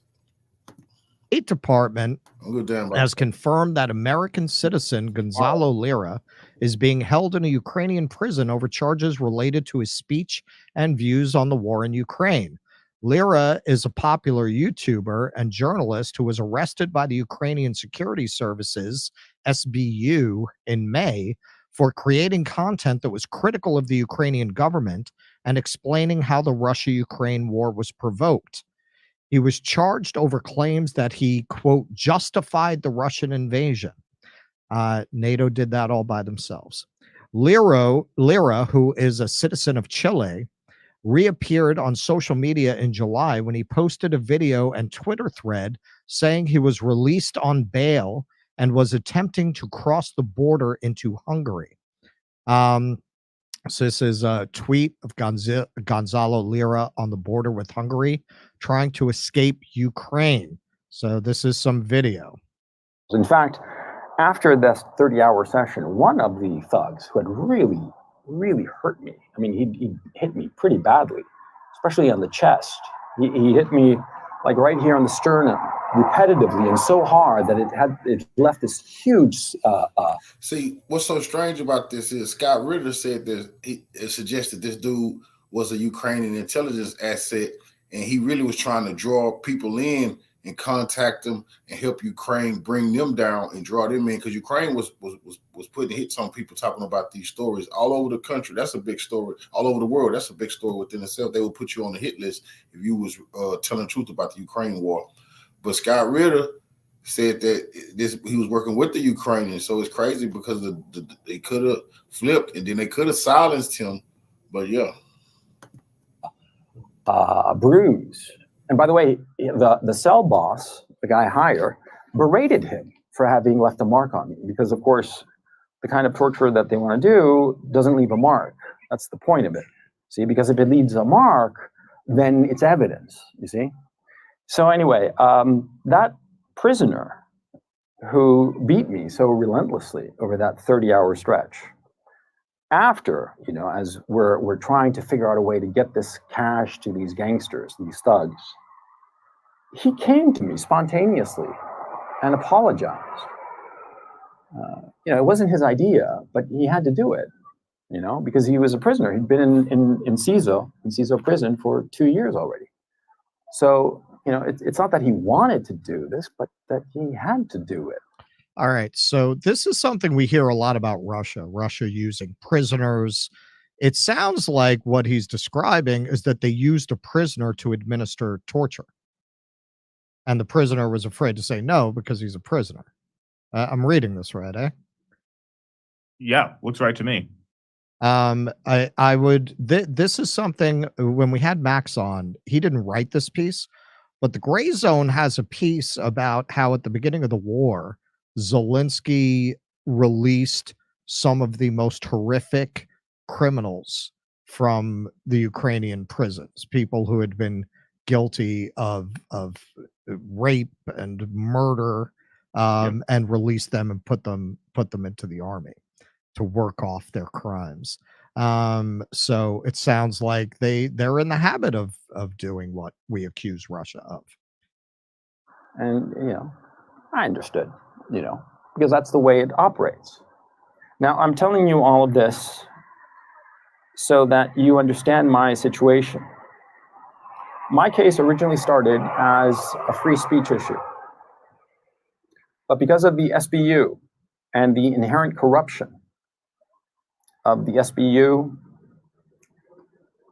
and the criminal justice system in Ukraine, I will definitely be sent to a prison labor camp where I will most certainly die. And so I decided that the smart thing was take my chances in terms of getting across the border.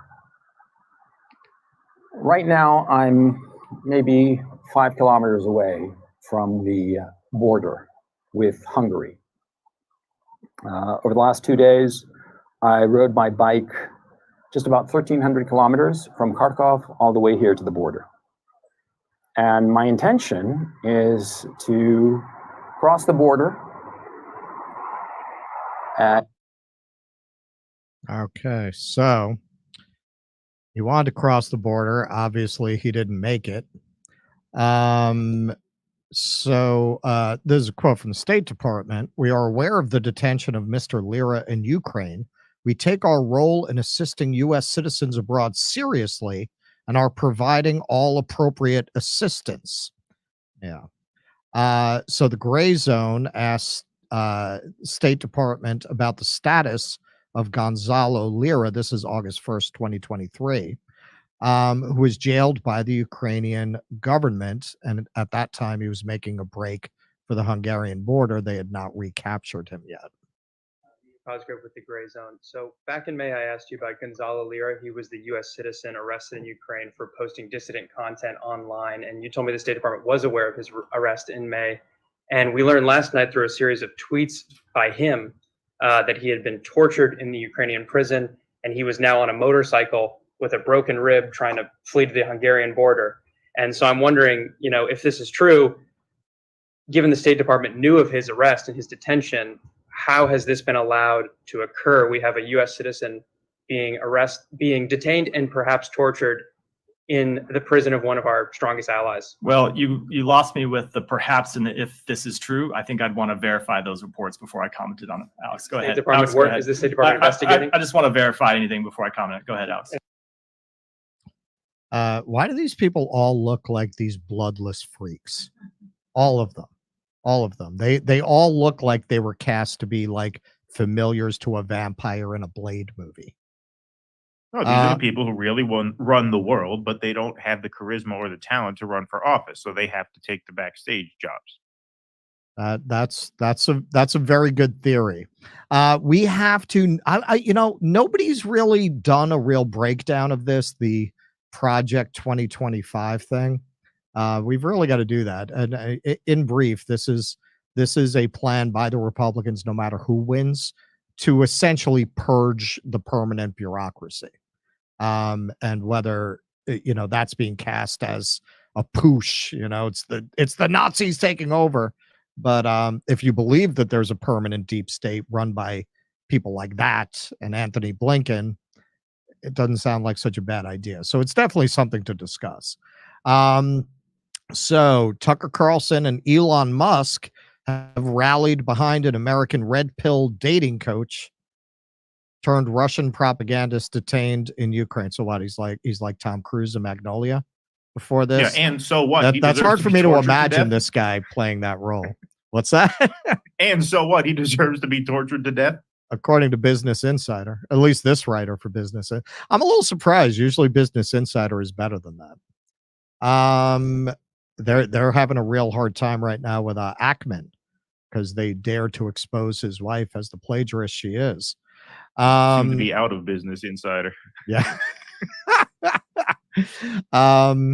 So tragically, it is with great sadness I must announce that Gonzalo Lira passed away in a hospital, according to his father, who has been fighting to get his son much needed medical attention for the past weeks. Here is a handwritten note from Gonzalo, which I received on January 4th. This is Alex Rubinstein. There's the handwritten note, and we have a transcription. I have had double pneumonia, both lungs, as well as pneumothorax. Never heard of that. And a very severe case of edema, swelling of the body. All this started in mid-October, but was ignored by the prison. They only admitted I had pneumonia at a December 22nd hearing. I am about to have a procedure to reduce the edema pressure in my lungs, which is causing me extreme shortness of breath to the point of passing out after minimal activity or even just talking for 2 minutes. And this is from his grieving father. I cannot accept the way my son has died. He was tortured, extorted, incommunicado for 8 months and 11 days, and the U.S. Embassy did nothing to help my son. The responsibility of this tragedy is the dictator Zelensky, with the concurrence of a senile American president, Joe Biden, Gonzalo's father wrote. Gonzalo Lira, this is from Tucker Carlson.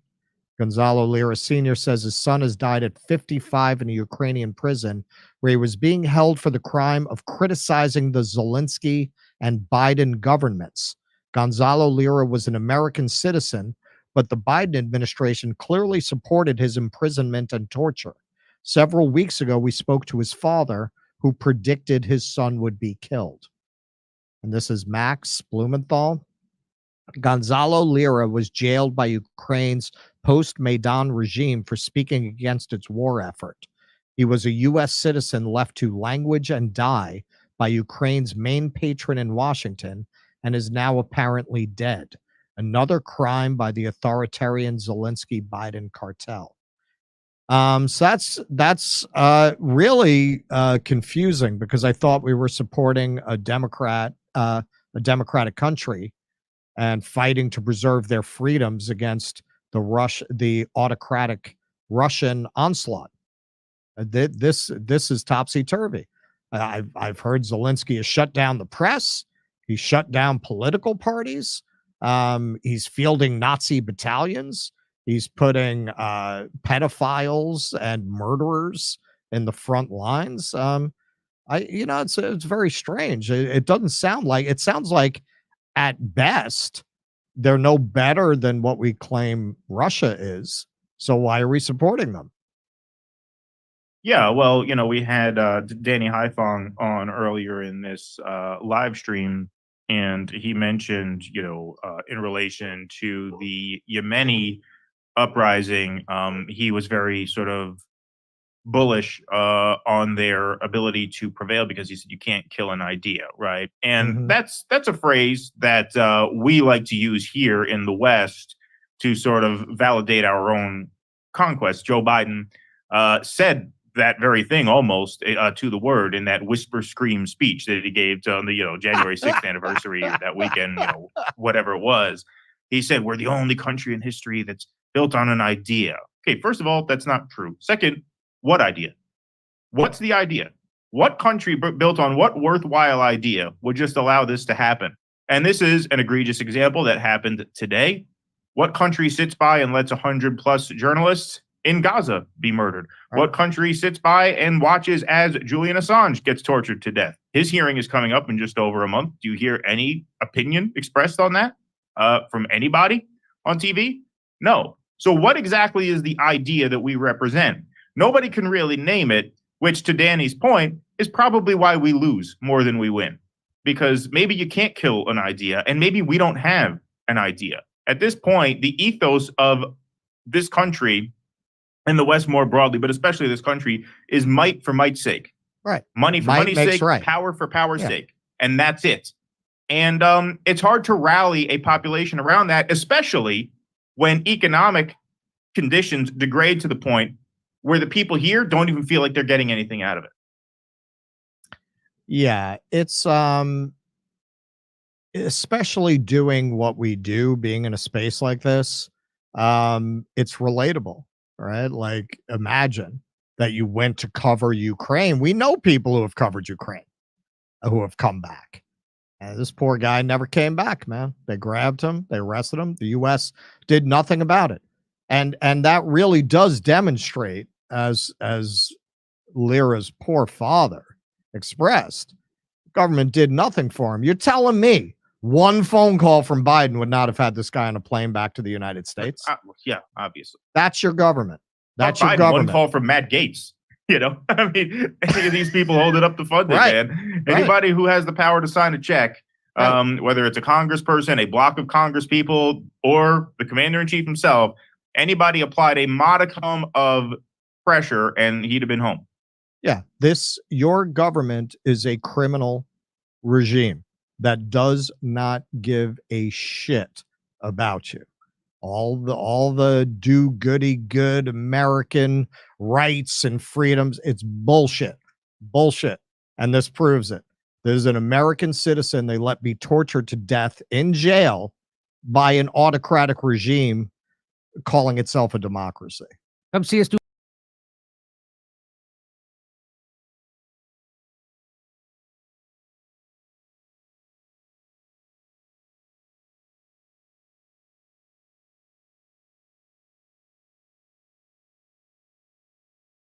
Time until Israel can execute whatever their.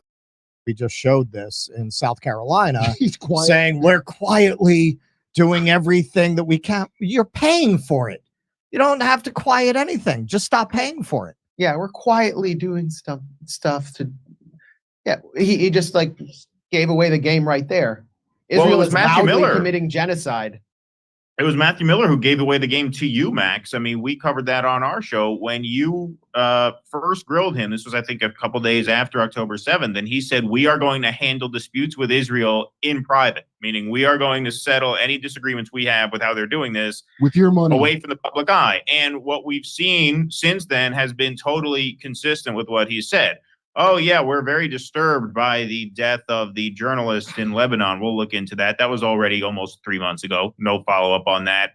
Jabalia refugee camp. Oh, yeah, no, we're very upset by the loss of civilian life. Wolf Blitzer went on the air. He grilled the IDF guy. What happened here? Why did you? So you knew there were hundreds of civilians were going to be killed and you did it anyway? Yeah, no follow-through on that. It seems like they're just buying time until Israel can execute whatever their pardon the phrase, final solution may be. So we've seen the North totally emptied out. Now we have an overcrowded South. We hear reports that they're looking for countries to take the people who they have crowded into the South, even though the narrative at the beginning of the war was nobody wants them. Now, all of a sudden, that they want to get rid of them. Well, we're in talks with people who want them, right? To have everything changes, right? So what is your prediction? Like, how much longer is this bombardment going to last, and what is their end game? Is their end game to just take the North, as in Israeli flag in the ground? Because we heard from Anthony Blinken, it was reported today, that he wants the people to be able to go back to what? There's nothing there. Right. And as far as the people in the South, what do you see is going to happen to them, and how long will this violence last? Like, how much longer will this and can this go on? Well, the Israeli military has failed in all of its military objectives in 3 months. It's failed to eradicate Hamas. It's failed to compel the people of Gaza to turn on Hamas. It's failed to capture any hostages. It's succeeded in killing some hostages who are begging them to take them away. It's failed to even demonstrate that its aura of military domination has returned, because day after day, you still see Tel Aviv under rocket attack. You still see Israeli tanks getting taken out by guys in sandals with homemade RPGs. You're seeing soldiers die, officers dying day after day. So Israel's military command has called for this war to basically continue throughout 2024, which will be a political disaster for Biden. It could also be a political disaster within Israel. I mean, you have protesters outside Netanyahu's residence and the Israeli Knesset calling for new elections, and the crowds are growing. Netanyahu is increasingly under pressure. Israeli society is becoming destabilized. Its economy is being wrecked. You have thousands and thousands of men who work jobs, who are serving in as reserves, and they're not unable to come back to work. So there's so many factors that could disrupt and prevent Israel from continuing this operation for another year. You look at what happened in South Carolina today. The only young people in that room in South Carolina were there to protest Genocide Joe and demand a ceasefire. And when they were dragged out, you see just a room full of loyal, subservient senior citizens chanting 4 more years. And next to Biden is Jim Clyburn, the old Democratic machine hack, who, shivved Bernie in the back and shivved Nina Turner. That's that's all Biden really has. But the problem for Biden is he's going to decide at some point that Israel's unable to achieve its objectives. The genocide is just so ugly that it's destroying American leadership on the world stage. Who's going to pay for his campaign? Because the Democrats, like the Republicans, depend heavily on pro-Israel money. And you can look at what just happened at Harvard as a microcosm of the 2024 presidential campaign and who really calls the shots in American politics. It isn't the young activists who are shutting down airports and bridges and tunnels in New York. It's the billionaire class. And at Harvard, you had a battle of the billionaires, the right-wing billionaires of Bill Ackman, this plutocratic thug from Pershing Square Capital with his plagiarist wife, who's gunning not just for the president of Harvard, the first Black president of Harvard University, but the person who's really in charge, Penny Pritzker, who runs the Harvard Corporation, another corrupt billionaire, another pro-Israel billionaire, who's in charge of the endowment, who bought that position for herself by making a $100 million contribution to Harvard. And now Ackman's trying to take out Penny Pritzker and get total control over Harvard. That's Trump versus Biden right there. Penny Pritzker supporting Biden. Bill Ackman's going to support Trump or whoever the Republican nominee is. And he's also supporting RFK Jr. on the side. And so that's who Biden's accountable to. He doesn't care about anybody else. Well, and that's who Trump's going to listen to on Israel, Palestine too. So that's American democracy, a bunch of billionaires fighting for control of the front-facing manager, and at the end of the day, coming together in support of Israel's genocide. Well, that's why very often you'll see people who consider themselves anti-establishment who will align with people like Elon Musk, and it's just it's just such a phenomena of oligarchy. It's the peasants picking which lord they are in service to. Pick your favorite demigod. What's the problem? Exactly. I like Liza Dwozga, by the way, has a whole bunch of Ukraine flags and of course she does. Of course she does. The Nazis of Ukraine that we support. That's my favorite part, is watching that whiplash. Come see us do a live stand-up show. We'll be in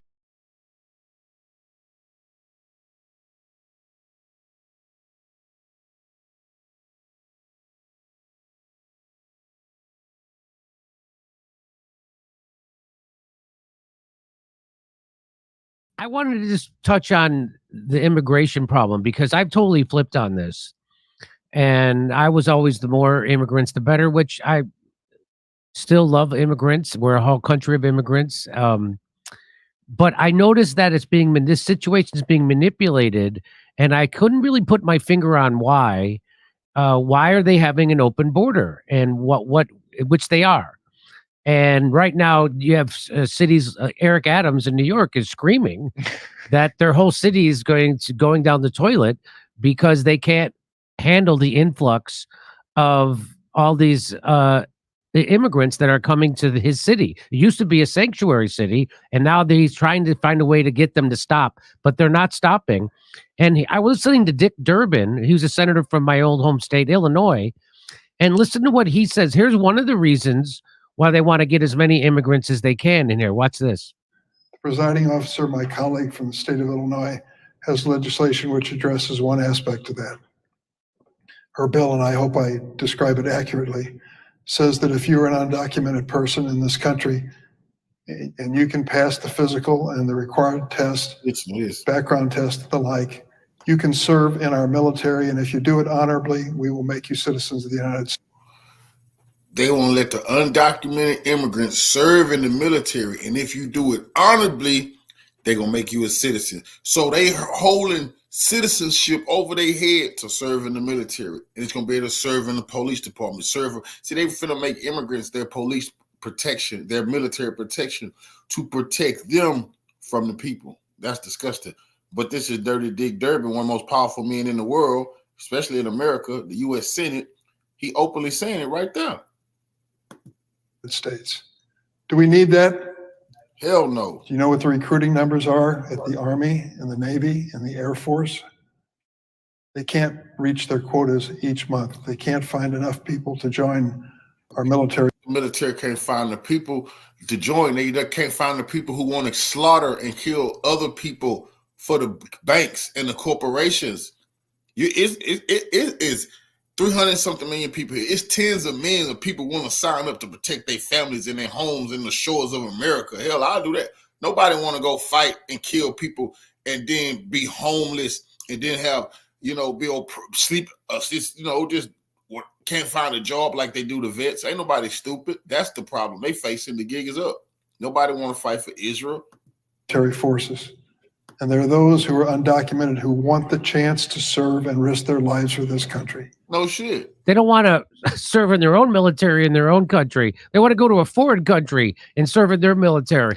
This is according. That's called mercenaries. Yeah, this is kind of how Rome ended. No, and Yes. so he's giving the game away there. He says it right out in the open. We have to fill our military with foreigners. Later cops and our farms. And have our farm workers, have them be our medical workers and our military, and have them be our cops. This seems bad. Well, it's so bad. Here's what Eric Adams says about it.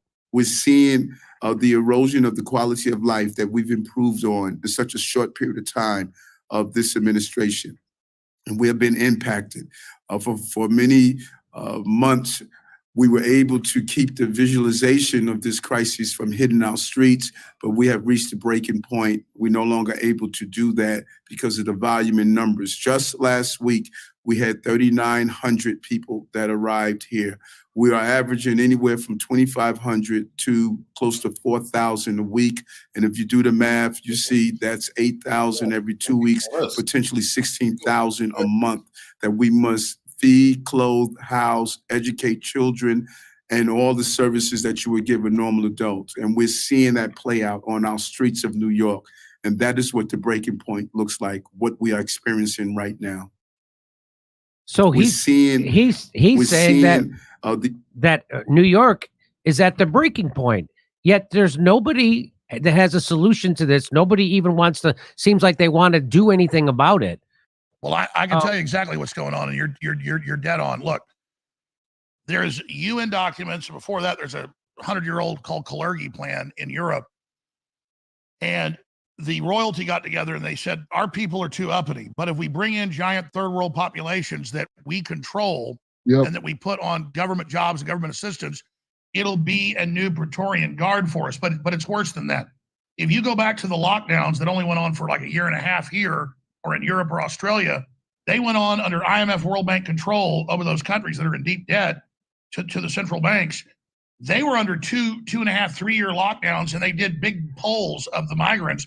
And they said, there's no jobs, the farms are shut, the factories are shut, I'm starving to death, I've got to come here. So they're victims of globalism being shut down. And yeah, our country needs new people. We're an aging population. We're not having more children. We're not having replacement rate. That's white. So I'm all for bringing people in, and immigration is what founded this country. Absolutely. But when you organize them in UN camps, give them debit cards to get here, and you bring in millions and millions and millions a year into an infrastructure that's already falling apart, with the services being cut, with massive inflation, it lowers wages. It doesn't help the third world, like Ross Perot said. It hurts the third world. They fall more, we fall down, and the globalists have this big population. And then all these blue cities have passed laws for illegals to vote in local elections. They're under the control of the local community organizers. They're told how to vote. Now they get fast-tracked to the military. They purge the military with the shots and critical race theory, and so all the professionals get out, and then now they're going to replace it with the domestic security force that Obama talked about, that's just as big and just as strong as our military. And Illinois and other states are passing laws to have illegal aliens, as your co-host said, be the police. So you nailed it. History doesn't just rhyme, it repeats. Rome started doing this, and in a couple hundred years they collapsed, because the enforcers they brought in said, hey, we're the bosses. Well, this won't take hundreds of years. Everything now is compressed. Everything is accelerated. There's more change now in a year than happened the previous 10. And that's going to get more accelerated in a type of singularity. I don't believe in a pure singularity or a total singularity, but it's definitely going towards that. So they lock down the third world, and then Al Gore says, man, climate change is what's making 1 billion people, he said last week on TV, come here. Well, it's funny. In the UN replacement migration document that they say doesn't exist, and your racists have you pointed out from the year 2000 and 2001, or several of them, official UN policy is to bring the third world here. And they say climate change will be the reason, then we'll bring them here. No, the policies of shutting those countries down and then flooding us, you know, tens of millions extra starved to death, the UN admits, during the lockdowns. They blame the virus. It was the lockdown. So they destroy the third world and then do reverse colonization, bringing these groups in, and then they put many of them, as you know, working 15 hours a day as young as 12 years old in tire factories and cereal factories, and kids get caught in the machines and their fingers and arms get cut off, and it's back of the newspaper. And then you've got all the sex slavery, and they've lost track of 87,000 children, 400 plus thousand. They don't know where they're at either. I mean, folks, this is the jungle 2.0. This is absolute dehumanization, and this is lowering the standards, not helping the third world, but lowering them and lowering us again, so no one can aspire to the big carbon footprint.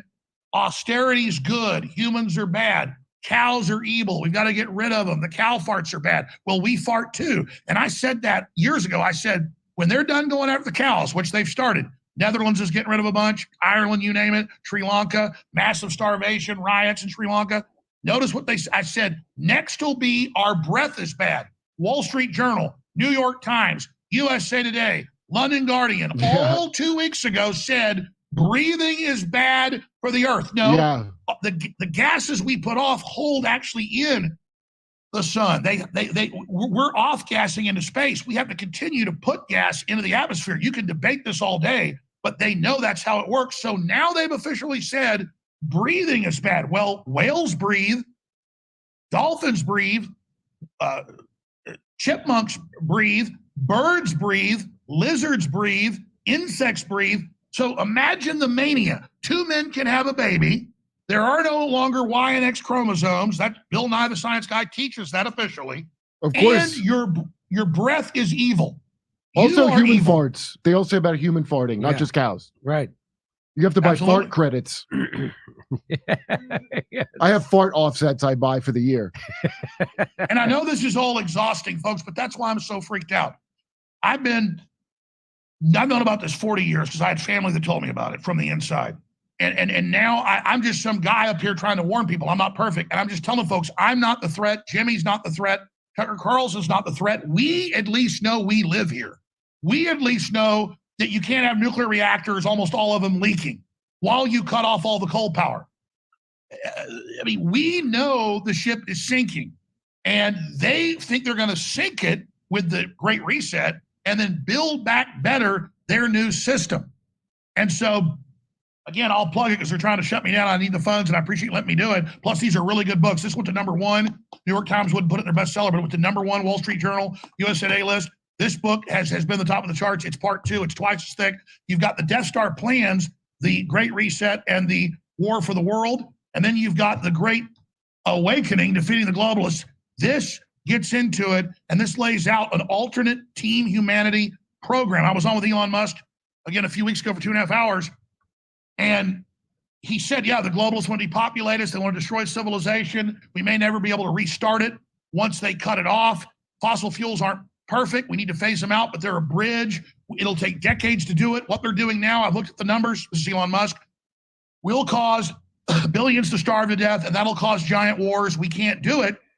And I said, what do we call this, Elon? I said, we should call this Team Humanity versus Team Death Cult. And he said, I agree. Let's call it Team Humanity. Well, Team Humanity is in this book, and I hope people will go to InfoWarsStore.com and get it. And that'll help keep my broadcast embattled on the air, because contrary to what they're saying, we're more influential now than ever. Thanks for coming back on X. We've exploded. Thank God for that. You've exploded. Anybody telling the truth is exploding. But we are trying to build back. We're trying to get more reporters. We're trying to really, in this election cycle, be on the ground. So I hope people will get the books because they're really powerful. Who is the co-author of that Great Awakening? Kit Heckin Lively, great guy. I mean, what happened is I recorded a bunch of stuff, gave him hundreds of articles and documents, really thousands. It was 800 pages long when I'd written it.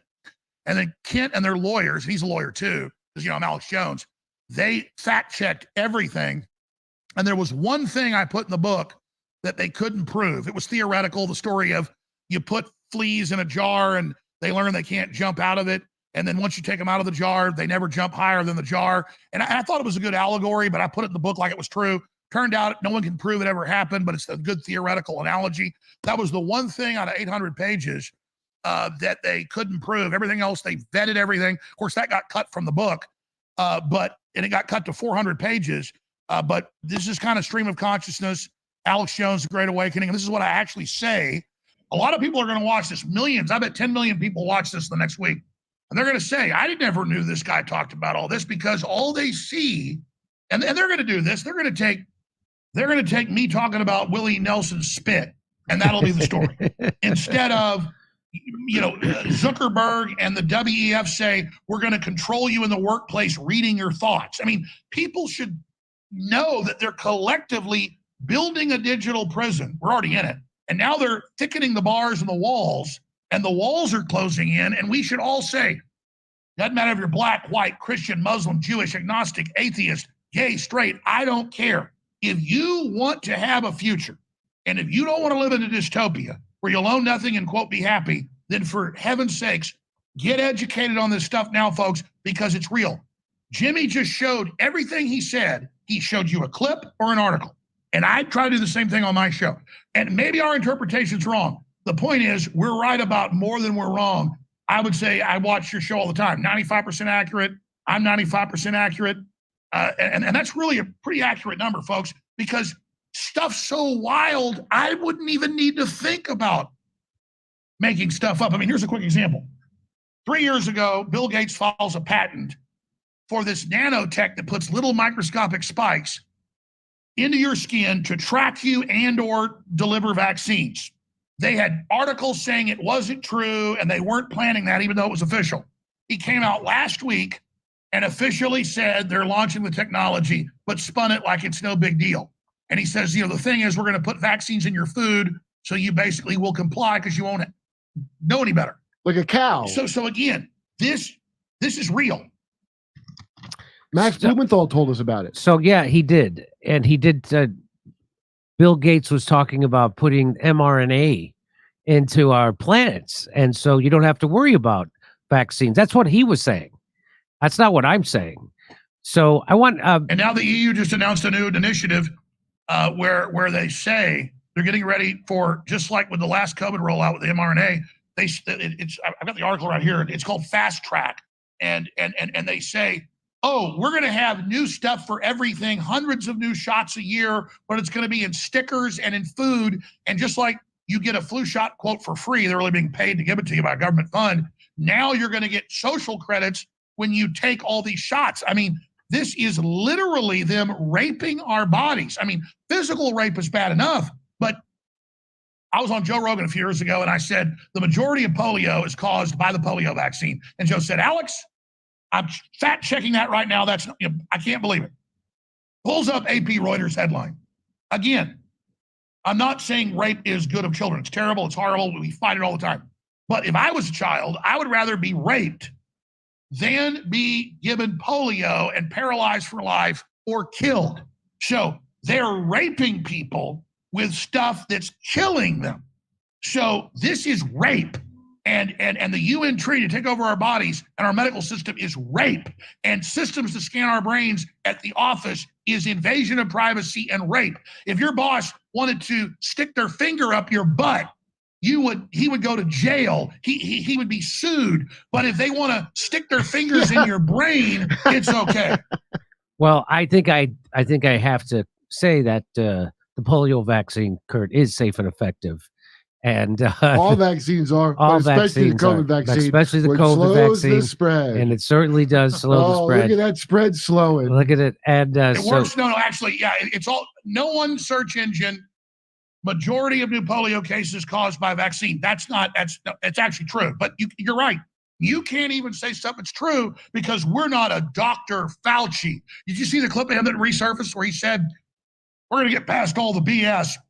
He said, he spelled it out. He said, we're going to get past the BS by locking people down and that'll teach them, and then they'll drop the BS and take the shot. It's all coercion, people, and that's called bullying. So, yeah, I mean, I can't say anything that contradicts the FDA, the CDC, or the WHO. And that's normal in a democracy. And that's by the normal way. in a democracy. I look down on China, frankly, because they don't have freedom. I just have to say that. No, you're right. Look, I apologize. That was a joke. Every shot works perfectly. The swine flu shots in the 70s didn't hurt anybody. The anthrax shots did not get pulled by the Pentagon both times because it killed a bunch of people. Everybody loved the anthrax shot. That's right. It was perfect. The mRNA shot works perfectly. Yes. It actually cures myocarditis. There might be side It's effects. climate change doing it. But they are rare, and it will keep you from getting seriously ill, hospitalized, Did you hear or dead. about Holiday Heart? All the articles that everybody's suddenly having heart attacks. It's quite normal. No, a holiday heart. It's probably from the holidays. That's what the Grinch got. The Grinch got at the end. It's He called probably from the holiday holiday. heart. So I just have to show you the reach of Bill Gates, who funds the WHO, and I'm on YouTube and Google, and I'm not allowed to contradict them, which means I'm not allowed to contradict Bill Gates, who's just a simple farmer.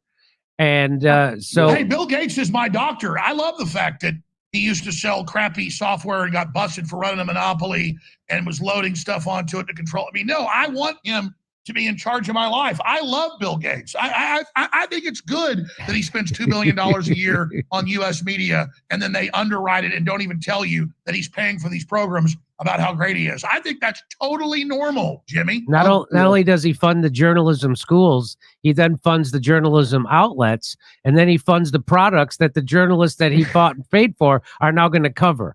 It's really quite cares. a scam that he's pulled off. But I No, just think, it's not a scam, Jimmy. Bill Gates was going to Epstein Island all those times to stop or hanging out with on the Lolita Express to save children. He's actually a superhero, and it was actually Bill Gates, that went in there into the prison. And trying to tell him to be more careful next Epstein. time. Yeah, he's trying. Like those guys on To Catch a Predator. Like, I just want to warn him it's dangerous. You can't be Well, just do you going remember on what island. happened when they asked Bill Gates on PBS? They said, Yeah. He what grabbed about his own Jeffrey throat. Epstein? He said, well, he's dead now, so you got to be careful. Yeah, that's what he said to Yeah. Judy Woodruff, because he did not expect her to press him on that, because he funds that show. That's another thing. They didn't have a science and medical Yeah. department at that show until he funded it, and then he couldn't believe she was pushing back on him. And I just have to say once again that the vaccines are safe and effective, and especially the polio and the COVID one. They're fantastic. The WHO, CDC, and the FDA endorse I'll take them. it a step.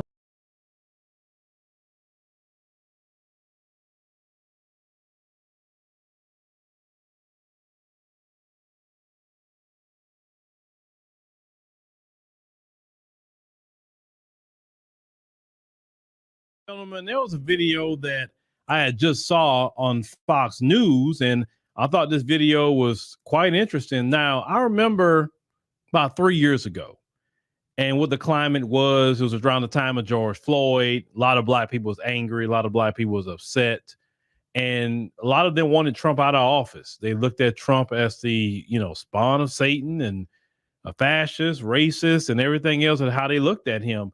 And you couldn't have told nobody that the video I'm about to show you here would even be made with black people speaking about Trump in the way they're going to speak about him.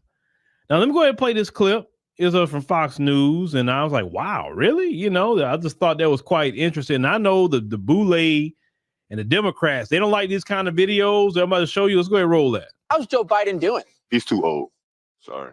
But everybody elected him, so that's y'all fault. He's sitting there lying to people. He's the worst president that we ever had. Joe Biden, please go back to Delaware, because New York City, you have no idea what we need. He's a slimy mother. He take you out to lunch and stick the fork up your ass right after. Who do you want to win the 2024 election? Joe Biden or Donald Trump? Donald Trump. I want Donald Trump. Trump. That happens to be me, in case you forget. When he was in, it was no crime. Crime was down. Uncle Donald. No cap. That's a nice guy. Trump is straight up and down like 6 o'clock. At least I know what I get when it comes to him. I was more comfortable with Donald Trump in office. I'm not voting for Joe Biden. We tied all that crime. You heard that young lady say crime was down. We tied all that crime, man. And you ain't black. Trump, that's right. I said it. I said it. That's right. I said it. What do you like about Donald Trump? He don't bull.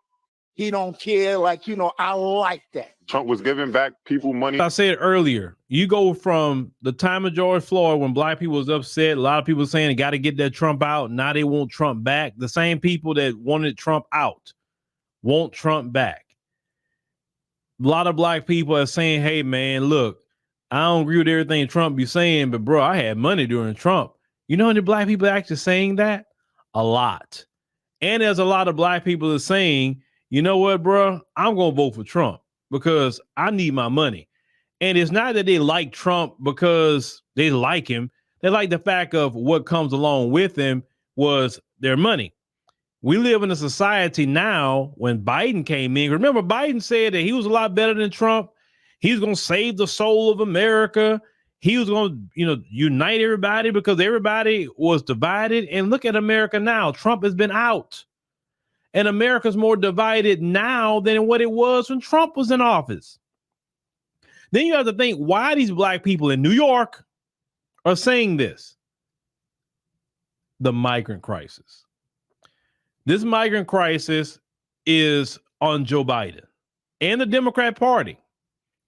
They're bringing all these migrants to New York, to Chicago, to few in Washington, D.C., not that many, but definitely New York and Chicago, where a lot of black Americans are at.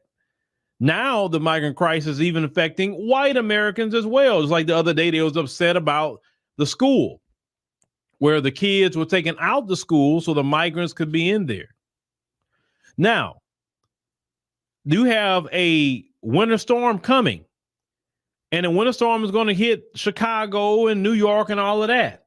So if they took your kids out the school for the rain event, you better believe they're going to be putting them somewhere during this winter storm that's coming. This Arctic blast that's coming that's going to hit the majority, of the country, or even all the way down here in Texas is going to hit. So they made the kids do remote learning for the migrants. That is making people upset. Even hardcore Democrats are now starting to say, okay, man, all right, hold on, bro. Listen, I'm cool with immigration and all of that. Yeah, I believe in sanctuary, but man, this is going too far. This is not sustainable. You're having a lot of Democrats saying that this is not sustainable anymore. And Biden do not care about what's sustainable or not. He is literally flooding your cities with migrants. He is spending your tax dollars on migrants. He don't care if you don't like it. He don't care what you say. He's just going to do it. But yet he tells you, and the Democrats tell you, to save democracy, but it is not democracy for what he's doing, because when the majority of the citizens say, hey, okay, this is enough, we got enough of them, they still keep bringing them in or allowing them in. He's still fighting Greg Abbott here in Texas to try to remove the razor wire and all of that so they can come in very, very easily. They don't believe in democracy, the Democrats. Not at all.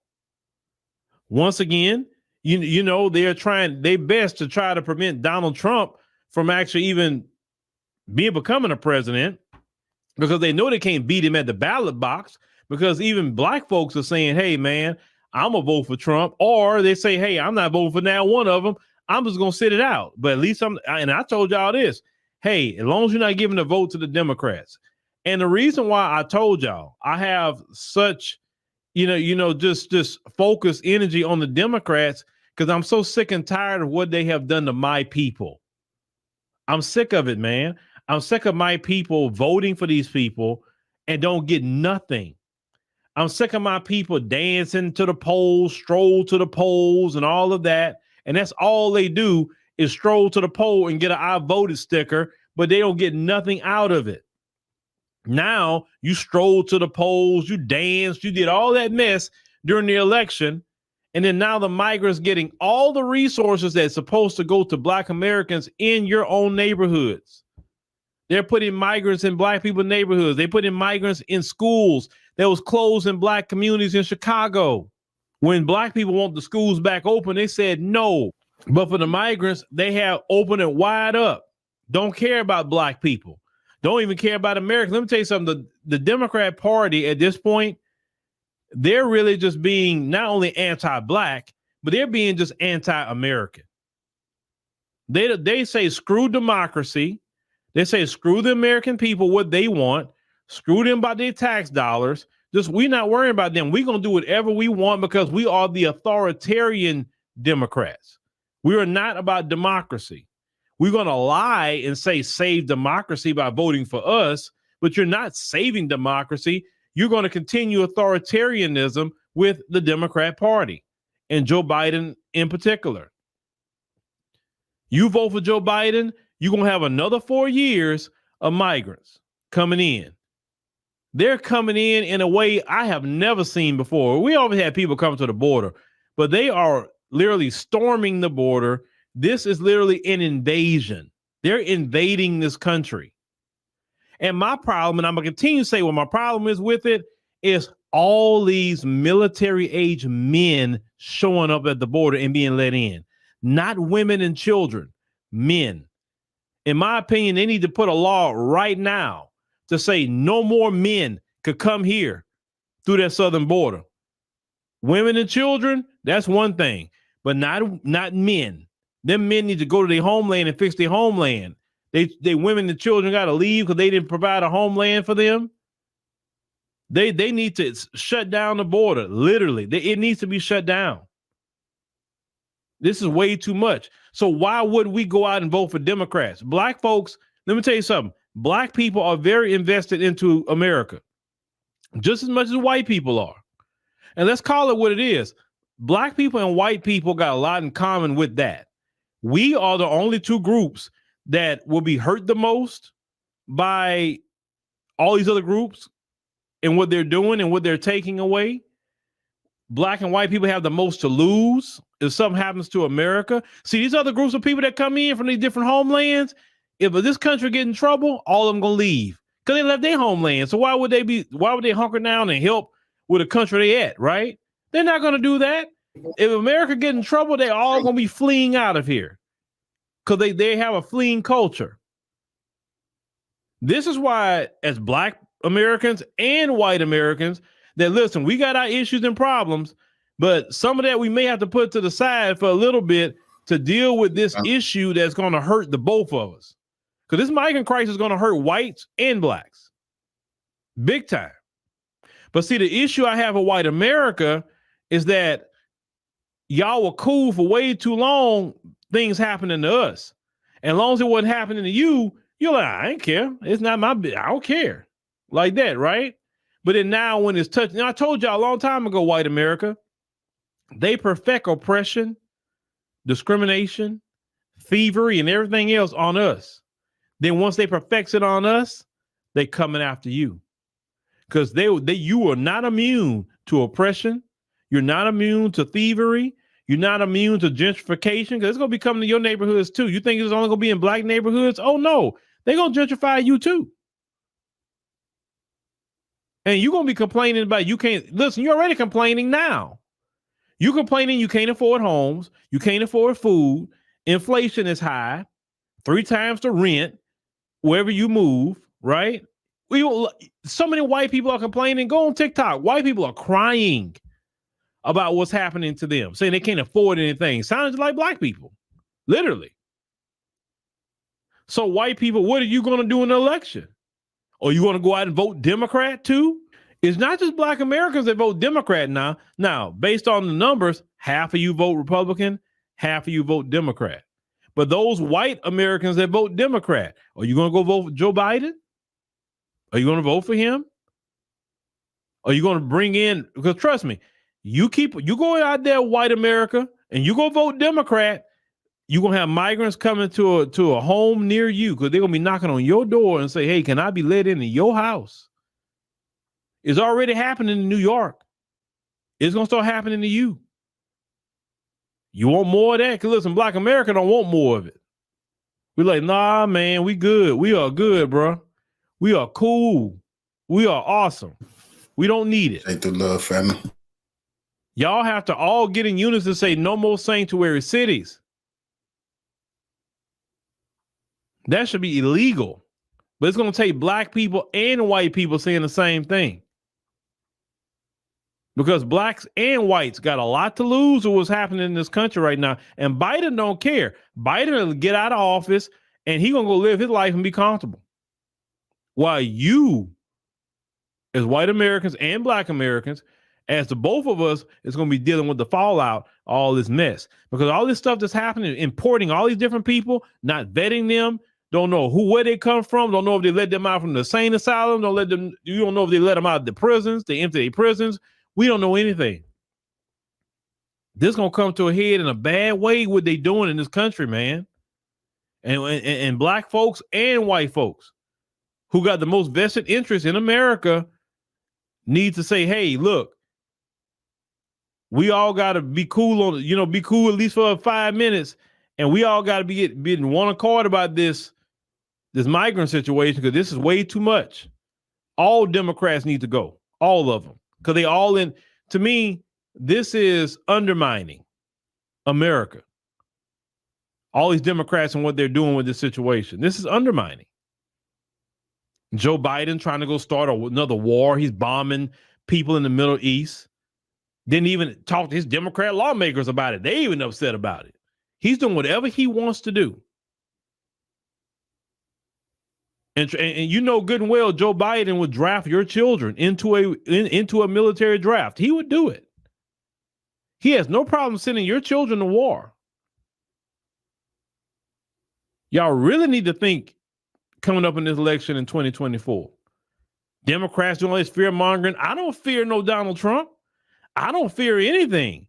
If I need to fear something, it's y'all. Fearing y'all getting us into a world war.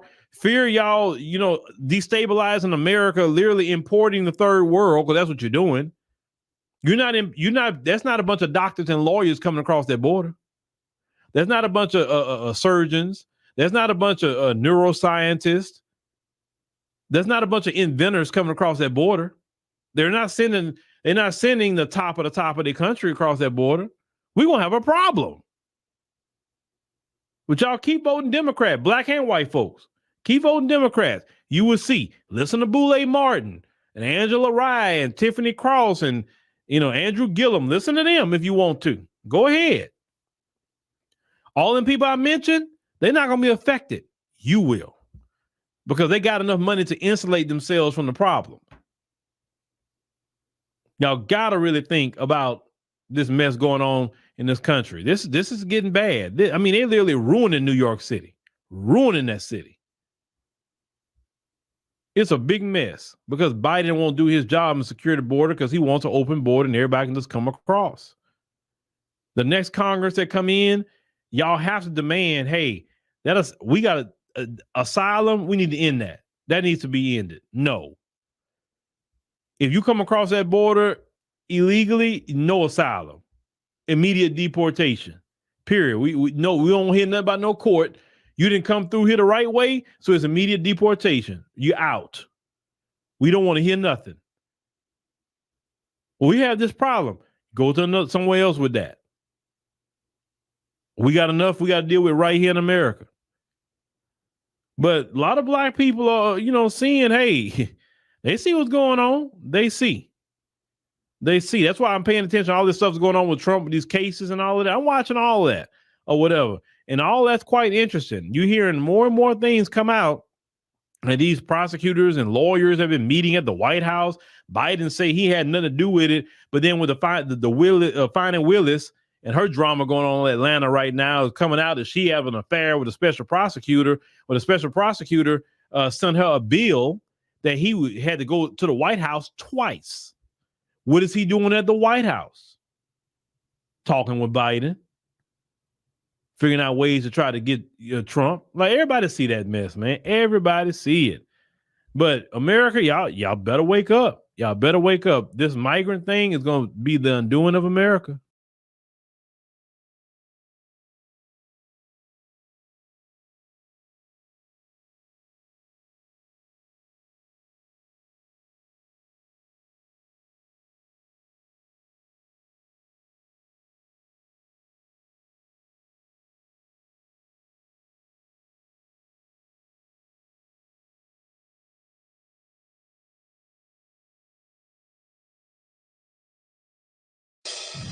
Donating your organs to science is a noble thing to do. Do it. Write it on your license. Make sure you do it, right? It's noble, but having your organs taken from you in secret after you die for reasons unknown with no apparent authorization, well, that is something that'll get y'all sued. And in Alabama, 2 separate families say the remains of their loved ones who died in state prisons were literally Why is it always Alabama? Why is it always Mississippi? Something very disrespectful is going on in these very bigoted and racist states to our people. Well, I'm gonna dig deeper into this story, but this came across my radar, and I said, you know what, we're gonna put it on the live, but I'm gonna do a story on this, and then we're gonna look deeper into this because see, they're still in the organs. There's a lot of melanin harvesting. It's a lot too much going on to our people. We have got to wake up and understand that we're still being targeted daily here. Charles Singleton died back in 2021. He was 74, and when his daughter attempted to plan a funeral, she was told it would be, quote, difficult to prepare his body for viewing, end quote, because of its, quote, noticeable state of decomposition and, quote, advanced skin slippage. That's super revolting, but there's more. The mortician reported that all of Singleton's internal organs, including his brain, were missing. Reportedly, there had been an autopsy at the University of Alabama, Birmingham. A lot going on. But officials there won't say why or what happened to Singleton's organs. The state does say that dead inmates are generally autopsied only when deaths are considered unlawful, suspicious, or unnatural. But Charles Singleton's death was none of those things. So this is all coming out now as part of a lawsuit over a second and very similar case from last November. This one involves a 43-year-old Alabama prisoner named Brandon Dotson, who was found dead for reasons unknown. And when his family hired their own pathologist to investigate, wouldn't you know it, Brandon's heart was nowhere to be found. Their suit accuses the Alabama Department of Corrections of, quote, appalling misconduct. Now, back-to-back stories of them doing this to what you would think is their own. So if they doing this to what you would say is their own, what the hell do you think that they're doing to our people? What do you think is happening with our people, organs and things of that nature in Alabama? When, like I said, Alabama and Mississippi always got some underhanded BS going on, and especially to our people. But here are 2 back-to-back stories of white people saying their loved ones was missing organs. I have to look deep into this story, and I bet there's a long list of our people in this too. They got to come forward. See, all that hush, and see, trying to scare people, families. No. We're not going to be going for that. Nothing short of grave robbery, end quote. That's why I called Joseph Scott Morgan, because he's a renowned death expert, and he's a distinguished scholar of applied forensics at Jacksonville State University in Alabama. What is happening? It sounds very macabre and very weird, Joe Scott. It does, Ash. How are you doing? Happy New Year, by the way. Yeah, horrible stuff. I was shocked when you guys reached out to me. I'd not been following these cases. And I will tell you this. Most people that die in custody, it is a requirement, and it's generally understood industry practice that when someone dies in custody, and this can even mean someone that is, say, on a hospital unit in a prison, that body must be examined, because I don't care if they're in a hospital unit at a prison or in the back seat of a patrol car, that's an in-custody death. That means that the state is responsible for their mortal remains. And these autopsies, Ash, are very, very thorough. I've been involved in them over the years.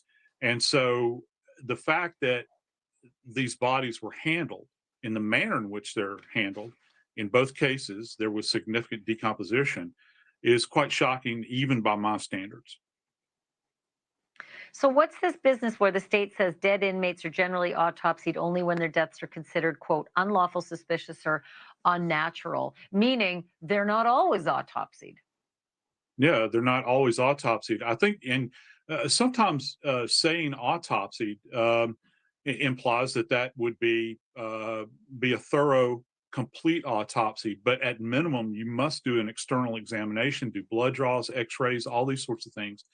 And this must be done by a forensic pathologist, not a hospital pathologist. You want someone that can examine for trauma. The reason for this, Ashley, is the fact that if an individual is in the custody of the state, you want to make sure that they weren't abused while they were in the custody of the state. But here's the rub. Anytime an autopsy is performed and there are no organs left, what does that leave for the family? If they want, back to that have up. an autopsy I performed. may have missed what you just said. You just said anytime an autopsy is performed, there are no organs left. Did I mishear you? I don't know if you did, but this is what I meant. If an autopsy is performed and the organs are not returned with that body, okay, and the family has a desire to have a second autopsy, what's their hired pathologist going to look at other than the tissue samples that were taken in the original case? So it's an uneven playing field, if you will. The family has a right to be able to look into the deaths of their family members. Thank you for watching. Go to newsnationnow.com to find News Nation on your television.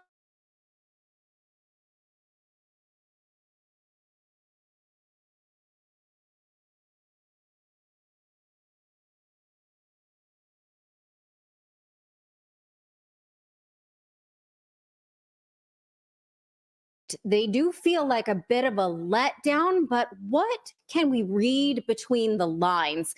Joining me to discuss is Lionel from the Lionel Nation YouTube channel. He's a legal and media analyst and one of my favorite guests because we can count on him to be, as my grandma used to say, full of piss and vinegar. Thank you so much for joining me. And why don't you tell me, just give us a quick summary, what we learned and what you surmise that we didn't learn. Okay. Couple of things first, as a former prosecutor and as a trial lawyer. Let me go through the list of this because one day we're going to be, I think, looking at this, Natalie, we're going to have a new phrase. You know, we have the Streisand effect and the Mandela effect. We're going to have the Epstein effect. And this is what happens when you talk about sexual matters and titillation and you break things up into the first tranche, the first drop. It creates another momentum, redirecting focus on where you should be. And it's almost like a limited hangout, to use that great Intel term. It's this giving a little bit of information and duping the public into thinking that's it. I provided the following list of questions that need to be asked that aren't. Number one, if there's one question to be asked, we can just stop right here. This is the one I've been screaming about since this happened. Where are the recordings? Where are the tapes? Where are the pieces of evidence and documentation regarding what happened? Because as you know, his whole home, his airplanes, his jets, everything was basically a recording studio. Where is that? Who has that? Is it lawyers? Was it part of the estate? Does the FBI have it? You never hear about that. Right, they're not mentioned in any filings, right? Never. Okay. Never. That is weird. Number two. Of course, that's weird.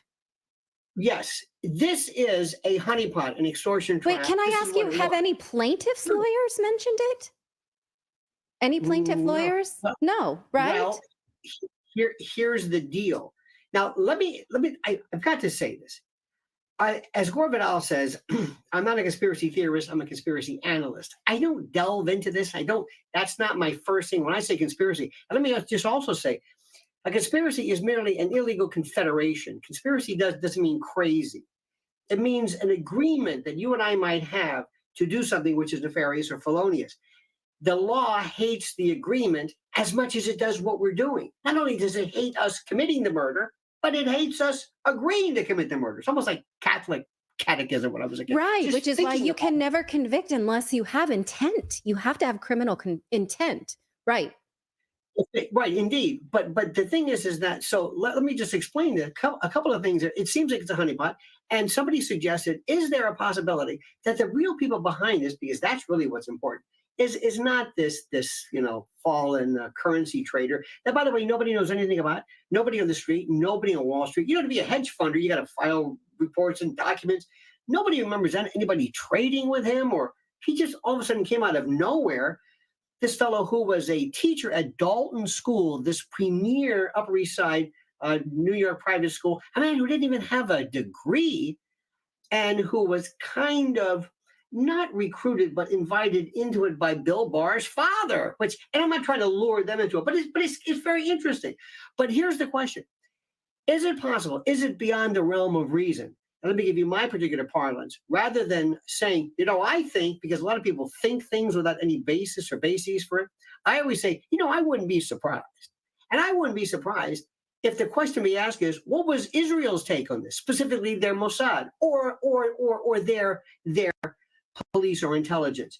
You've got Ehud Barak, you've got Epstein, you've got Alan Dershowitz, you have so many people who have been, not because they're Jewish, but they've been so primarily connected for years with the premier, I don't care what, October 7th notwithstanding, the premier intel agency in the world.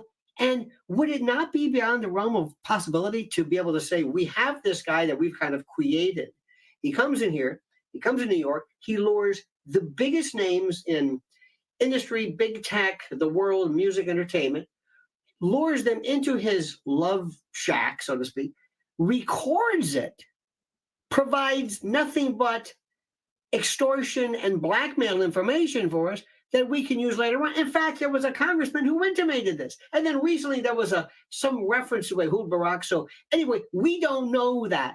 But that's something to be thinking about, because remember, this guy was created out of nowhere. There was no Jeffrey Epstein before this. Now, next, where did he come from? Where did this man come from? All of a sudden, is it Les Wexner? Who put him in charge of islands? People have asked the question, how many billionaires do you know, or anybody who has an island? It's a hell of a lot of upkeep. An island and planes and aircraft. I mean, this is inordinate. Nobody's ever really followed through with this. Have we ever cataloged the estate? What happened with all of the information? Next, why is Ghislaine Maxwell even in prison?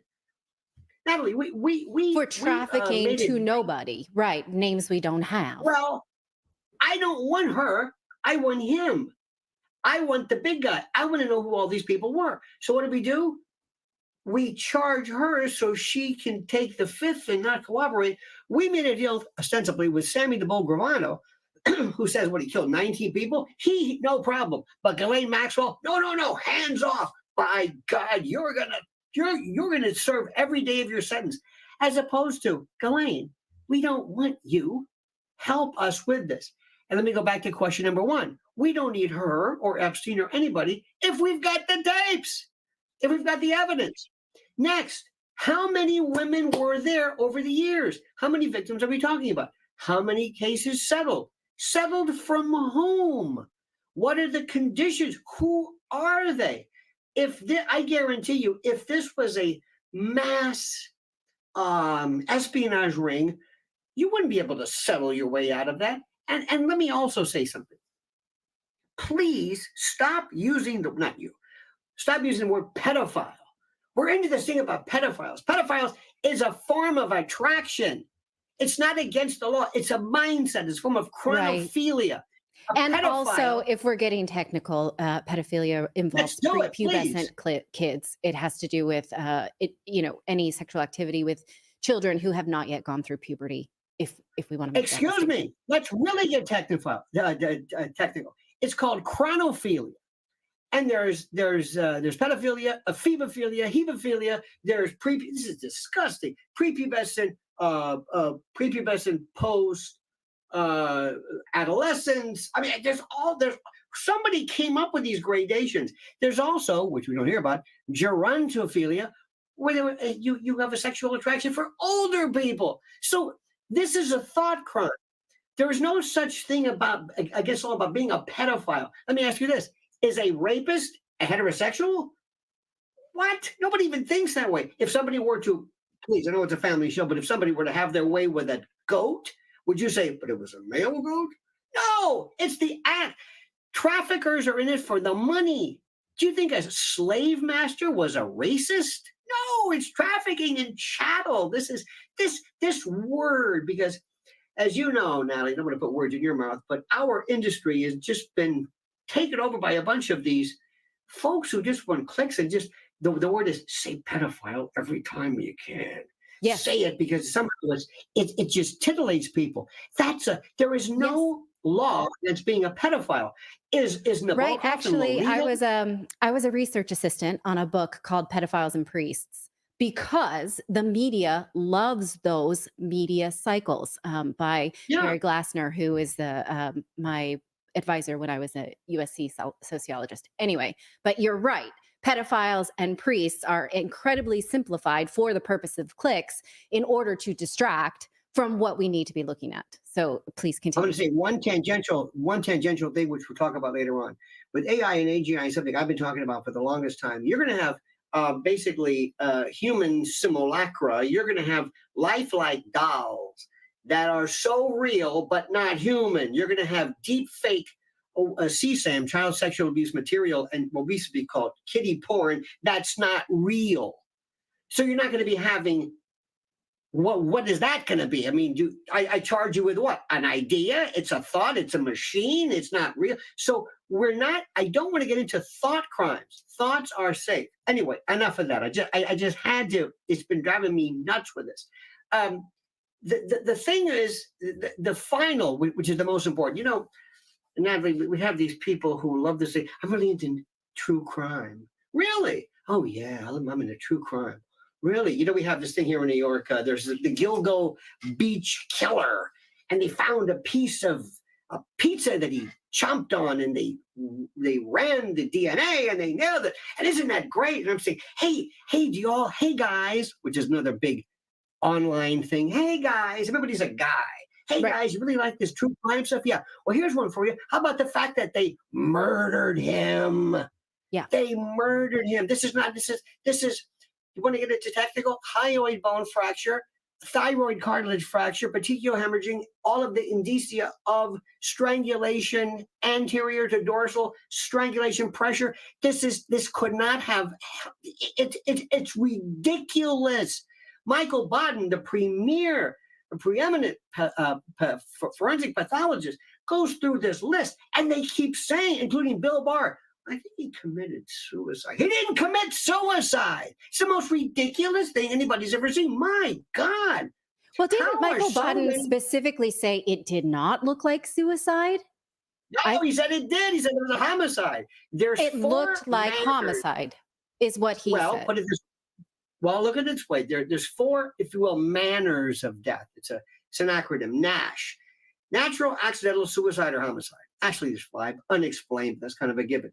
It's not natural. It's not accidental. It's not suicide. It's a homicide. This was not done. This cannot be done by somebody who takes cloth strips from around his neck and then hangs. This will not shatter a hyoid bone. This will not shatter a thyroid cartilage. Not only that, nobody even goes through. Did you ever see the guy he roomed with? The guy who roughed him up? This was an ex-cop who was on death row, who mysteriously made a deal. They haven't scratched, not the surface. They haven't done anything. And what are we talking about?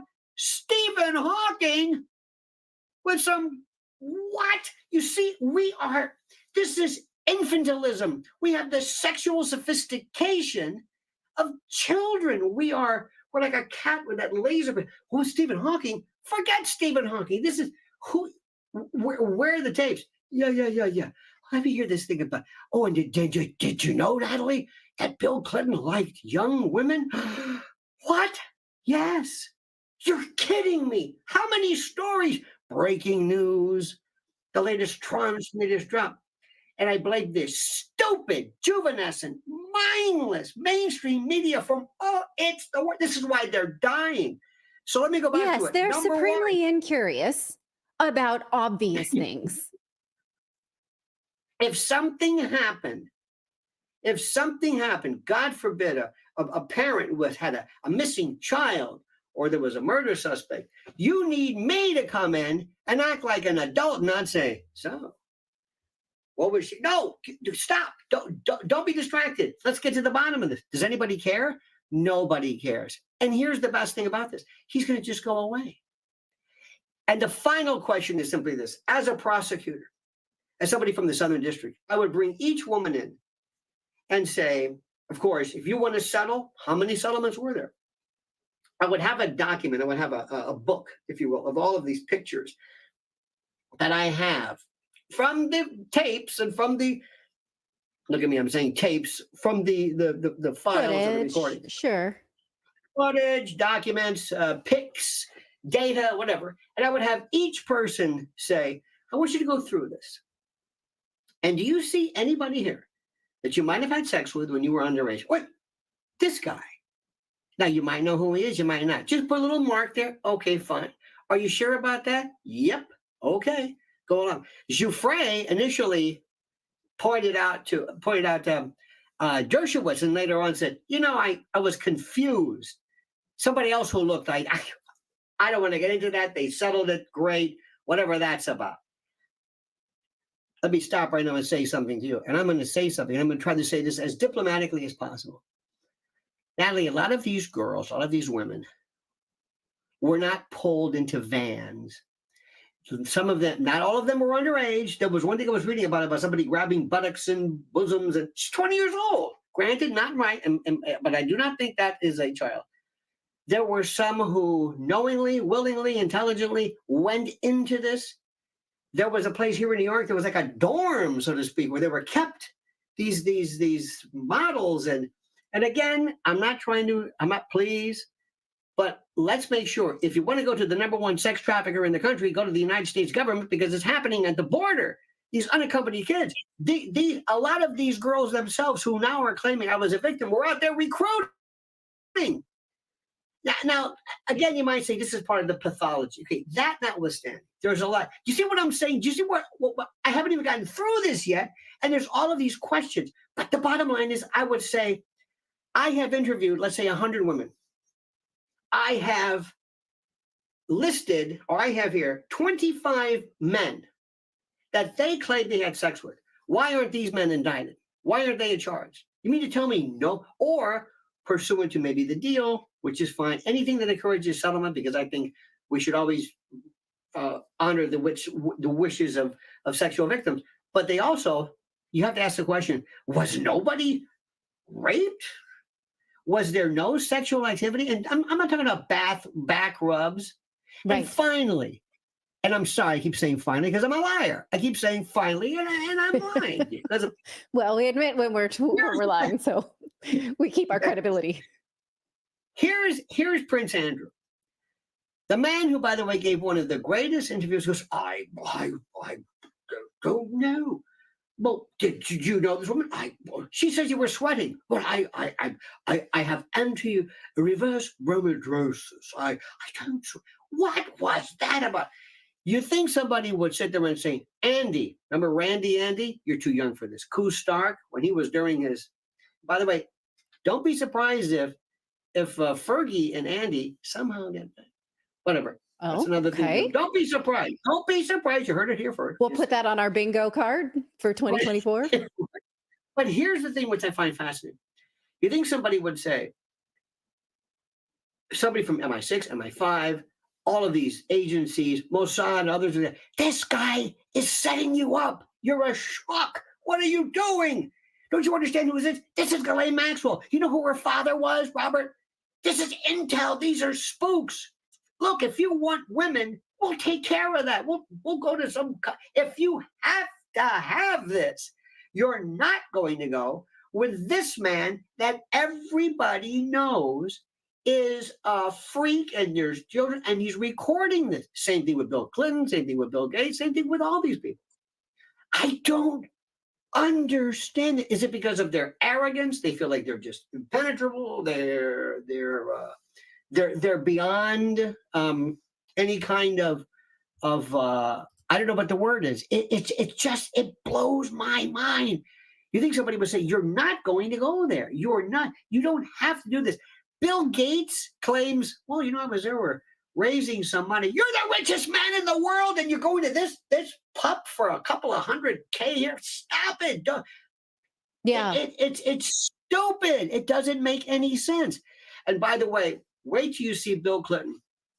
There's an old expression. This is politically incorrect. I'm sorry, but it's called the Sicilian flu.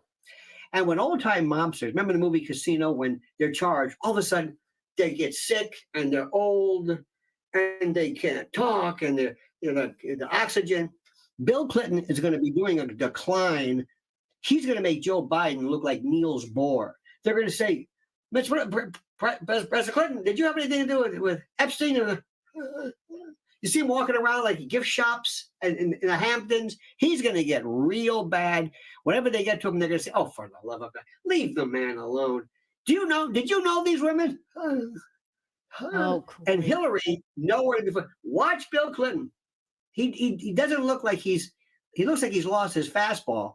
Well, let me tell you something. Between Biden and everybody else, you're going to see this decline, and it's the best way to get people up. And by the way, once this, since we have the attention span of a gnat, this story will be over in now because we don't have any long-term interest because of people from the mainstream media who teach us with the short attention span business that we can't take a case all the way through and follow it through. Like for example, what is the status of the property now? Who owns what? Where is this? Where are the recordings? And by the way, I don't think they were in a box. I think they were always kind of kept going and kept fresh, and there were weekly deliveries. What do you got? Got a few more here. They weren't just hanging around in some closet in a box marked, dirt. But these are the issues that are so critical. How is it that we as a society, or any of these idiots, these sock puppet fools, these dolts on these mainstream media, why is it that none of them have ever gotten deep into this? Probably because most of their bosses, and let me just say something to be fair, most of their bosses have been invited to these parties because he was the hottest ticket in town.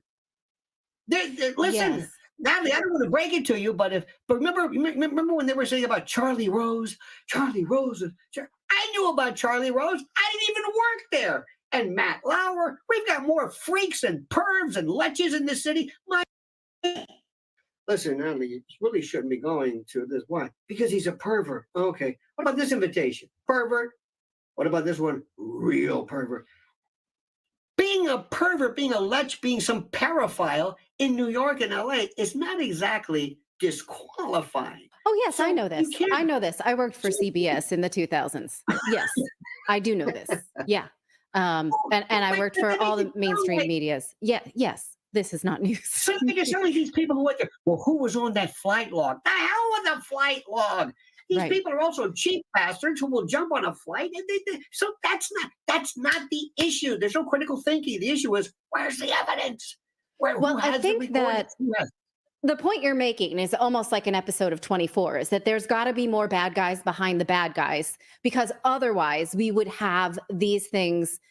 It would be easy. It would be a give me. It'd be an open and shut case. You would have recordings, we would have names, we would have victims, and we would have a real autopsy. And those are the things we don't have. And because we have so much silence from the media, then we know that there are many bad guys behind the bad guys. So you make your point. Are there any sort of names here in the documents we did get that maybe surprise you or you think are a real thing? No. Okay. No. All you have to do is say, listen. The best part about this was that this was a guy who, for whatever reason, he was bankrolled by somebody for some reason. And everybody just, please, look, I'm at Harvard. He wanted to give us some money. He wants to hang around, with the fake. By the way, remember something. Anybody who has a Harvard t-shirt never went to Harvard. It's just one of those rules, He had every Harvard, like the bearskin rug, the pennant. The guy was as phony as the day is long. But what goes to show you is that if you want to commit a crime, whether it's JFK, whether it's anything, the United States of America is the best place because we have some of the most stupid people who have no detective skills, no natural sense of questions to ask. No, they're incurious, but there's no critical thinking. They never go from here to here. They just don't. And stories just go away. They just go away. There's no follow-up. All of a sudden we say, well, whatever happened to, remember East Palestine? Remember the trains are turned over and the ammonia leaks in the water. What happened to that? You would think Palestine, it might even jog a memory.